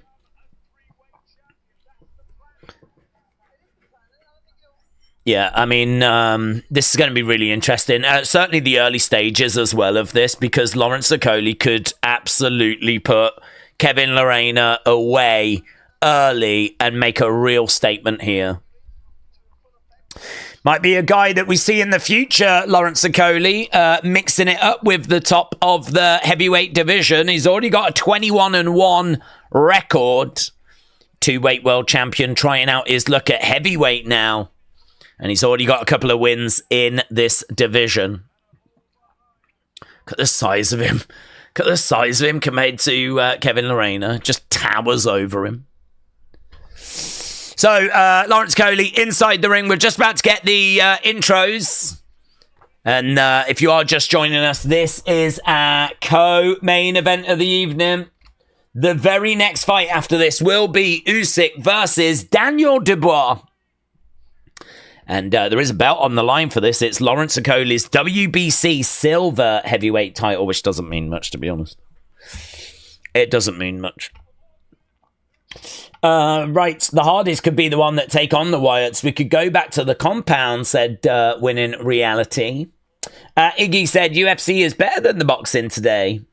Sam said, Lerena, no walkover though. Let's hope that Okolie doesn't stink this place out. Yeah, it is true.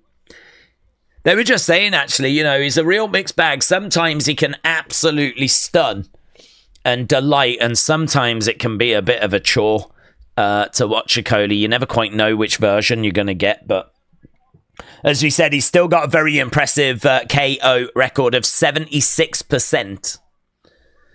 And we know that Kevin Lerena's not going to be able to stay away from Okolie because he's got to get in close. He's got to close that gap. I think that's going to give Okolie opportunity. So just doing the intros right now.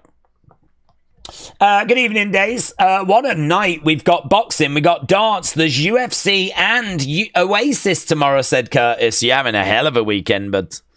Hell of a weekend. Iggy said seats are empty in the front rows. Yeah, like that's like tends to be the like VIPs.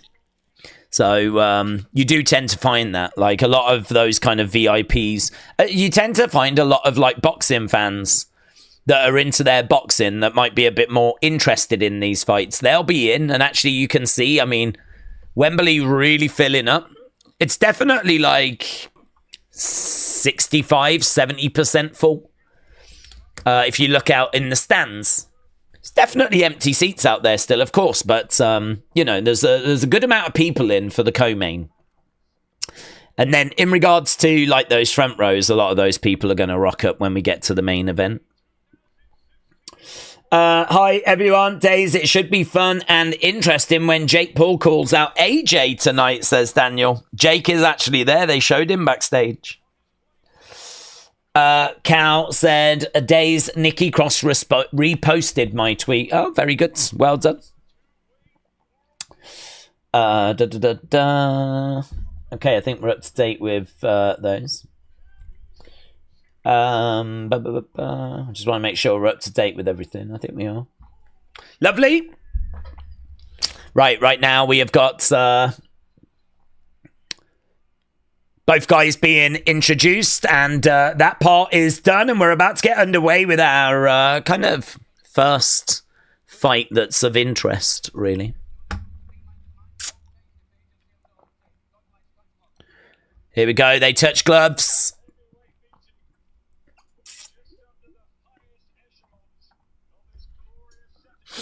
Okay, here we go. Lawrence Okolie from London. Right, Lawrence Okolie straight out into the middle as we are seeing Kevin Lerena go to the body. But right now, Lawrence Okolie, wide stance for Okolie. Right out into the center, throwing out that jab. Again, another jab coming in there by Okolie. You can see, as I said, the size difference. I mean, there's a significant size difference. Height-wise. What about Kevin Lerena is just solid, though. You can tell he's not going to be easily put away. But a nice jab there, going straight down the middle by Lawrence Okolie. Hook shot coming back there by Kevin Lerena. Jab to the body by Lerena. Both guys in the center just trying to work each other out at the moment. Jab coming in there by Okolie. Going to the body. And again, just trying to use that reach at the moment. Just throwing out a jab upstairs. He went downstairs. Kevin Lerena tried to throw in a shot, but couldn't land it. Okolie taking a couple of steps back. Jab's coming in there by Okolie. Trying to close that gap. Lerena covers up a little bit. Presented a bit of an opening, but Okolie could not capitalize on that. Right now, jab down the middle there by Okolie. Kevin Lerena in the middle of the ring as Okolie continues to throw out that jab. Jab going straight down the middle again there by Okolie. Kevin Lerena trying to find a way forward. Nice body shot coming in there by Okolie. Referee coming in looking to separate both fighters. Just in a clinch at the moment. Not really much to separate these guys. As I said, just working the jab at the moment. I mean, I'd say that both guys are relatively comfortable. I feel like Lawrence Okolie, though, is working the jab more. And may just be shading this. There's a nice right hand he just gets through. And again, some big shots there by Okolie. Into a bit of a clinch. As a referee coming in looking to separate both fighters. So Lawrence was able to get his jab off and follow a big right hand behind. Nice block there by Kevin Lerena. And again, just sticking out that lead hand at the moment, Lawrence Okolie. Just really giving Lerena something to think about. Jab going downstairs to the body. There's a quick hand that comes in there by Kevin Lerena. Low blow coming in. Look low. Right now, no complaints, though, by Kevin Lerena. As, again, that... So what he's got is he's got that lead hand, that left hand. He's sticking it right in the face of Kevin Lerena. He's trying to mask the right hand that comes in behind. So he's shoving the left right in his face so that he disguises that right. And that right has been thrown and connected a few times, sometimes on the guard. But Lawrence Okolie just looking quite comfortable in the early stages. End of round one, and That feels like a Lawrence Okolie round to me. Not loads in it. Certainly, I don't think Kevin Lerena is going to be too concerned. But I just feel like Okolie was getting through with some bigger stuff there and was the one that was kind of dictating the pace of the fight. So first round down. No drama for either fighter in the early stages. But as I said, I think Okolie gets that. Morgan said, is the Usyk fight next? It is, yes. Usyk fight next. He said, Wembley is huge. Yeah, 90,000. And obviously you've got the floor as well. I mean, I think, like, I don't know, actually, if it would be 100,000 in total. I mean, I don't know where you would be losing out on seats. I suppose there's maybe the odd section that they've got to give to cameras and whatever. So it's probably 90,000 in total, I would imagine. Right, here we go. Underway, round number 2. We got Okolie right in front of Kevin Lerena. And I think it's just going to be more of the same here as he's constantly throwing out that left hand. That left hand is really dictating the fight at the moment. He keeps putting that left hand out there, and he's really giving Kevin Lerena something to think about. Kevin Lerena just charges forward. Lawrence Okolie grabs him, and we're into a clinch. Right now, Lawrence again out there, throwing out that left hand, shoving it straight down the middle, using it as a jab. And again, we've got Kevin Lerena on the outside, circles round. Nice 1-2 straight down the middle, but it's right on the guard there by Lawrence Okolie. Kevin Lerena trying to lunge forwards. He's being kept back, though, by that lead hand. So it means that if he wants to get in, he's really having to reach. Nice defense there by Kevin Lerena as Okolie went to the body. And again, tries to charge in. It's really hard work, this, for Kevin Lerena. Lawrence Okolie is keeping him back with that left hand. And what that means is that he's out of range. So he's having to try and slip it and get in. But if ever he does, Okolie just grabs him. Like, there's not really the ability for Kevin Lerena to actually slip and get a shot off. At the moment, he's not proven to be quick enough or dynamic enough. He's too flat-footed. I think actually what he needs to do, he needs to be on his toes. He needs to be changing angles a little bit, and he needs to be switching. At the moment, just standing in front of Okolie, like he's doing, just means that Okolie can just keep him there. And if he does move, it's too easy to telegraph. If he does just move, well, you just grab him. But actually, if he was moving around, if there was a lot more movement, if it was like hard to pin him down, he might be able to slip and get in a little bit easier. But at the moment, it's all too slow. It's all too plodding. It's all too flat from Kevin Lerena. Okolie, again, using that lead hand, keeping Lerena back. Lerena does manage to slip it, but again, as soon as he does into the clinch, shots coming into the side of the heads. Yeah, commentators now saying too flat-footed, and I completely agree. Gotta be on his toes. Gotta be approaching from different angles. He's just not allowing this fight to be unpredictable. He's not allowing himself the opportunity to slip that left hand. Again, here we go, up against the ropes. Body shot coming in there by Okolie. Okolie starting to let his hands go a little bit there. Lerena having a little flurry, but not much. Okolie backing up there. End of the round. There was a hook shot right at the end. I think it's another round to Okolie. I think he dictated most of that round. Couple of little moments for Lerena. Get your movement side to side. Move.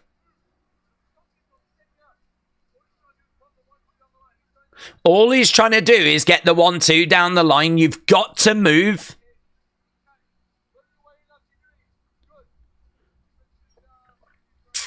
Yep, good. I agree. Too flat-footed. He's just standing in front of Okolie. Okolie is just dictating the fight by just keeping him there. He's got to make this more dynamic. Okay, round number 3 coming up. Let's see what Kevin Lerena can do. I'd say at the moment he's down. Here we go. It is lovely shots of Wembley right now as it's really starting to fill up. Jab coming in there by Lawrence Okolie. Again, using that lead hand, and Lerena.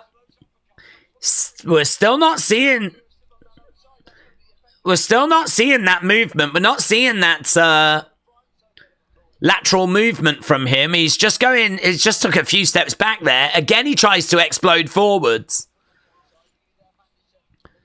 I don't get it. I really don't get it. I really don't understand why we're not seeing that kind of side-to-side lateral movement out of him. Okolie with the nice body shot there.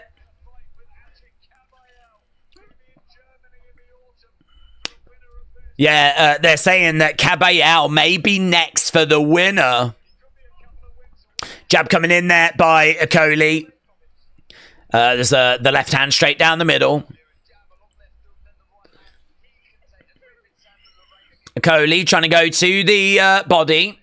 He's keeping it quite tidy. Left hand hook shot, but it bounces off the guard by Lawrence Okolie. Lerena, again, trying to keep it tight. Just walk forwards. Is not doing what his corner asked of him. And actually, that's starting to frustrate the commentators as well. So God only knows what it's doing for his corner. Kevin Lerena is being separated. Lawrence Okolie again. Jab coming in there as he's trying to find a way forward, but straight into the clinch. As soon as he gets close, it's clinched up there by Okolie. Shot coming into the body there by Lerena. Into the clinch, Okolie. No joy at the moment as the referee again separates them. No fireworks out of Okolie. No big shot. I mean, he has been comfortable in the fight and he's been dictating the fight, but nothing in the way that kind of really, you know, makes him look like a killer. Makes him look like he's going to be a major problem. Shot coming in. I mean, it's one of those, it's risk-reward, isn't it? This is a banana skin. Really, you just got to get through this fight. Body shot coming in. Gets out the way. Lawrence Okolie circles round, goes to the body. Upstairs there by Kevin Lerena, and referee coming in, looking to separate them. You see a bit of damage, a bit of blood on the side of the face there of Kevin Lerena. Shot coming in there by Okolie again. Looked like we were starting to just go through the gears a little bit, and it feels like we need to. It is very disciplined. It feels very patient. Nice little shot coming in there by Kevin Lerena, though. He did manage to get a hook shot through. Referee is in as the bell has sounded. I gotta be honest, there's not really too much there that you can score. I don't think there's like loads of like a big gap or anything. I just think that for me, Kevin Lerena needed to make some adjustments, certainly with his lateral movement. Going from side to sides, it feels like he's just flat-footed and he's standing in front of Okolie and he's not getting much success that way. And to be honest with you, I didn't see much in the way of adjustment there whatsoever. So it feels like it's just more of the same. Daniel Dubois has just been shown on the screens inside Wembley, and there was a little cheer. I think the fans are going to be with Dubois, but make no mistake about it. Usyk has got plenty of support inside that stadium.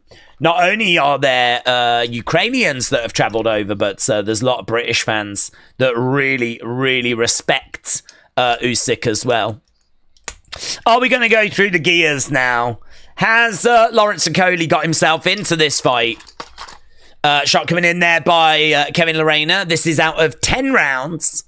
So we're in round 4 of 10. It's not a 12-round fight, this one. 10-round fight. And right now we got Okolie in there. Throwing out that lead hand. He's trying to throw that right behind, and he does. Gets it through down the middle. Another jab coming in there by Lawrence Okolie.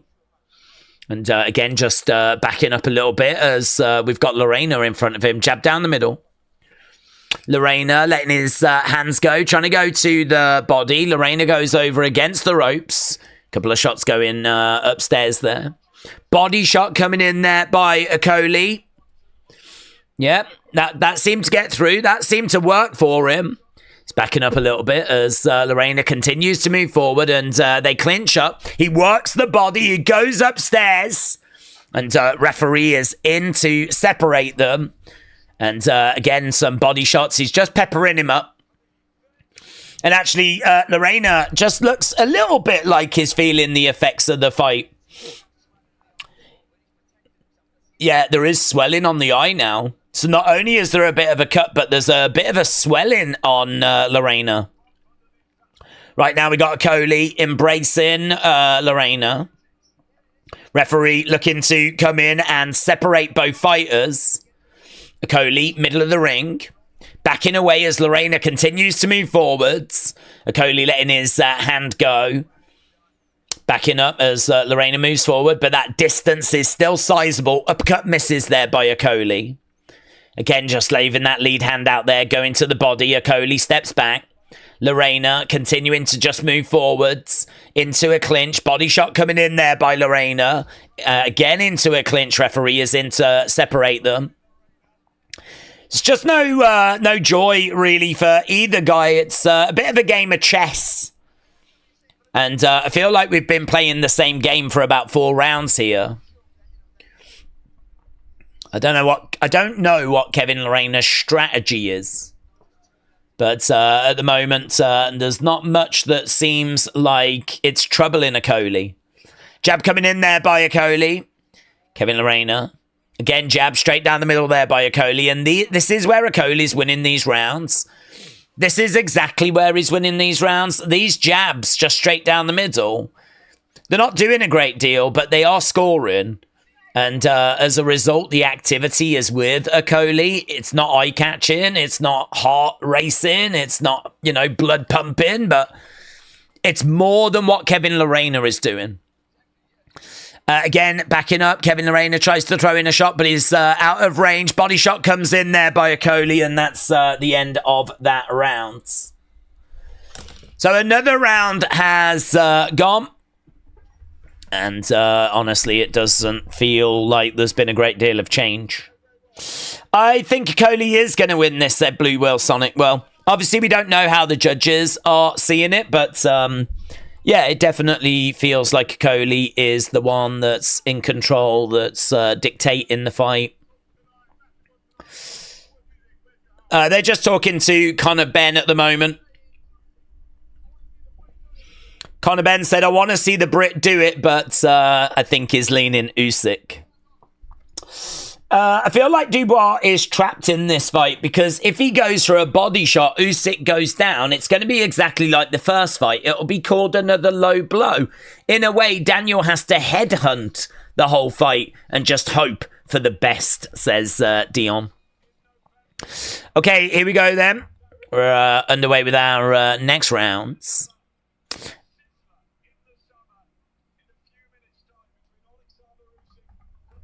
Jab coming in. Oh no, why's that clock not working? Lawrence Okolie is again looking relatively comfortable. There we go. So what they're saying on commentary is he's just doing the basics. Jake Paul is ringside. Jake Paul is ringside for this fight. Body shot coming in there by Lawrence Okolie. Gordon Ramsay is in the second row. Front row, right in the middle is Turkey Ali Sheikh. Okay, right now Okolie looking for an uppercut, but no joy. He's just keeping Lerena back, but he's keeping him a little bit too back for that. Hook shot goes onto the guards. Couple of jabs coming in there by Okolie. Okolie not willing to take too many risks in this fight. He's keeping it tight. He's keeping it tidy. He's keeping it patient. I think he's winning the fight, so I suppose in a way it's hard to kind of ask for more. Nice body shot coming in there by Okolie. Lerena is kind of keeping his guard up and is kind of leaving the body a bit exposed.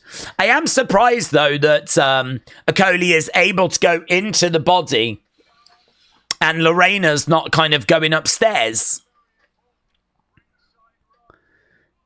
Right now, Okolie backing up, taking a few steps back. Lerena in the middle of the ring. This thing not presenting the fireworks we were hoping for, but a nice body shot. Nice hook shot as well there by Okolie. And actually, Lerena does respond with a shot of his own there. More shots coming in by Okolie. Yeah, that's a nice right hand by Okolie. Again, I think that falls on the guard, though.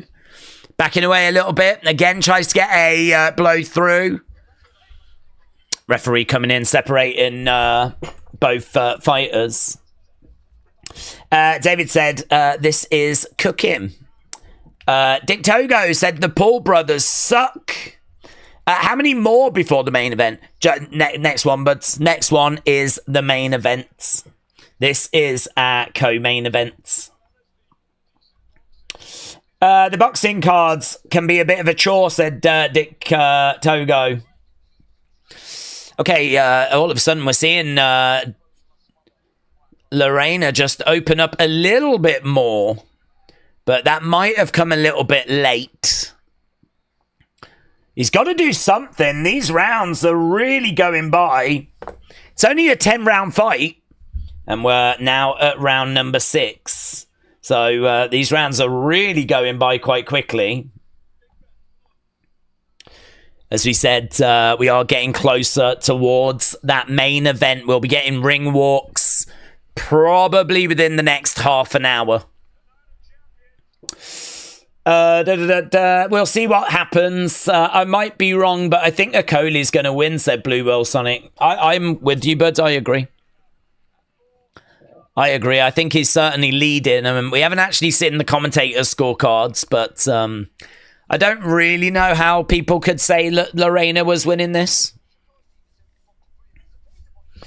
Okay, here's Okolie stepping out again. It's one of those where this is a real banana skin for Okolie. Like, this is a real problem for Okolie. This is one where he really could trip up and slip up. And so he's got to make sure that he keeps it tidy. He's got to make sure that he's keeping it... jab coming in there by Okolie. Being patient, not doing anything reckless. The most important thing is the win. But it would be nice to have a few more fireworks than what we've seen here, to be honest. Right now, referee is in again, looking to separate both fighters. Okolie with a jab there. Jab coming into the body there by Kevin Lerena. Okolie again jabbing into the body as Kevin Lerena takes a step back. Little feint there by Lawrence Okolie. Lawrence Okolie backing up. Nice shot straight down the middle there by Lawrence Okolie. Shot coming in there by Kevin Lerena as Kevin Lerena bounces around Okolie, moving forwards. And jab coming in there by Okolie. And again, he's just putting out a jab and backing up a little bit as we're seeing Lerena continue to move forwards. Okolie on the outside, circles round, hook shot, follows it with a body shot. And again... And again, a few steps back as Lerena continues to try and move forward, but can't offer anything.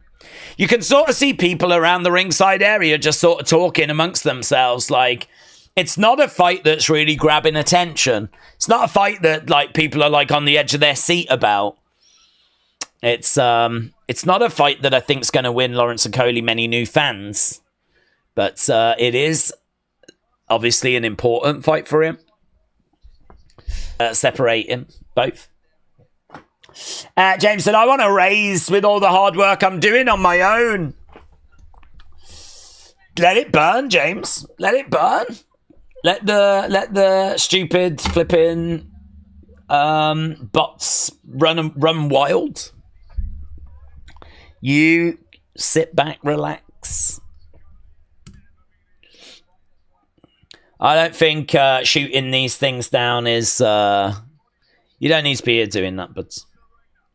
It's appreciated, but... yeah, if you want to sit back, relax, I wouldn't worry about it. I can try and shoot down some that I see as they pop up. Right, again they're clinching and the referee's in as we get to the end of round 6. And once again, really not much in the way of progress here. I just don't know how you give any of these rounds.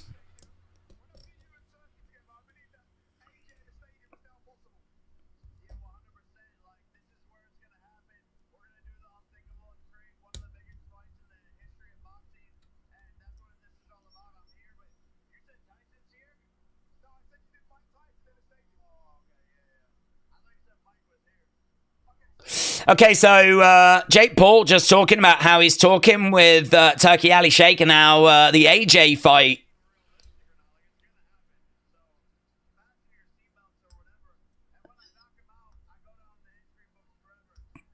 Jake Paul said it's going to happen.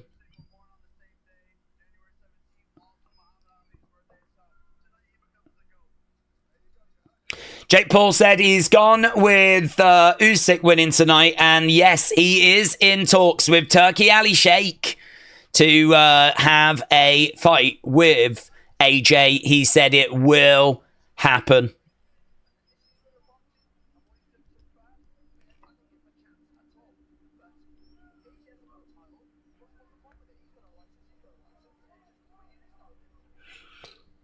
Yeah, commentators are like, listen, if that does happen, I don't give Jake Paul a chance at all. But in this era of boxing, you know, why not? AJ could be the world's hero. Imagine that. AJ Styles. Anthony Joshua could actually go on to like give the world the gift it so wants. And that is the brutal knockout of Jake Paul. I wonder what that would do for Anthony Joshua's legacy. Probably not much, to be honest. Probably not much, but I think it would certainly be appreciated.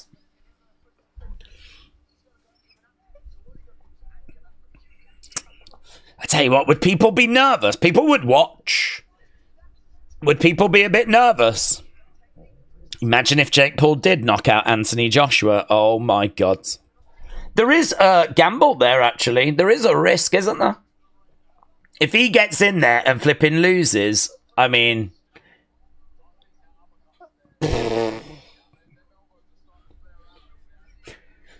He doesn't need the money. I don't know, man. I don't know. You could be the world's hero and give the world an amazing gift. But equally,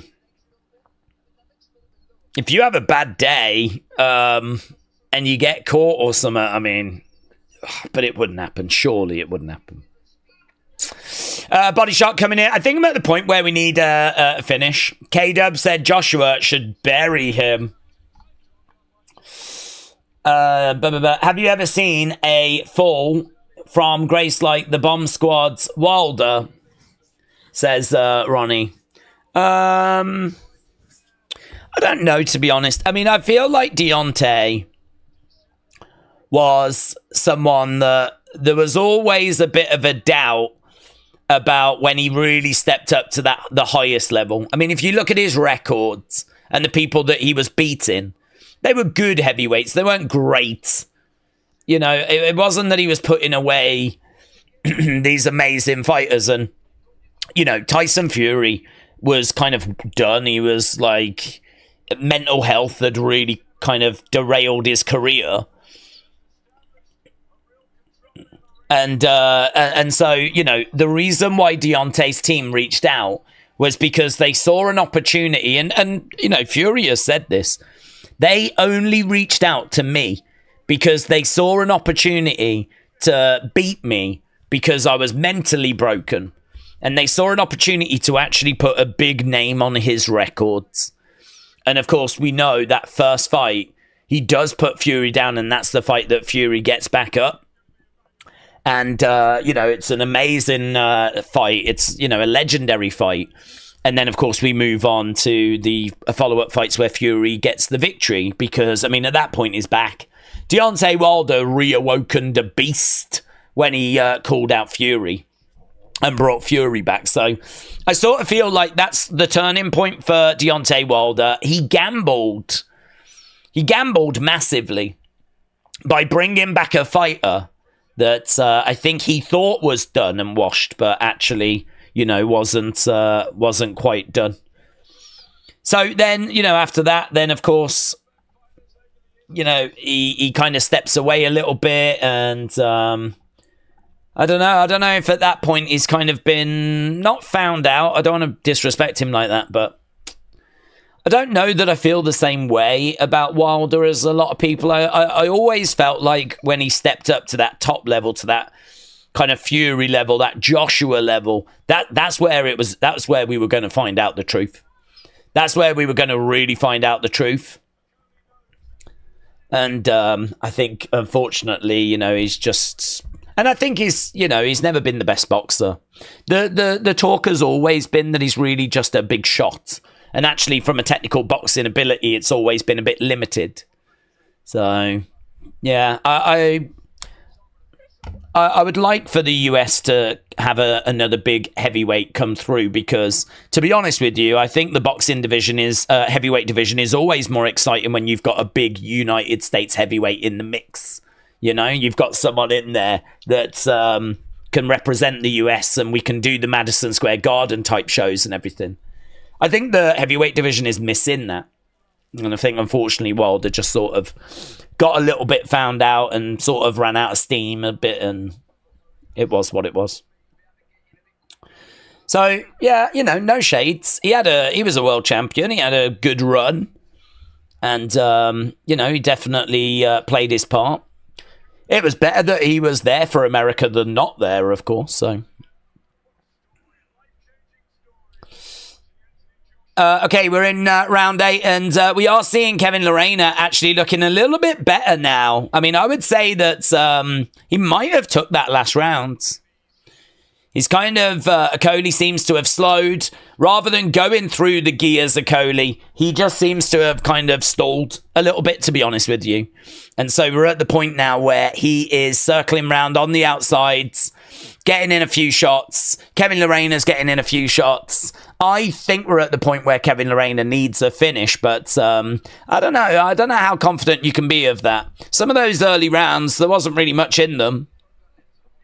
30-odd seconds left to go in round number 8. Would you agree this is a night to announce Fury Joshua, said Dion. I would agree that if you've got that fight planned, then yes, this would be a night to announce it. I don't think that's the fight they're doing, though, to be honest with you, buds. I don't think they're doing that fight. The streets seem to be suggesting that Fury's going to come back and he's going to take on Usyk. I actually don't know if it's going to be Fury Usyk and if it's going to be Jake Paul against Anthony Joshua. We just interviewed Jake Paul, and he's like, it's happening. It's going to happen. He's talking to Turki Ali Sheikh. There's going to be serious money involved. There's Oleksandr Usyk being shown. Yeah, there's going to be serious money involved in a fight that involves Anthony Joshua and Jake Paul.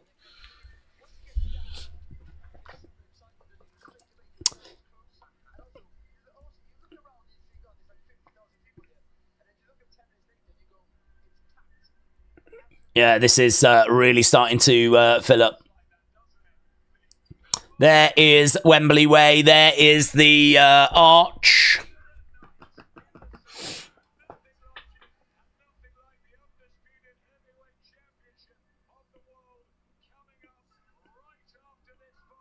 So here we go then, round number 9, and the commentators were just saying there's nothing like London at night. There's nothing like a World Heavyweight Championship fight at Wembley Stadium. I mean, I'm not sure that's true. I'm pretty sure you could do a World Championship fight in most stadiums, and it would be the same. But, they're just bigging it up. Kevin Lerena in the centre of the ring with Lawrence Okolie on the outsides. They are just saying they'd like to see him go through the gears. But,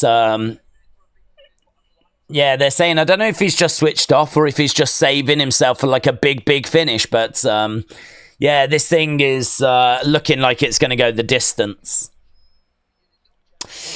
Right, Usyk to win the big one, said Reese. It would be an amazing way to announce it if they are in that fight location. Days, how do we feel about this match? This one that's happening now, the fight that's happening now. I think that it is a good fight, in the sense of like a good test.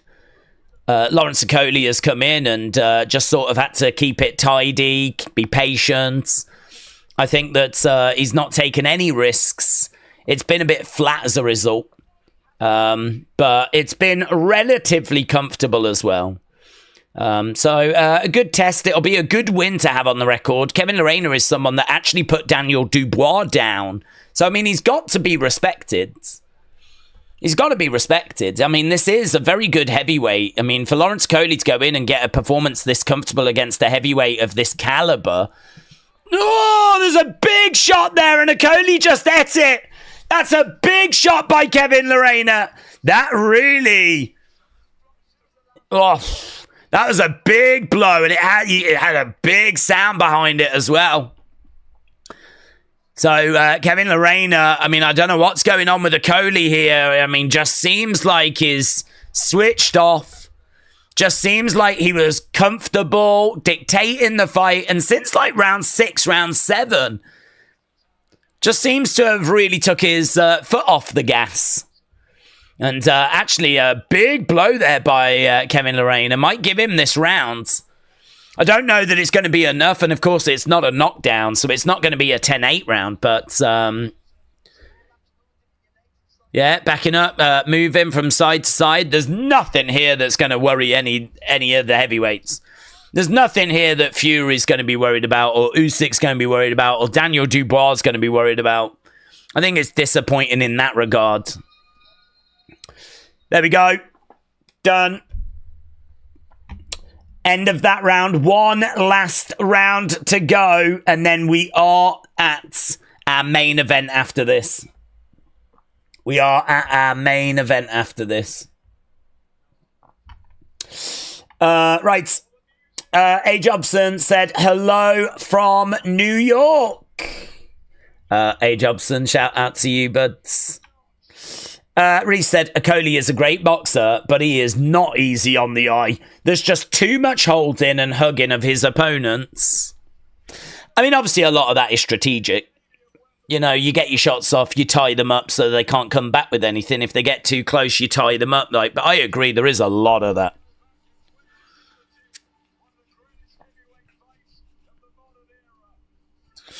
Right, here we go then. The final round, round number 10. We're about to get underway with the final rounds. I think Lawrence Okolie is winning this, is edging this. Kevin Lerena, I think, has actually enjoyed maybe the better of the kind of more recent rounds, though.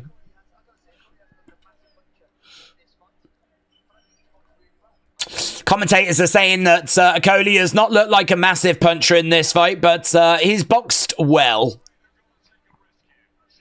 Right, we also haven't had a look, have we, and seen how we're doing in regards to the poll. The poll at the moment is coming up to 800 votes. So keep getting your votes in.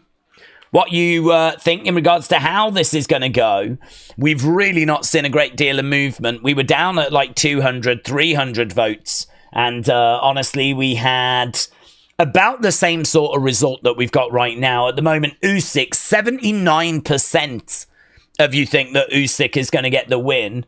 It's really close, though, between finish and decision. At the moment, 42% of you think it's going to be Usyk by decision. 37% think it's going to be Usyk by finish. So, overwhelmingly, Usyk is the favourite, according to you guys. I agree as well. I think Usyk is the favourite. But it is very, very close if he wins by decision or finish. Decision just edging it. And maybe Daniel can take this the distance this time. We were talking earlier about how Daniel can still have success even in defeat. You know, obviously the ultimate is for him to win. I mean, it's kind of win or nothing.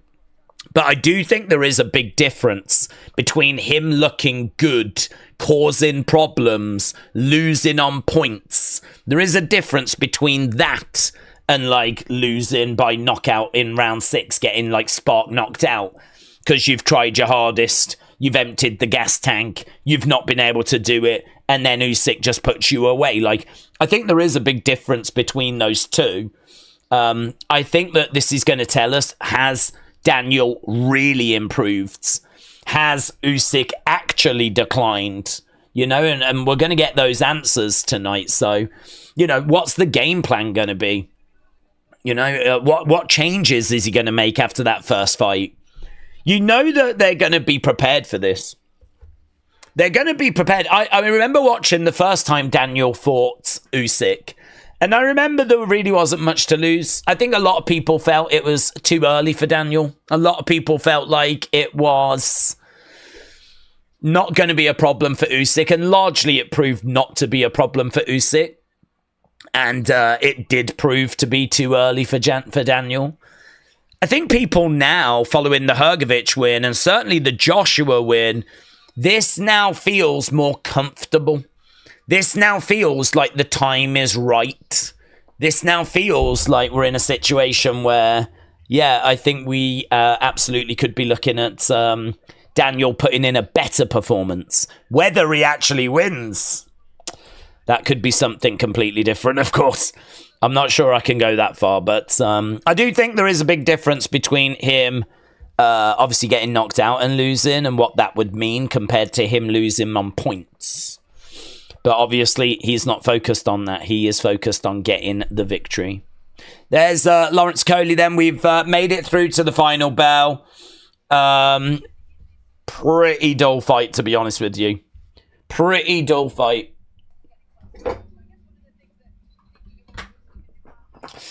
They've just kind of cut over to Lennox Lewis, and they're just talking at the moment about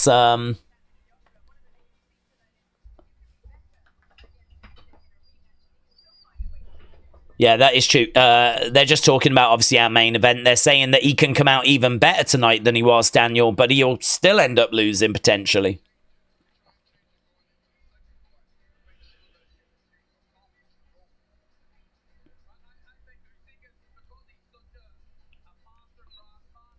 Okay. Do we think people don't care for Usyk Dubois 2, as this is the lowest numbers I've seen for a boxing stream, said Asib? I don't know, to be honest, but I don't know. I don't know if it's the fight or if it's the fact that, you know, we are a predominantly... I think the truth is, every year that goes by, there are boxing channels and boxing communities that continue to grow, and I think the same is true with UFC as well. I think as the years go by, UFC streams and boxing streams become harder and harder and harder for us because, you know, those other communities are growing and they should be growing, you know? I think, so there could be a degree of that where, you know, we're not a boxing community. We don't talk boxing on a regular basis. But we do boxing quite often throughout the year. So it's one of those, there could be a degree of that. But then also, I think because there's no American involved, that obviously always hurts. We've got a larger American kind of community as well. I do agree. I think a lot of people have looked at it and gone, I don't really give Daniel much chance. I don't think Daniel has got like a massive name about him. He's not Fury. He's not Joshua. I know he's got a win over Joshua, but maybe he needed a win over Fury as well. Perhaps we needed to get him out there doing a bit more press coverage. You know, it's one of those where we're at Wembley and we've managed to sell out Wembley. But is this something the world is tuning into? Don't know. I don't think so. I think this is maybe specific to the UK market and obviously Ukraine. And I think if you're into your boxing, like, you'd be into this. But actually, is this going to have crazy casual fan interest? No, to be honest, I wasn't really expecting it to have big casual interest. It is for the heavyweight boxing championships, but if you're American, like, and you don't have like a guy in the fight, that's obviously going to hurt, isn't it? really then you're leaning on star power. You know, people might tune in to watch Fury. They might tune in to watch Joshua because they're big names. But has Dubois made that sort of an impact? I don't think he has. No, I don't think he has at all. The Joshua win will definitely have moved the dial. But yeah, I don't think that it will have changed much drastically. More work to be done for him. But he's still a young man, isn't he? So I think there's a bit of a mixed bag, to be honest.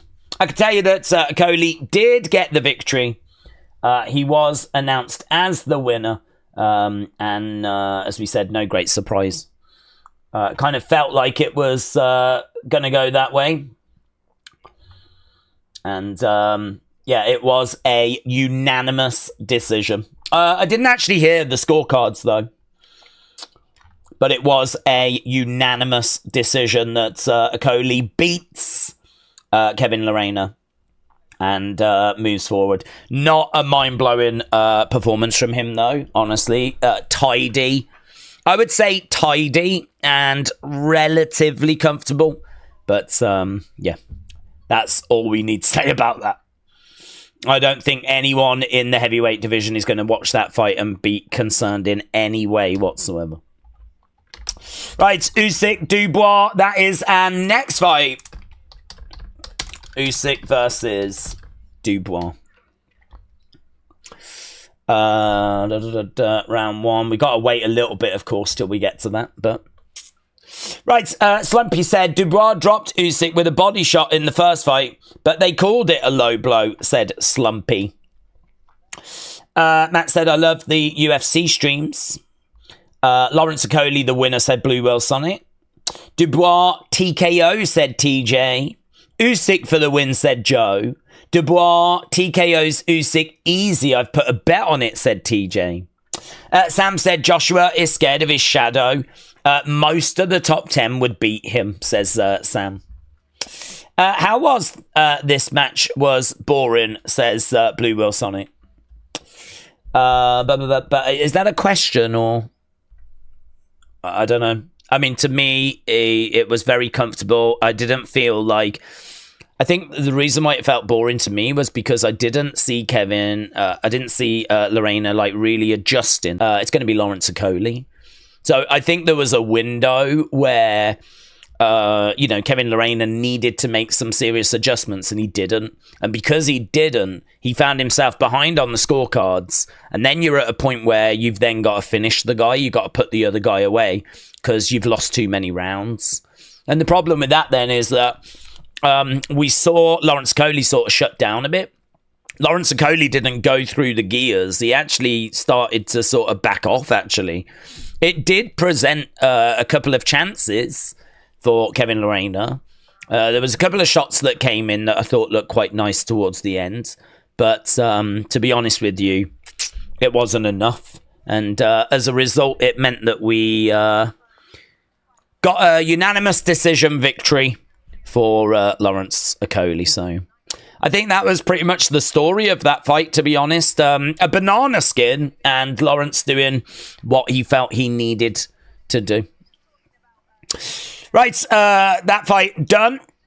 King Yeti, hello, my friends. King Yeti said, Days, how are you? I'm good, thank you. Looking forward to the fight that's coming up. Looking forward to our main event. This is what it's all about. No one has been joining us for the undercard. In fact, we haven't really paid the undercard any attention.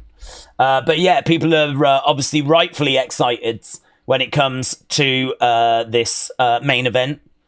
Certainly here in the UK. As I said, it might not have grabbed kind of worldwide attention, but obviously this means a lot to the UK. Who do you want to win, said Graham. For me personally, I want it to be a victory for... I want it to be a victory for Dubois. I do want Daniel Dubois to win, but I am a little bit concerned, to be honest with you, that Daniel is... I'm a little bit concerned that Daniel is not going to get the job done here. I mean, I think it's a big, big ask. I think it's a seriously big ask.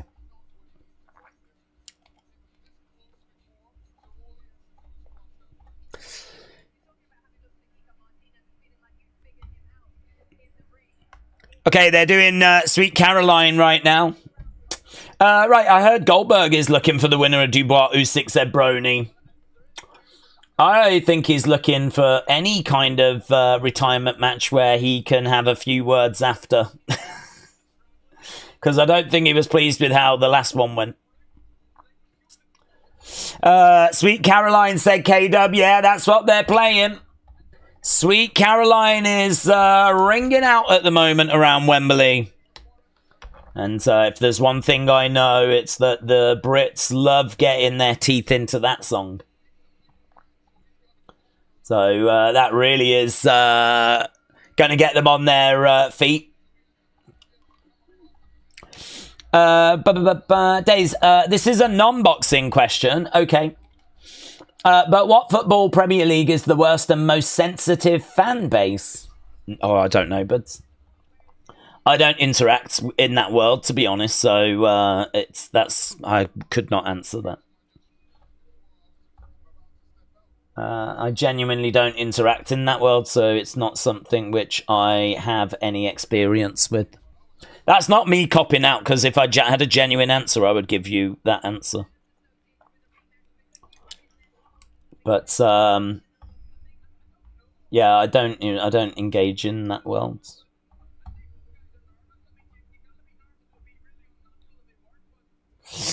Right, there's Daniel.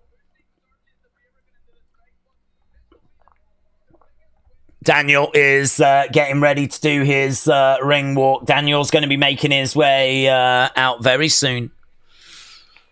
I'm guessing Daniel comes out first. Lennox Lewis said, if he can get the win here, it changes his career. So, Sweet Caroline blasting out. We are getting to 10 o'clock. I mean, we really can't afford to be waiting too much longer, to be honest.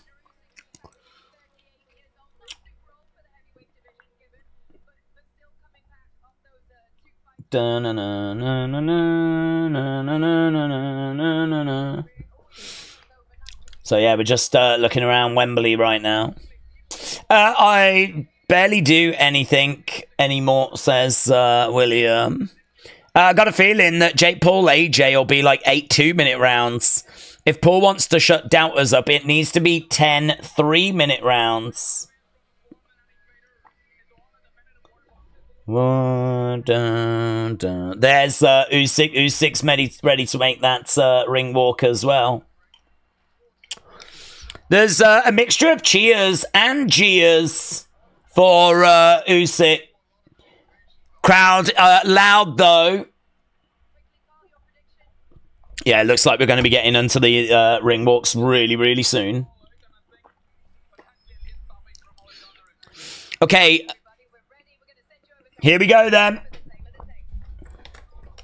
We're going to be getting ring walks. Wembley is looking fantastic.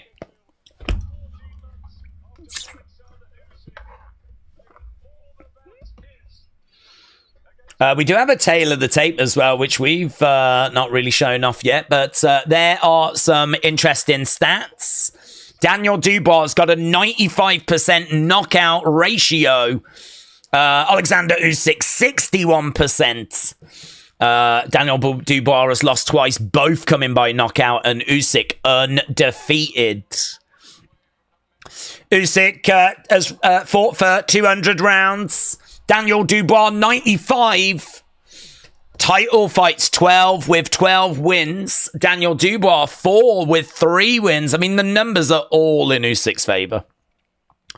They're all in Usyk's favour. Okay, we've got the Ukrainian anthem being sung right now. So, the Ukrainian anthem. I don't know. Oh, right, she's on the stage. I was going to say, I don't know where this woman is. I don't know who this is either. I don't know if she's some famous Ukrainian singer.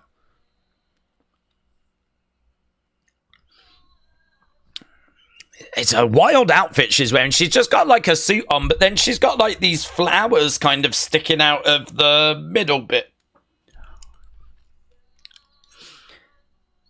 So there's the Ukrainian flag on the screen. The Ukrainian colours lighting up Wembley. Yeah, take that, Putin. Take that, Putin. You boomer.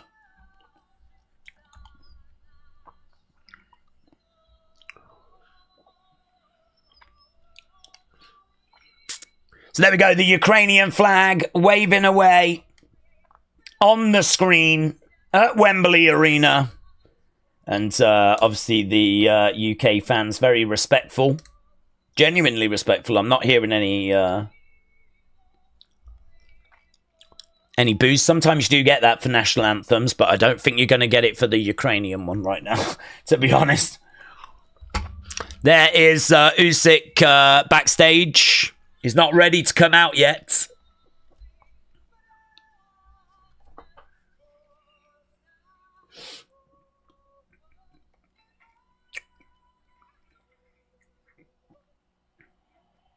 There we go. And there's a warm applause for the Ukrainian anthem.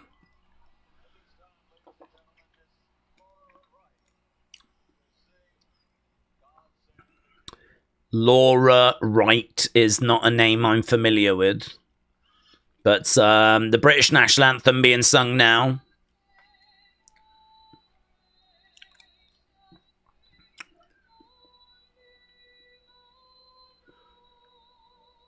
She's all right. I don't hate her voice. I don't know her.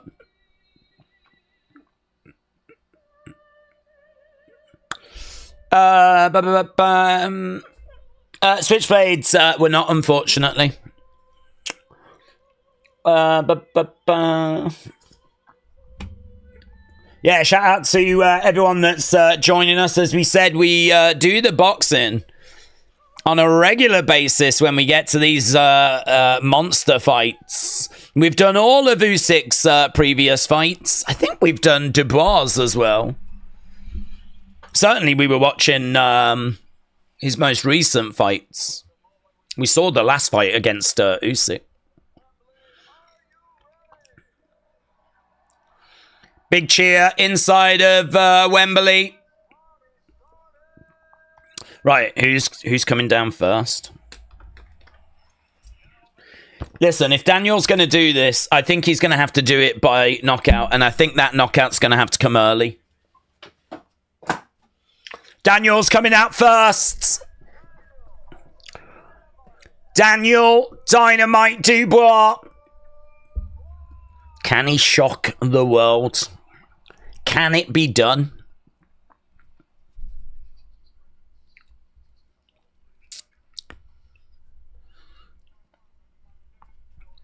This is my time. This is my redemption story. At this level, there aren't easy fights. I mean, no one is saying this is going to be straightforward for Usyk or easy for Usyk. But it just comes down to who's most likely to get the win, and I think that is Usyk. It is worth mentioning, though, I believe it was Wembley where he beat Anthony Joshua. This is a ground, a venue that carries very, very good feelings for Daniel Dynamite Dubois.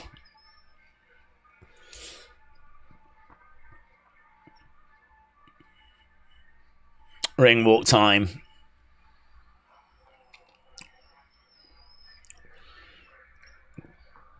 Are these dancers, are they? We've got, like, they look like archers to be on the... So we've got a bit of a platform inside Wembley, a giant screen.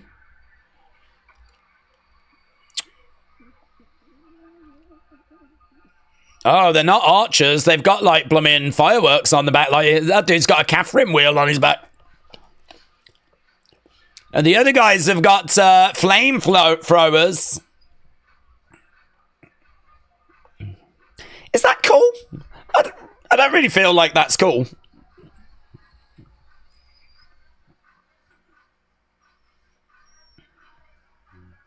Is this chase and status? think it might be chasing status. That dude's got flares.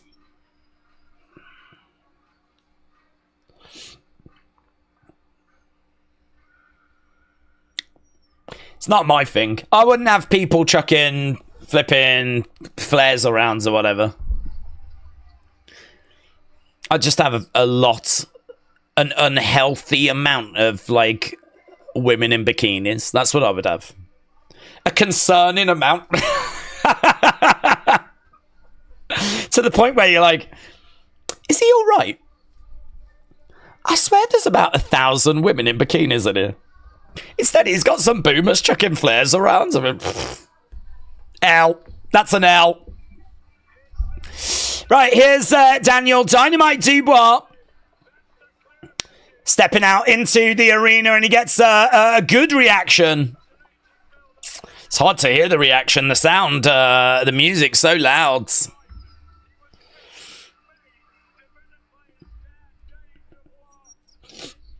He was made, he was built, he was developed for this day. That is true, actually. His dad has really guided his career. And this is a guy that really has been sort of bred to be a heavyweight champion. Since he was young, you know, it really has been a case that they've given everything they can to train him and get him to this point.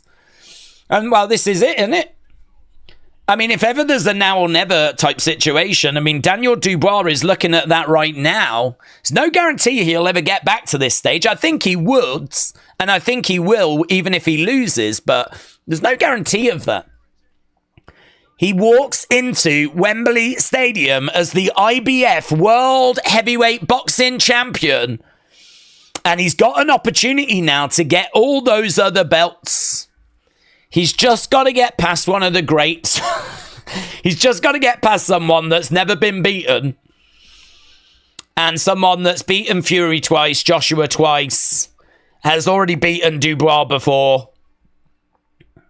But, I mean, if you look past the detail like that, if you just ignore those facts, it should be an easy night at the office for Daniel Dubois, really. If you just ignore all the obvious. Here we go, then. He doesn't actually stick around on the stage that long, and I like to see that, to be honest. I don't like it when the fighters come out and they have this big kind of hanging around on the stage and they're really enjoying their entrance. I sort of feel like just get to the ring, honestly. Like, you got a job to do. You don't need to be distracted by your entrance and all that. So he's on the stage because he had to go that way. He's straight off and he is straight to the ring. I like that. I like that from Daniel. Daniel getting into the ring.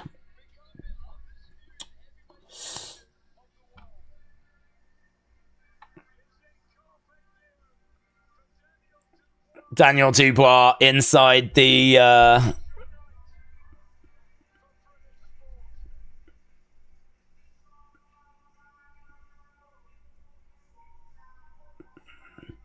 Daniel Dubois inside the ring then. We're just going to wait for Usyk to come out. Get in your thoughts. Which way you think this is going to go. Daniel Dubois has made his entrance. We've got Usyk about to make his way out. Usyk doesn't mess around. Usyk's never been one for a big showy entrance, to be honest. I don't think, this is why I'm not a big fan of seeing, big choirs and all that. They can do that in the background. You can have your flamethrowers and whatever, but I like to see the fighters come out, go straight to the ring. There's a job to be done, Got to focus on the task, man. Got to get into that state of mind. And here's Usyk then.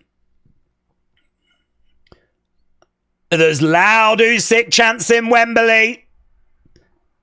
There's some people love him.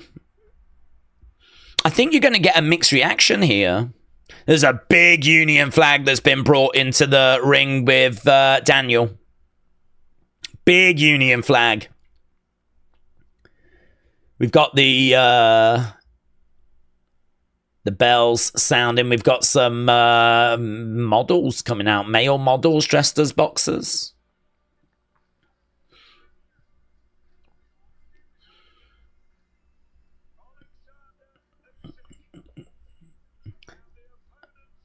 Okay, so we've got all these... we've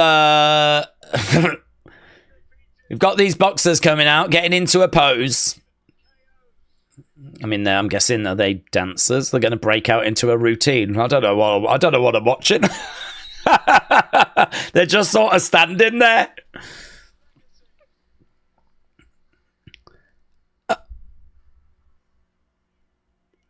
That's rubbish. Are they going to do something? No? Just move out the way. Well, thanks for coming. Jesus. There is Usyk. Do you reckon they said to Usyk, what do you want? And he was like, I'm not bothered. Just do whatever. And so they've just gone and got some guys, dressed them up in robes, and they've literally come out and done nothing. There we go. Usyk gets the nod and starts making his way. The commentator says, enjoy this most special and exquisite sporting icon. I mean, it is very true, isn't it? We don't know how many times we're going to see Usyk fighting in the future. He's achieved everything there needs to be achieved. I've heard plenty of fans saying there is nothing left for him to do. There's no other mountains for him to climb. And I wonder if this is the final time. I wonder if this is the last time he makes this walk. I think the money might tempt him to take the Fury fight, though, next year, to be honest.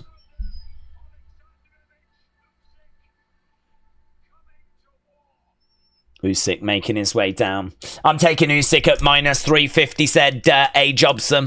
Dubois just used his last brain cell, walk into the ring, said Jobson. Usyk is looking cold as ice, said Pigeon Poo. Right, Usyk on that platform, walking on that stage. The crowd are going crazy as pyro and fireworks are shooting into the sky. And just like we expected, no messing around. Usyk walks on that stage and immediately walks straight off. There was no pause. There was no wave. There was no moment being taken. It is just all focus as Usyk also makes his way straight to the ring. Daniel Dubois did that. Usyk has done that. I feel like the promoters are trying to make this a massive show, are trying to add the sizzle. The fighters are all about the steak. They are all about getting in there and getting this job done. Usyk is inside the ring. Daniel Dubois is inside the ring. And we are just announcements away from actually getting this thing done. A fan poll over on DAZN has got Usyk winning 67%. 67%. If you have a look at our poll, we are approaching 1,000 votes, and we are currently at 77% for Usyk. So you lot are a lot more into Usyk securing the victory than the viewers on DAZN's platform. But yeah, getting your thoughts. Dubois by KO, said Gary. Joe said, I've got a risky bet on Dubois winning by split decision. Jake said Usyk is going to smoke him. I fancy a bet, but I'm not the biggest boxing fan. Has anyone got any tips? Said Tezza. It's dangerous, Tezza. I mean, look, the favourite is Usyk, and I think if Usyk's going to do it, he could do it by decision. That would be an improvement by Dubois. But I think the most likely outcome is finish by Usyk. But the thing with boxing is, you know, it just takes a little switch off in concentration. It just takes a moment for Daniel to land something clean. And the best laid plans get completely undone. There's been many, many times in boxing where unfancied fighters have managed to secure the victory and upset the odds. It would have to be one of those tonight for Daniel to join that list. But he is capable of joining that list. We've spoken a lot about how Usyk is the pick. We've spoken a lot about what he brings. We've spoken a lot about his skill set. But at the end of the day, this is two big guys in a ring throwing punches at each other. And if Daniel can get something sizable through, he has a chance. 90,000 are there because, you know, they want to see if the miracle can happen. And I don't know. I always think it's risky when you're dealing with punchers' chances. I always think it's risky. And I don't really give Daniel more than a puncher's chance. But there is still the word chance in there that is very, very relevant. So it's hard. It's really hard to make recommendations. I can only tell you that I think Usyk, by finish, is going to be the most, probably the most betted on outcome. I can tell you in our community that Usyk by finish is 37%. Usyk by decision, 39%.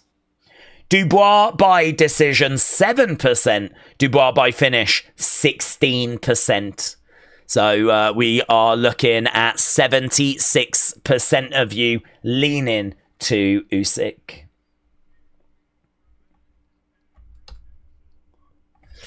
So Dubois getting his entrance, 22 wins, 21 knockouts. Daniel Dubois is bringing power. He is bringing finishing ability. And he is going to need every flipping inch of that right now.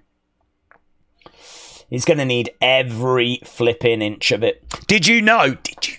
In the first fight with Usyk Daniel Dubois, out of all of the big recent fights that Usyk has had, Daniel landed the least amount of shots. He only landed 19% of his shots.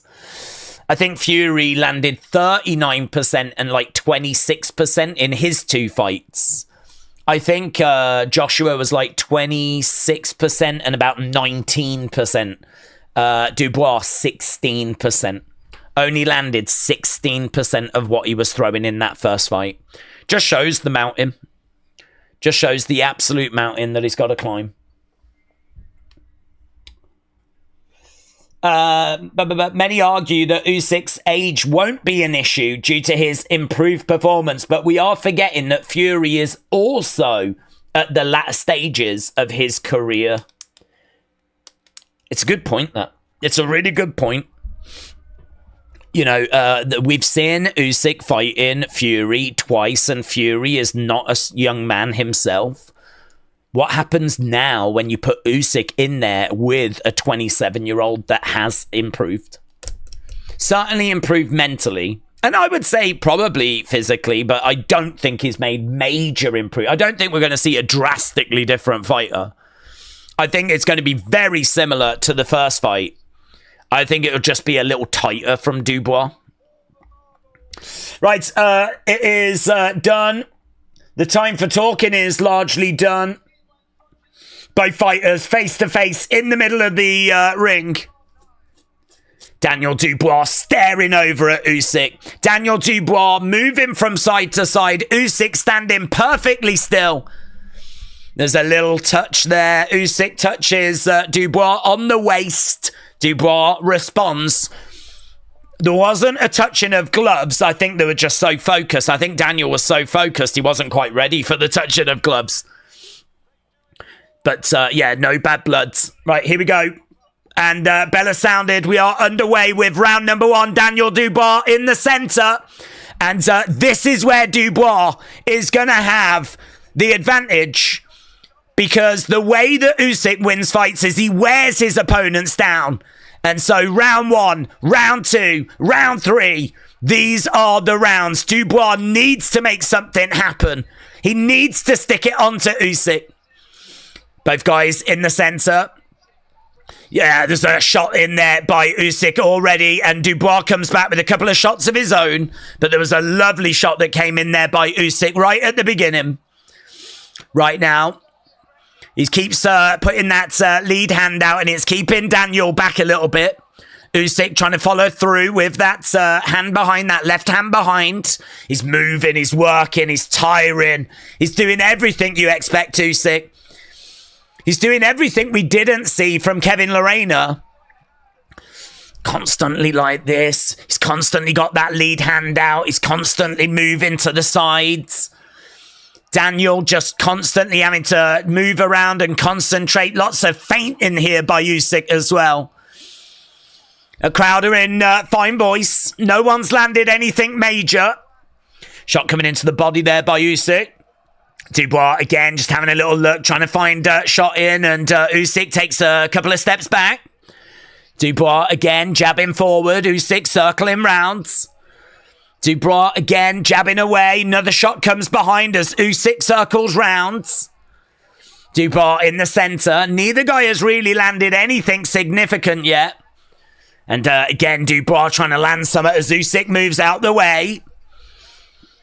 They've got to keep Daniel Dubois motivated. They've got to keep him engaged. They've got to keep him confident. He's going to get frustrated. There's a nice right hand there by Daniel, but Usyk blocked it. Usyk trying to go down to the body. Usyk head movement there. He has started really well, Usyk. He's started really well. He's right into his rhythm. Constantly moving around. There's nothing flat. There's no openings. Although he is getting backed into the corner. This is an opportunity. No, he got out. He got out. That felt really good there by Dubois. He just had Usyk back in the corner. Shot coming in there by Daniel. And again, he tries to throw, but Usyk a little bit out of range. There's a lovely left hand there by Usyk. Daniel backing up a little bit. Usyk again covering up, jabbing out, trying to throw in some shots. Real flurry of shots there by Usyk. Going upstairs. And again, he clips Dubois. There we go. Ducks underneath. I mean, this is all action. Neither guy taking a backward step. Who do you think took that? Who do you think took that first round? I think it's close. I don't think there's loads in it. I might be leaning Usyk. I think from a technical point of view, he was the one that was moving more, getting that lead hand out there. There was a couple of moments, though, where he was getting backed into the corner. A couple of shots coming in by Dubois, but I feel like Usyk was getting his shots through as well. Not the round that Dubois needed in the early stages. I think that Usyk has come straight out of the gates and has really got into his rhythm. There's no sort of trying to work out Dubois or anything. I think Usyk takes it for me. But again, nothing wrong in regards to like Daniel was like, you know, bad or anything. It's just like that 5% difference in it. You know, if Daniel has like a good round, then flipping Usyk comes out and has a great one. It's like there's a 5% difference between them in that first round. But that 5%, it never seems to go away. Usyk stepping over. Dubois in the centre. Jab coming in there by Daniel. Usyk again stepping over round the side. Constantly moving. Jab coming into the body. Jab comes back there by Usyk. Daniel again standing right in front of Usyk. You know, we're not seeing that same footwork from Daniel. Jab coming in. Nice work there by Usyk. Goes to the body. Daniel needs to know he's going to lose rounds. He's trying to get a bit of bounce in his feet there, Daniel. And again, Usyk throwing in some shots. There's a hook shot that comes in there by Daniel. Jab coming in there by Daniel. Yeah, Usyk is like water. He is just already flowing. Circling rounds. Here's Daniel. He's trying to back Usyk up against the ropes. They're just saying on commentary, how would you find any kind of sparring partner like Usyk? How would you be able to, like, prepare for this? Again, he throws the shot and Usyk's already gone. He just threw a jab there and Usyk was, like, already flipping a mile away. Daniel trying to go 1-2 down the middle. He's trying to give the crowd something here. He's trying to give himself something here. Couple of shots coming in there by Daniel. Usyk up against the ropes, but he manages to get out of there. Usyk looking to go to the body. Again, couple of shots coming in there by Usyk. This is the period that Daniel has got to capitalize on. Jab coming in there by Daniel. And again, Usyk on the outside being very watchful. He's very respectful of Daniel's power, as he should be. But at the moment, jab coming in there by Daniel. I bet that was nice. Felt like he got that through. Actually sticking that jab onto Usyk. But it's no good getting one on. He's got to double it up. He's got to get more through. Body shot coming in there by Daniel. But it didn't really have much behind it. Right now, again, Usyk in there. We've got about 30-odd seconds left to go in round number 2. And again, not much between them. Oh, swing and a miss there by Daniel. Tries to go upstairs. He's looking all right here, Daniel. Really not being, like, completely outclassed. Couple of jabs coming in. Oh, big shot by Usyk. Big shot coming in there by Usyk. Daniel, though, eats it. And there we go, end of the round. I feel like Usyk steals that round at the end. I think he was probably edging it anyway. But, yeah, Daniel just really, I don't know if he was getting a bit desperate, but I think he felt he saw an opening, tried to go with a couple of shots, and as he threw that one, a big shot came back, which prompted a reaction from the crowds. And if anyone was in doubt, the size of the challenge, I think it has really shown itself right now. The thing about Usyk as well is he just does not slow. He doesn't go away. Like, we're seeing Usyk take these early rounds. This is Daniel's best chance. These early rounds is when Daniel is going to be at his most dangerous. That was lovely. Look at that. It was a shot that came in by Daniel, but it's this overhand left that comes back by Usyk. Listen, it's a mountain. It was always going to be hard, and it's proven to be hard. Bite down on your flipping gum shields and get back to work. Daniel trying to find a way forward. Usyk on the outside, circling round. I've got Usyk taking those first 2 rounds. He is duck underneath there by Usyk, and he sort of shoves Usyk back there. Usyk kind of stumbles back a little bit. That wasn't from a shot. Jab coming in there by Dubois. Usyk is on the outsides. Dubois again in the middle of the ring. We got Usyk on the outside as Dubois. Again, oh! Seems to be a right hand there by Dubois. Don't think he got all of it, but he got something. He got something through. And again, yeah, I think he might have clipped Usyk here. I feel like there might be an opportunity. Some body shots coming in there by Dubois. Don't let him off the hook. Don't let him off the hook. Couple of times he's gone to the body. He went upstairs. I see. I feel like that, like 30-odd seconds there. That's where Dubois needed to really put the foot on the gas. Loud Usyk chants ringing out in Wembley. Couple of jabs coming in there by Usyk. Body shot coming in there by Dubois. Dubois in the middle. I feel like this might have been Dubois' best round so far. Jab coming in there by Dubois. Usyk just keeping covering up. I don't know if he's actually... Oh, big shot there by Usyk. Lovely counter by Usyk. Oh, and again. Oh, my God. Dubois just eats it, though. He's just eating these shots. He's right there, and he's got Usyk up against the ropes. Couple of lovely shots, though. I think the best shots here are from Usyk. There was a lovely right hand straight down the middle. It kind of cracks on the guard a little bit. Usyk ducks underneath. Dubois again looking really focused. Trying to go straight down the middle. Usyk again trying to cover up. Tries to throw in some shots. That lead hand coming in.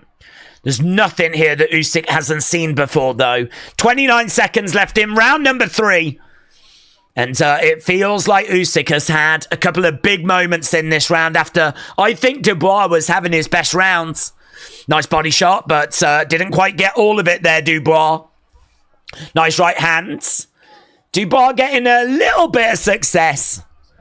Oh, but again gets clipped there by Usyk. It's kind of 1 step forward, 2 steps back kind of stuff. I think it's another Usyk round. Going to Lennox. Dubois did better. He's looking looser.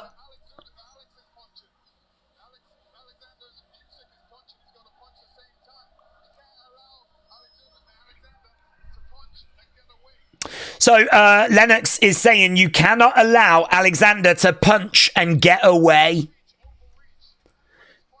He's overreaching with his punches. Work on speed instead of power. Yeah, I mean, it's one of those, and it's kind of easier said than done.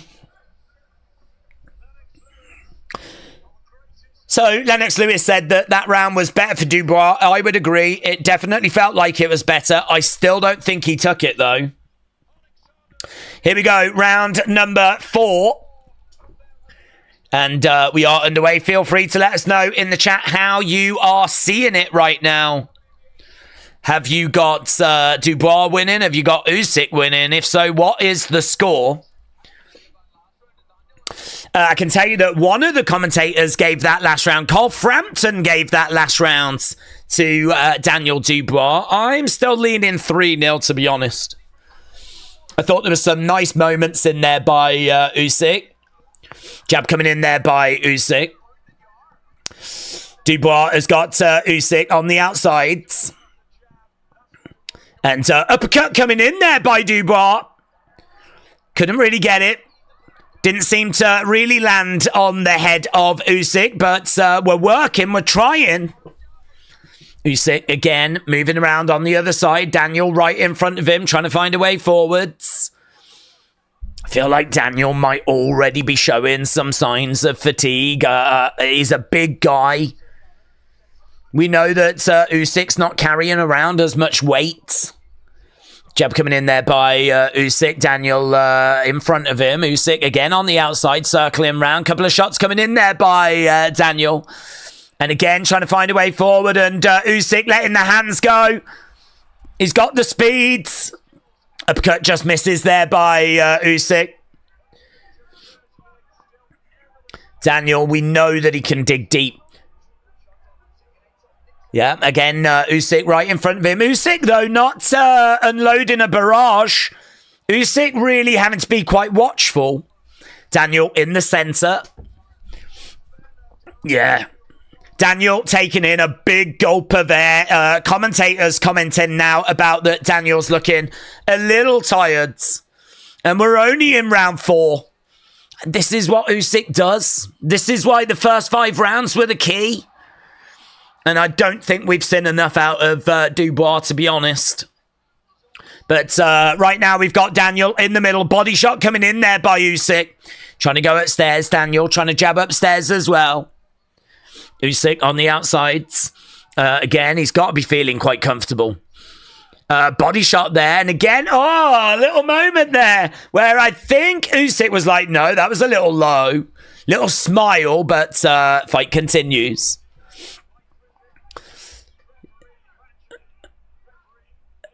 Again, jab coming in by Dubois, but he misses. Jab coming back there by Usyk. Hook shot coming in there by Usyk. Jab by Usyk. He's peppering Daniel a little bit. Uppercut, but misses. And really not much in there. I would say that was kind of a inconsequential round.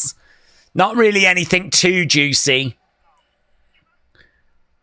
Okay, what are we saying to Daniel? I don't know what he said. It felt like he just said, wake up now, or something along those lines to Daniel. I didn't like some of the signs I was seeing of Daniel looking like he was starting to tire a little bit. I mean, if he's feeling that way after round 4, we're screwed by the time we get to round 10. So, this is a fight, said A. Jobson. He'll drag him around and he'll gas him out, said Montana Zombie. There is Jake Paul being shown at ringside. Jake Paul getting a loud boo from the Wembley crowds. Jason Statham was just shown in the crowd as we are underway with round number 5. Jab coming in there by Dubois. I tell you what, there was a right hand there, but it was well blocked by Usyk. Yeah, he took that well on the gloves. But, okay, a little summit. We're still throwing. We're still trying. We're still looking. A couple of jabs coming in there by Daniel. Apparently, round 5, the round that he put Joshua away. Jab coming in there by Daniel. Daniel again having a little look. Usyk. Shot coming in, right hand there. He gets clipped with a hook shot, Daniel. Usyk with a hook shot. You can see some Usyk chants. Yeah, the Usyk chants are breaking out a little bit as Daniel goes back to the center of the ring. Usyk, that's a big left hand there by Usyk. That's a big left hand. Usyk trying to follow up. Daniel, though, coming back. Oh, that's a big right by Daniel. That looked good. Daniel goes down. Daniel just clipped Usyk. Usyk responded with a shot of his own. Daniel goes down and the ref counts. Daniel gets back up, but there is a knockdown. Oh, Usyk right back in with a hook shot. Oh, big blow. Daniel down again. Daniel down again. Daniel down in 5th. I don't know that he's getting up. I don't know that he's getting up. He doesn't. Usyk wins. Usyk wins. Honestly, Usyk goes down to his feet and I think he gets emotional. Wow. It was honestly, it's actually concerning, the gap. Daniel Dubois beat Anthony Joshua and he has just put him away in round 5. Daniel Dubois looked gassed in round 4 and Usyk puts him away in round 5. Puts him down twice.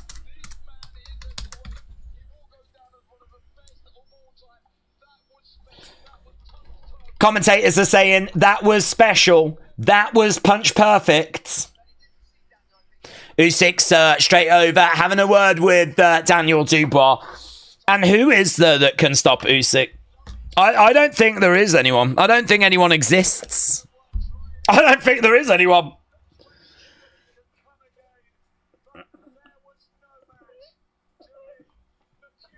I don't give a single round to Daniel Dubois. There's maybe a round 3 might be in question, but...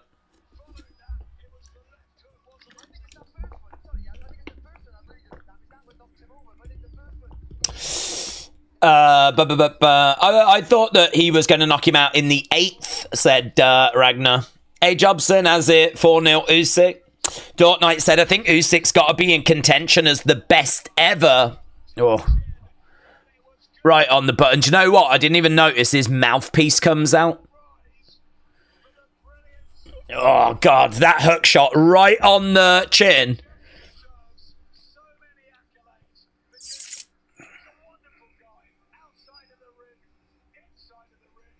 He's just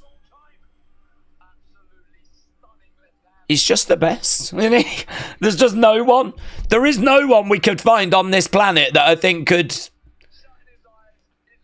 Put him in with Jake Paul. That's what I say. I hope Jake Paul calls out Usyk. If Usyk wants to really be a hero, there's no more Brits for him to beat. Go and deal with Jake Paul. He gets all upset and emotional. He bursts into tears. He goes down to his knees. Yeah, I mean, it is true. He is now a 3-time undisputed champion. 3-time. God, you can't even have any complaints, can you? I mean, he's such an amazing fighter. You just can't even have any complaints. It doesn't even hurt. As a British boxing fan, it doesn't even hurt. He's just that good. He's just better. That's it. That's it.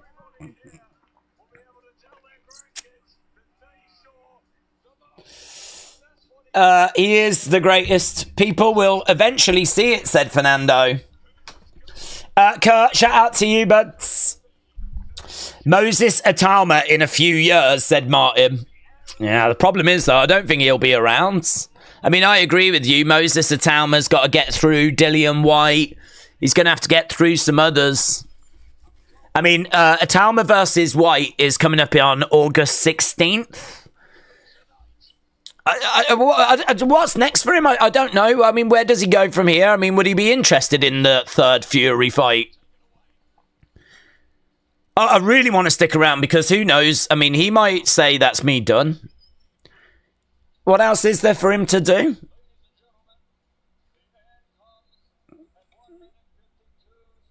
Wow.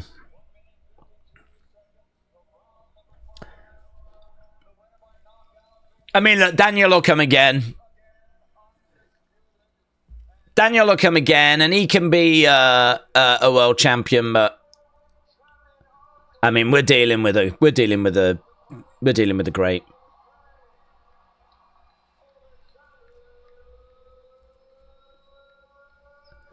Frank Warren goes over. As a word with Usyk.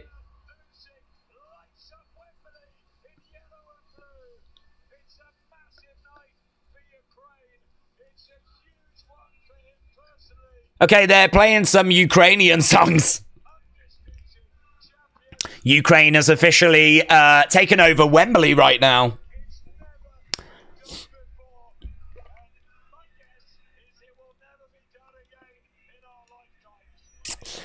Yeah, that's really interesting. They said it's never been done before, and we don't think it'll ever be done again in our lifetimes. Someone has unified the heavyweight division twice.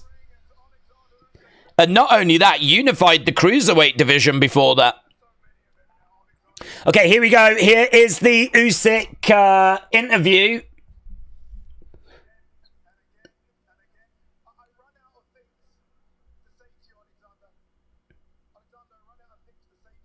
Look, he's got all these belts. He doesn't know what to do with all the belts. He can't even hold all the belts.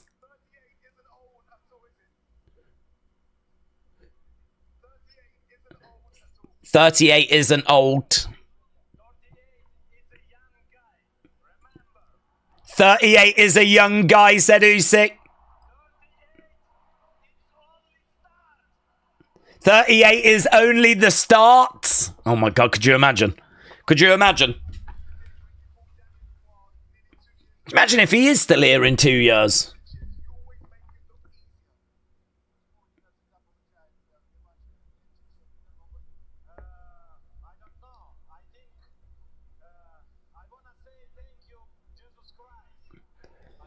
It is true. He is amazing in rematches.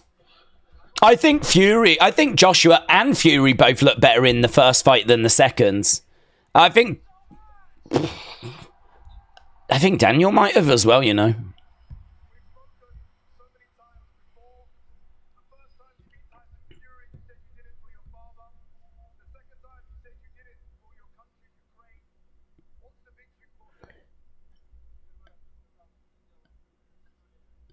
You've won for your father. You've won for Ukraine. What's the victory for this time? There's no word of retirement. Usyk chants.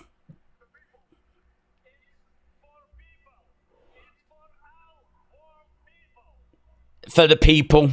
So the first one was for his father. The other one was for the Ukraine. This one is for the people. As the crowd were chanting his name.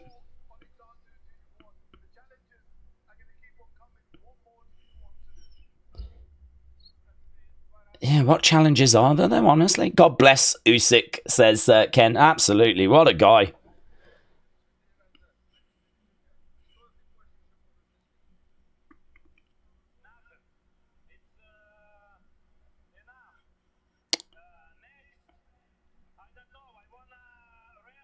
He's going to rest.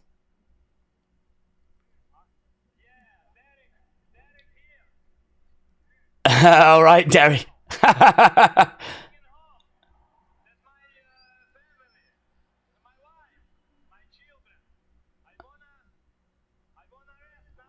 going to rest now.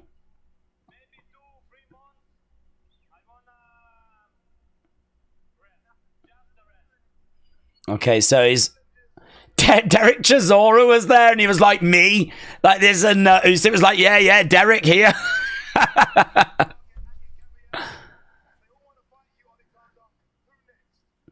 Who next? He doesn't know. We've already asked this question. Next is arrest. Maybe Tyson Fury, says Usyk. There's a cheer for Fury. Derek Chisora.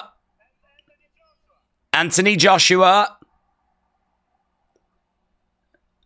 No, we've... Cheer for Parker.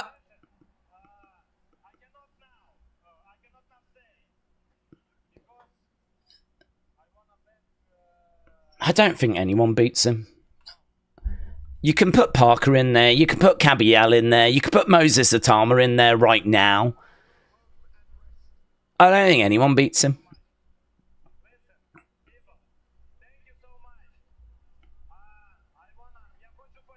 He's thanking the people. A. Jobson said, I say it after every fight, but Usyk's just a beast. There's no question in my mind that he's the clear number one pound for pound in the world, says A. Jobson. He's amazing. He is absolutely amazing. It was an amazing performance from him as well. I think what really impressed me this time was that round one, he was on it. He was on it. There was no... He didn't come out and have to sort of warm up or try and work anything out. He was just straight on it straight away. He did not allow Daniel a foothold. He didn't give him a sniff.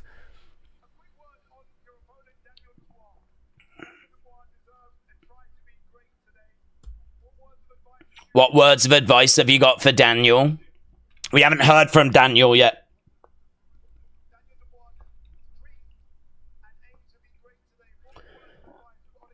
We're just having to get it a little translated at the moment, so there's a little delay as he's being asked about Daniel.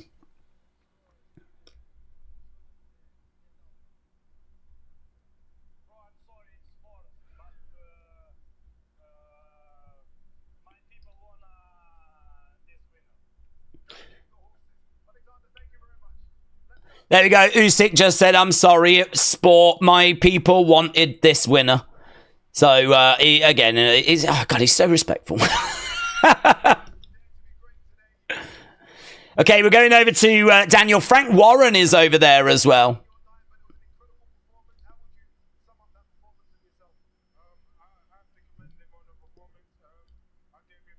I gave everything.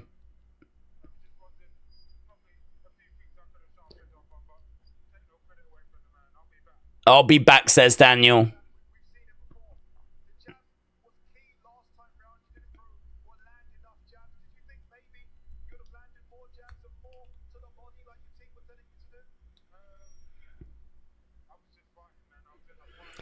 Daniel said, I was just in a fight. They're saying, do you wish you'd landed more jabs? And he was like, I was just in a fight, man. I was just in a fight.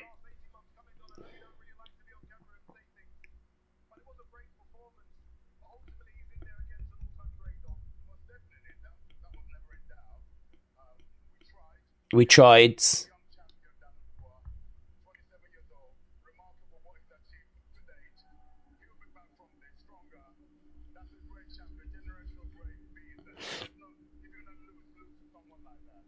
Don Charles said that is a generational great.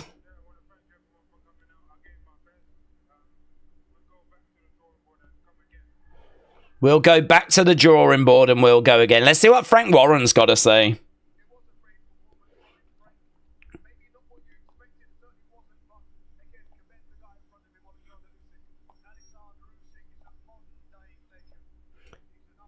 Usyk is a modern-day legend, said Frank Warren.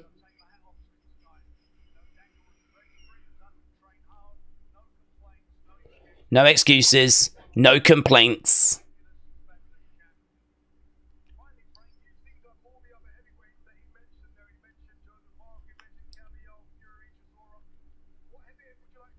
Yeah, who would you like to...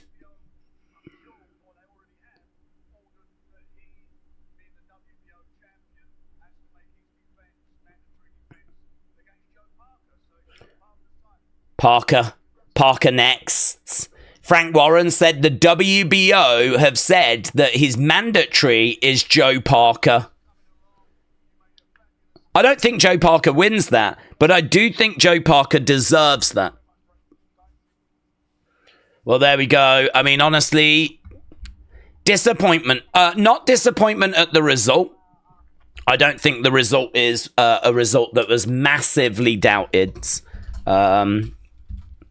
So, you know, I don't think there's disappointment necessarily in the result, but I think the disappointment comes from the fact that that was not a better performance from Dubois, honestly. I think that, you know, he's been in there once with Usyk. He then went away and they went back to the drawing boards. They seemed to, you know, build his confidence back up. They put him in there with Hrgovic. He got the win. They put him in there with Big Baby Miller. He got the win. They put him in there with Anthony Joshua. That's the result that I think really opened people's eyes, was the fact that Daniel Dubois managed to get the victory over Anthony Joshua. I couldn't see where the improvements had been made by Daniel, actually, from a technical point of view. I don't see his footwork being better. I don't see... I don't know. I don't see where those improvements were. I saw the improvements in his mentality and his confidence. And, you know, I think he came in focused. I think he came in genuinely believing this was his time. And, but unfortunately, belief and power is only going to get you so far. And the problem that the heavyweight division has got is that this guy is so technically advanced compared to the rest of them. I just don't see anyone beating him. I don't see how anyone beats him. You've got to hit him. You might have power, but you've got to land the shot. And you know, we know that Daniel's got power. He's got 22 wins and 21 knockouts. He's got 95% knockout percentage. Daniel Dubois has power, right? Definitely he has power. And I didn't even see Usyk wobbled. I didn't even see him wobbled. I mean, he was not in any sort of danger. I think the only moment I saw him stumble back was when he sort of got pushed a little bit by Daniel Dubois. That was the only time I saw him sort of taking a backward step and stumbling, but it wasn't from a shot. So I just don't see how you beat him. I just don't see how you beat him. And honestly, if this fight was a fight that people really weren't too engaged with, I think that might be the reason why. When the gap is that wide, I don't know. I mean, it starts to become a problem, really. It's not Usyk's fault. It's everyone else's fault. You know, I think British boxing needs to have a real look at itself. It needs to raise its game, but not just British boxing. Every country needs to be learning from this, because it's embarrassing. The gap is embarrassing. Like, there's no one to send. There's no one to send. There's no one to take this guy down. It's a good job. He's a nice guy. Could you imagine if he was a Jake Paul absolute douche? Could you imagine that? Could you imagine how annoying that would be?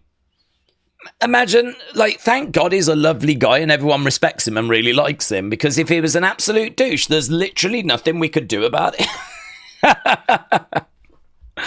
So, yeah, for me, that's the disappointment. The disappointment isn't that Dubois lost.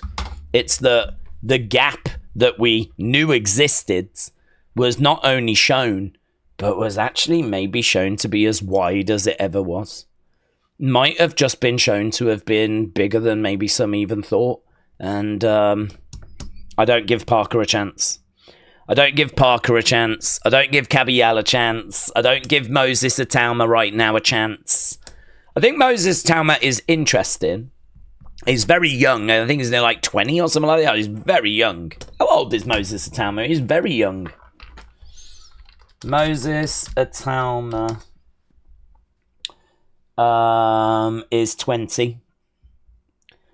He is a Slovakian-born British heavyweight, 20 years old, 12 wins, 10 by knockout.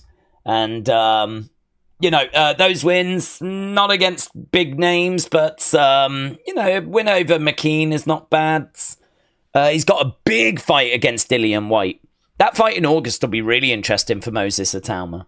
But you can't put in a 20-year-old that's got like 12 wins against low-level talent against flipping Usyk and think that he's going to win. I think Atauma in maybe 5 years. I don't know, honestly. I don't know. I don't even know that would do it. I just think the gap is too wide. He's too good. Dave said Fury Usyk December. Well, I think Fury Usyk would be next year, to be honest. I think that what they would look at is I think what we would look at is maybe Parker at the end of this year for Usyk, because Frank Warren said that's what's coming up. And then, because like a mandatory. And I think then maybe we would do Fury kind of early next year. Evan said, Usyk's not even natural heavyweight, but he is the best right now. A. Jobson said, Vamos. Yeah, crazy, innit? Crazy. I understand the Inoue argument, but Inoue isn't fighting at the same level of competition, says A. Jobson. Hasib said, for me, I think Usyk fights Parker, then retires. He doesn't need to do anything else after. Yeah, it's honest, I get it. It's disappointing, innit? It's disappointing. It's kind of like he could walk away now, but I think he will do the Parker fight. I mean, if he beats Parker, I don't even think Parker is a problem, but I mean, there really isn't anyone else. Once he's gone past Parker, I mean, I really don't think Kabial is that level. There's names. Do you know what I mean? Like, there's names, there's Okolie and whatever, but like actually people that could beat him. Spartan said was out, so I missed the fight, said Spartan. Down after 4 rounds, 10 pounds heavier than the first fight, said Bayview. A. Jobson said we need to stop with the rematches. We need to stop with the rematches. Yeah, I mean, we do need fresh bloods. But I think part of the problem is that you've got Fury and you've got Dubois, you've got Joshua. They're kind of like gatekeepers in a way. I sort of feel like you have to get through them to get to Usyk, you know? And it's hard to kind of bypass those guys and get an opportunity. Parker, I think, is going to do it because, well, Joshua lost to Dubois. So Joshua's probably a little bit away. Dubois just lost to Usyk. So he's away. And Fury just lost twice in a row to Usyk and said he had retired. So really, there's a big gaping hole right now as to who can we get. And I think, honestly, this is where they're going to look to get Parker and give Parker a go. I mean, he is the mandatory, apparently, so, this is an opportunity for him. And a deserved opportunity. Not down on it, but I don't think he wins. Right, Dave Meltzer is reporting that Dubois getting knocked out is a complete 100% work, said James. James, shout out to you. I really appreciate you shooting down those bots. As I said, don't feel the need to do it. It's not expected that you fight that battle on your own, but it is appreciated. I know the chat will appreciate not having that spam around, so definitely want to take the opportunity to say thank you to James for that. The mod's doing great work. Well, we had one, and William popping in, Dortnight popping in from time to time, but yeah, very good. Seeb said, could you tell that in the post-match, Usyk just wanted to retire? I don't know if he wanted to retire. I think he takes my approach, honestly. And I think that is, you just deal with what's in front of you. So, it's really just a case of, I think he takes it one fight at a time. And, maybe part of that is actually part of his success. I think, rather than thinking like, right, I'll do that, then I'll do that, and then I'll do that. He just focuses, right, it's Dubois next. What do I need to do? Training camp, focuses on Dubois, does tape study for Dubois, interviews about Dubois. Do you know what I mean? Like, gets into that kind of mindset of like, this is the job at hand. One thing you would never say about Usyk is he ever looks past his opponents. He never does. I mean, he is fully focused on each of his opponents. And then, so when you ask him the question of what next, I genuinely believe him when he says he doesn't know and he's not thought about it. Like, I genuinely believe that. Because honestly, when people are like, what are we doing next? If someone said, what are you doing next Saturday to me now? I don't know. I have no idea. I have not looked as to what the options are for next weekend. I genuinely don't know. It's just going a week by week basis for me. So in regards to Usyk, I feel like he kind of does something similar where he goes fight to fight to fight. So I believe him when he says he doesn't know. And I believe him when he says he just wants to go home and be with his family. And he said something interesting. He's like, after a couple of months, I might get that feeling. I sort of feel like he's given everything. And I think he did give a lot tonight because, as soon as he got that win, he went down to his knees. He burst into tears, I don't think this was a fight that didn't mean anything to him. I think, actually, there is a narrative that was created. And I think that narrative might also have actually raised maybe some questions for Usyk. When you get to a fight like this, you have to try and find a way of making it exciting. You have to try and find a way of this fight actually selling it and making it appealing. And I think what they did was they really tried to focus on his age. And they really tried to focus on the fact that Daniel has got better and is older and was a boy and is now a man. And Usyk has been in some tough fights, have some been taken out of him, blah, blah, blah, blah, blah, You kind of tell that narrative to try and get people to buy the pay-per-view and to get people to watch the fight. But I wonder if there is a little bit of that actually sticks in the mind of Usyk, and he also then hears these things. And I wonder if he kind of wonders about these things. Because it clearly mattered to him when he got the victory. The first thing he does is go down to his knees and burst into tears. So, you can't tell me that win was just routine or that it didn't matter or that, he wasn't emotionally invested. Because he absolutely was. And he goes to his knees and he bursts into tears. And I think he has focused on this fight, given everything to this fight. This fight has allowed him to be a 3-time unified, undisputed champion. That is an achievement. He was 2-time, now he's 3-time. He's done it once at cruiserweight, and thanks to tonight, twice at heavyweight. He does take a step forward. That does add to his legacy. It is a difference being a 2-time unified champion or a 3-time. I think also what makes it impressive is Usyk's been called a cruiserweight, hasn't he? You're just a cruiserweight that's moved up. That, Fury used to call him a middleweight.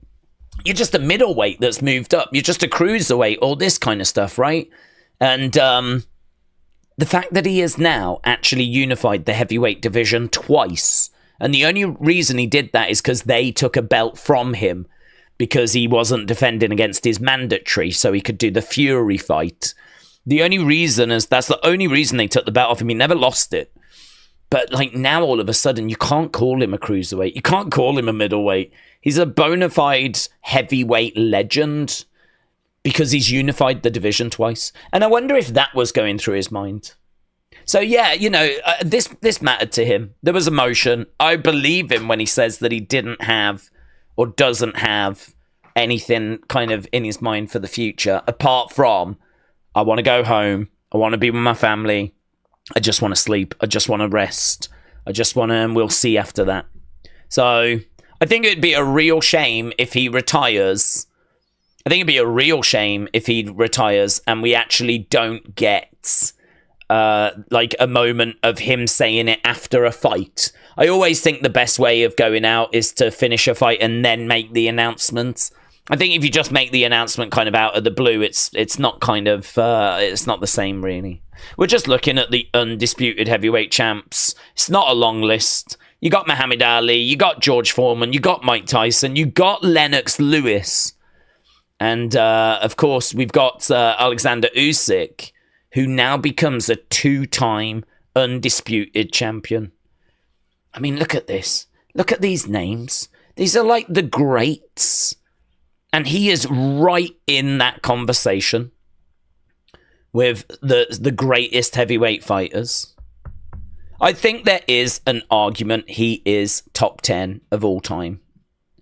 I don't know that I could say number 1 of all time, of course, or top 5, but I think we're in top 10 territory. This guy is, that gap is flipping wider. That gap did not narrow. It got wider, which is crazy. Terry said no more fights with British heavyweights. I can't argue. Yeah, I can't argue. Infamous Grim said cruiserweights that move up to heavyweight are just a different breed. You can bulk up and keep your speed. Look at Tyson and Usyk. Ali, great examples. Holyfield as well. Yeah. I mean, do you know what? I feel like at heavyweight, there is too much of a reliance on that big shot. I think there's too much reliance on that big knockout power. You know, what people love from the heavyweights are two big guys swinging away at each other, trying to knock each other down. That's what people love. And I think that, that sells, going for knockouts and everything. But actually, Usyk, I don't think really drills that. He's not someone that possesses major power.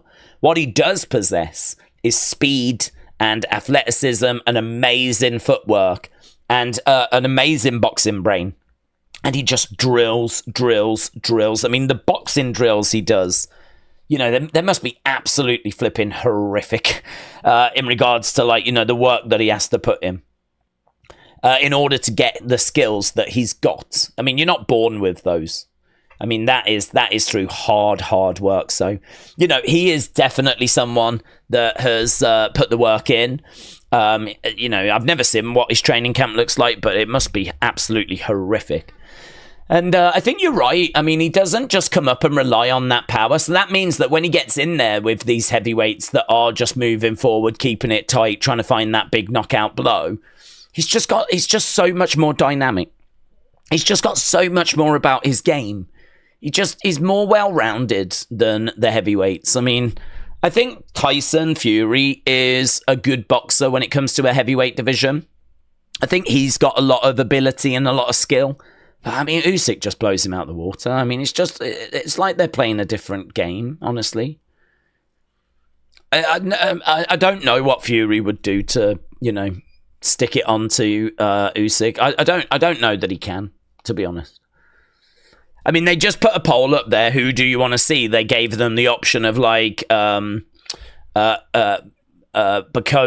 and I think there was quite a few names that are on that list. But Parker just got 70% of the vote. Lawrence Okolie was on there. Martin Bakoli was on there. I don't know who else was on there. Maybe Jaya Pataya was on there. But, 70% Parker. But I don't think anyone really thinks Parker would win. Lennox was hating on Usyk. Oh, was I? I didn't hear. Was he? He had respect for him before. Usyk Zhang could be interesting, says Dave. Henry said, what I would give, man, to see this guy against, like, Tyson and Holyfield. And, yeah, it'd be really good. Be really good. Usyk's my man, said A. Jobson. Hasib said, do we worry for the heavyweight division? Once Usyk retires, who's actually going to be in mega championship fights? No, I don't worry about that because, I mean, we've had dominant forces like the Klitschko's retire. And actually, you know, what you get is you actually get quite an interesting scramble then, you know? I mean, there are always going to be heavyweight boxers. And they are always going to, you know, there'll always be debates about, well, who is the best? And actually what you get then is if Usyk walks away, I mean, look at what would happen right now. You know, Moses Tama is coming through. So he is kind of seen as like a real prospect for the future. Martin Bakoli, I think, is big and really interesting. Of course, Fury doesn't feel like he's done. Joshua wants redemption. Dubois is still only 27. I mean, you could maybe make the argument that these fights are just too soon for Daniel Dubois, but I don't know, man. I think that Dubois could probably fight Usyk when he's 32, and I don't think we get a different result.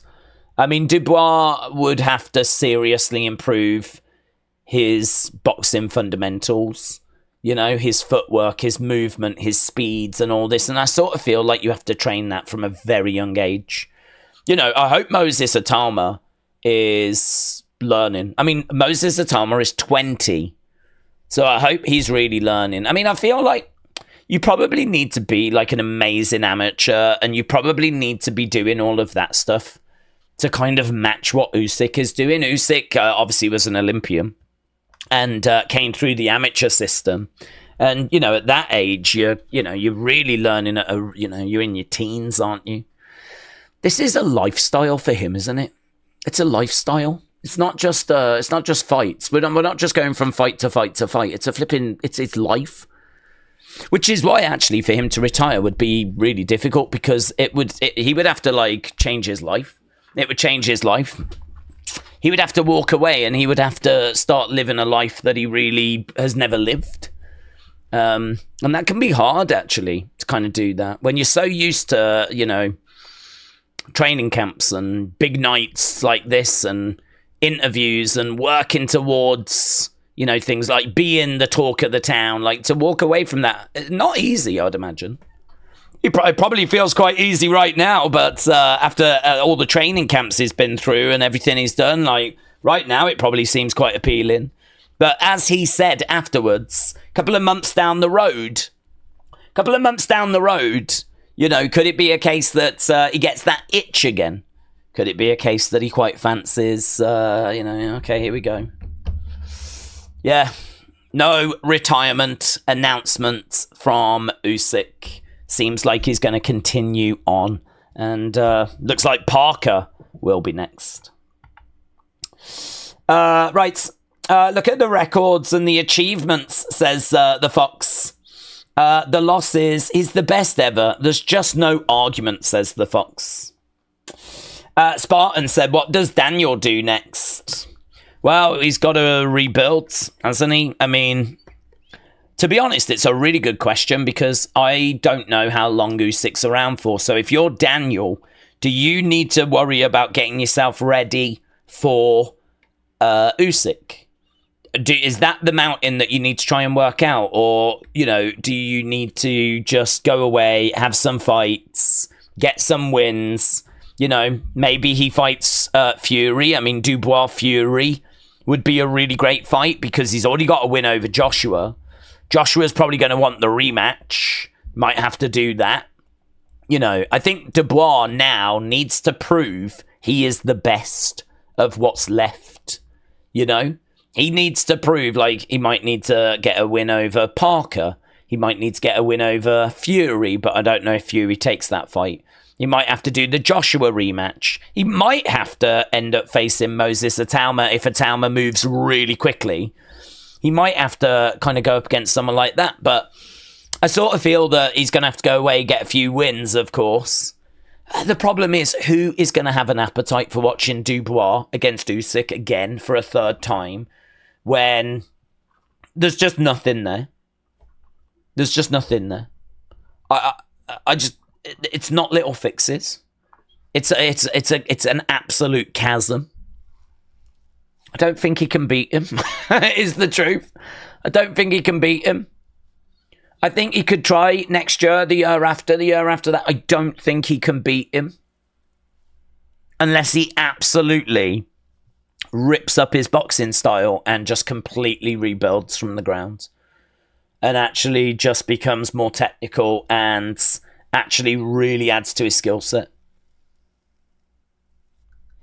You know, if I was Dubois, maybe I'd have to accept that I am not going to be able to beat Usyk, right? And I wonder if I could reach out to Usyk and find a way of working with him, training with him. Like, I want to see how you train. I want to know what you do. I won't challenge you. I won't fight you. If you train me, I won't fight you. I'll fight the others, right? And if when you walk away, hopefully I can be the one that takes over from you. But I want to learn from you. Maybe something like that. That's where, if I was Daniel, that's where my head would be at. There's no point Daniel going off to the British boxing coaches to, you know, try and learn how to beat Usyk, because he ain't going to do it. So the only thing he can do is maybe learn from the best, one of the best we've ever seen, and actually go, show me what you do. Let's, you know, show me the drills that you do, and let's see how far behind I actually am. Because I'm sure if he does, you know, work, I'm sure there's like, you know, there's so much data in sport that I'm sure that as he's going through his workout, I'm sure we could get some sort of numbers to show, well, Usyk's, you know, running at that speed for that intensity for that amount of time, you're doing that. He is doing this, you're doing that. And, you know, we might be able to get some stats that actually show the gulf, just how wide apart they actually are. And I bet it's flipping huge. So, you know, I wonder if there could be something there. Whether Usyk would do that, I have no idea. But perhaps he could transition from being a fighter into being a coach. That could be an interesting transition for Usyk. You know, actually, like, teaching, coaching, like, sharing, like, you know, his secrets of what made him so great. Trying to help other fighters achieve their potential. I don't know that there's much love between him and Dubois, actually. He's very respectful. He went over and he kind of bowed in front of Dubois. I don't think Dubois would be the person that he would choose. He would choose a Ukrainian, I'm sure. I'm sure there's probably some young upcoming Ukrainian that he would grab and kind of go with. Perhaps he would do that. A little bit like we've seen with Khabib in UFC, you know. So that might be the future for Usyk once he's kind of got a few more fights out of his system. I don't get the impression that he's walking away. I think he'll probably do the Parker fight. And he was the first to mention Fury. I think he might do Parker, Fury, and that might be it. I think Parker because it's the mandatory. And he doesn't have a win over Parker. So it's another name to the record. And then just one last big payday. That's it, really. One last big payday. As simple as that. One last final big payday. And then, I mean, what else is there after that? What else is there after that? Why not go into coaching or something, you know? I don't know, though. That's for him to choose, isn't it? Triggering People said Eastern European boxing always beats Queensberry. Yeah. Gotta say, man, I mean, you know, I know that Ukraine and Russia are obviously not best friends at the moment, but if you look at kind of what's happening in Dagestan with MMA and Russia, right? Khabib and Islam Makhachev and kind of what those guys are doing in MMA. And then you look at what Usyk is doing, and before him, the Klitschko's, right? So you sort of look at that part of the world Ukraine, Russia, that sort of area. And man, I mean, they've just got it sorted. They've just cracked the codes. They've cracked the code for MMA. They've cracked the code for boxing. Like, they've just got it sorted over there. Like, they are leading the world at the moment when it comes to training. And I think that's the big secret. When it comes to training, when it comes to getting yourself ready for fights, conditioning yourself, putting in that work. I don't think British heavyweights are lazy. I just think the textbook they've got is the old textbook. The what they're operating with is the old way of doing things. It worked in the past. You know, it worked in the past. It doesn't work now. Not against Usyk. And if there is going to be other fighters coming out of Ukraine and from that area that's going to, you know, have that sort of Usyk playbook, then but we're screwed. I mean, we're screwed. We got to change the textbook. We got to completely change the textbook. It doesn't work against these guys. So yeah, the gap is what was so disappointing. Getting a payday against Fury, said Spartan. Yes. Dubois needs to retire. He's just not good enough, says Ethan. Spartan said, is Dubois finished now? Has he had his chance? Well, no, to be honest, because he's not finished because he is still 27. And actually, there is an argument he might be the best of what's out there. I mean, he genuinely might still be the best of what's available. So it's one of those where, you know, bad day, real bad day. Today wasn't just a bad day because you had an off fight, but today was a bad day because you saw how wide the gap is. I know we're talking a lot about this, but this isn't one of those days where you kind of walk away and go, well, do you know what? I could get him next time. This is one of those days where you walk away and I think you go, I'm never getting him. I'm never getting him. He's too far ahead of me. I'm never going to get him. And so Daniel, I think, might have to just wait for Usyk to walk away. He might have to wait for him to retire. If Usyk sticks around in a few years' time, Dubois got a bit of a problem. Because I don't think, even in 2 years, I'm not sure he's going to get past him. People were so desperate to believe that Usyk had declined. And it's like, I don't know where the evidence is. I didn't see it in any of the previous fights, and I certainly did not see it tonight. I thought it was a really interesting comment, though, but again, it was hopium. Yeah, really interesting comment on the BBC website.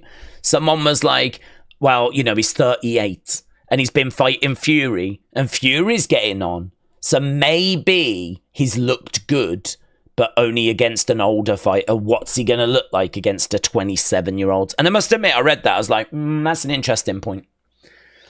But, you know, fast forward and here we are. We've got the answer, haven't we? It looks absolutely flipping amazing. Miss Dow Jr. said, since you can't do tonight, Duplessis and Chimaev is not clashing with wrestling or boxing. I've just looked. Okay, but that's great news. That's great news. Well, then there is a penciled in chance of us doing that. I mean, I love UFC. I so want to do that card tonight, but the best way I can word it is, even though I'm here right now, even though we could do it right now, right, it would be exactly the same as me putting a video up that's been unedited. That's how it would be. If I did like some sort of video talking about a topic and there was no editing in and there was mistakes that were in there and, you know, it's just not to standard, it's not right, that would be the same as me trying to do UFC tonight. I'd have to just run with kind of what I know, and that's fine for the top end of the card. You know, I mean, we could definitely get through the main event, but we got to get to the main event, and I ain't got nothing on those lower cards. This fight very much got in the way, unfortunately. If I'd have started doing UFC first, we would have ended up doing that, and we wouldn't have done this fight. I don't know which would have been the best to have done. I started working on this because it was happening first. So that's why I started doing this first. But yeah, it's one of those.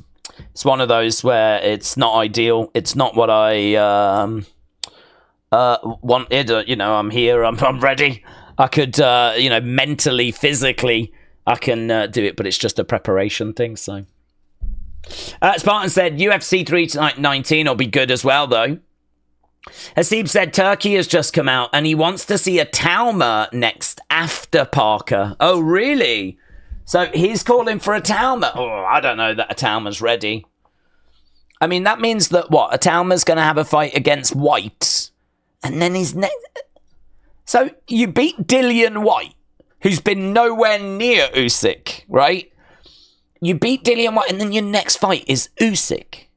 I don't know, man. I mean, that's a 20-year-old kid that's, a great prospect. I mean, but... Oof. Is that where we are? We've got nothing else. We just have to get 20-year-old kids that have got a bit of buzz. And we just have to chuck them in now with Usyk. We just got to feed them to flipping Usyk. I don't give a Talma a chance. I don't give him a chance. I mean, listen, when we get to it and you start hearing about, he's knocked a load of people out. But yeah, look at who's knocked out. Look at his record. Look at the names. They ain't trouble in the top end of the heavyweight division.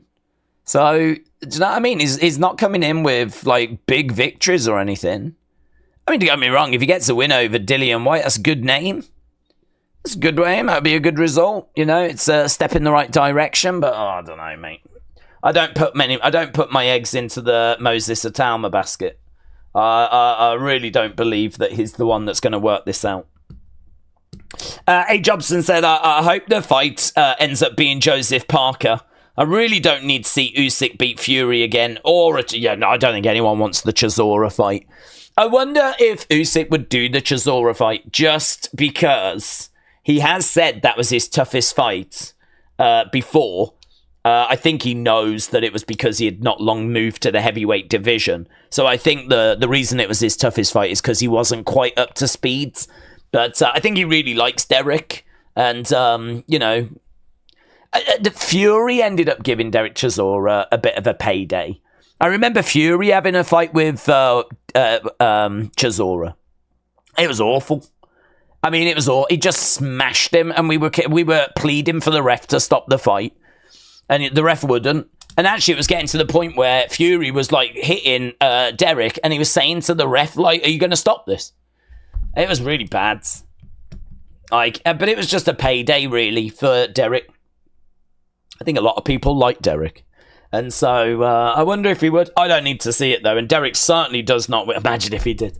Imagine if he did. Imagine if Derek Chisora just cracked Usyk and then ended up being the one. That would be hilarious.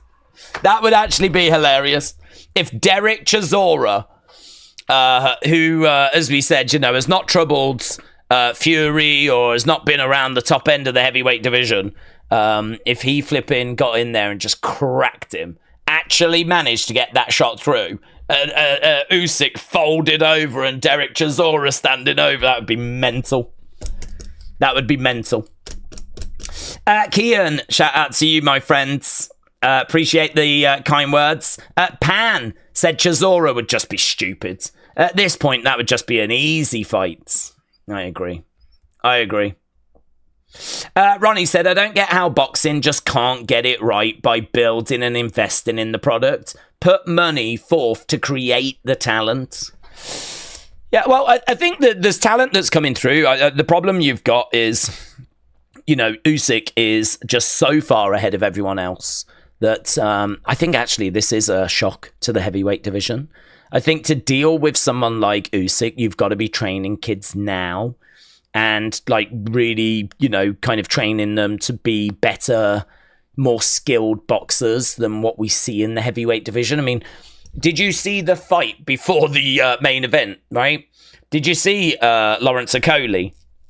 And, he literally was stood in front of his opponent and he was just sticking out his lead hands, jabbing away, just kind of getting a few shots through. Occasionally, he would let the other hand go. And the person in front of him had very limited movement.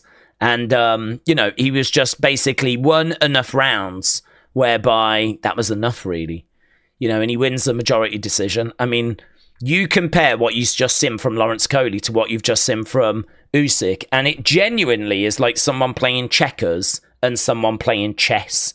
Like, they're on the same sort of board, but the skill level is so drastically different that it's just not really the same game.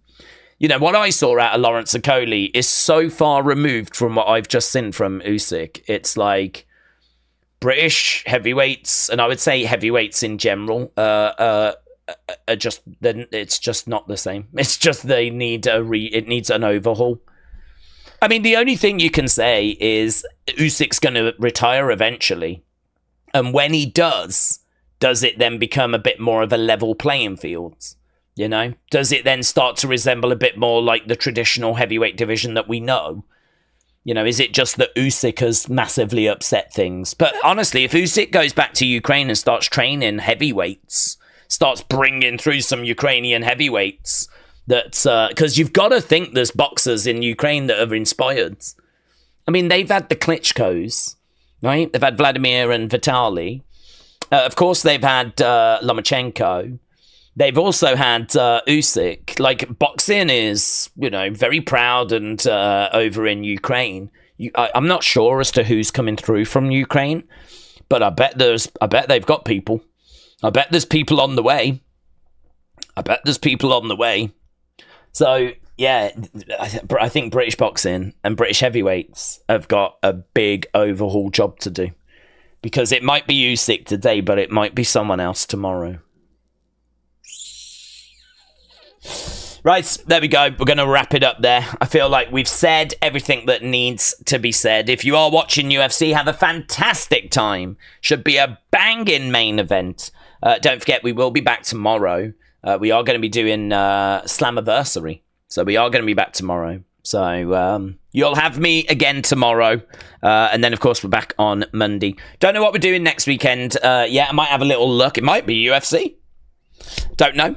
But I'll have a little look and see what is lined up for next weekend. But yeah, I just really appreciate people joining us. I know that this was of limited appeal. I know that there are lots of big boxing channels out there. What you're going to get is honest opinion. You're going to get, obviously, hopefully a pretty good breakdown of the situation, and hopefully people enjoyed it all the same. So a big, big thank you for joining us on this Saturday night. Enjoy the rest of your evenings, and I will see you again next time. Bye for now.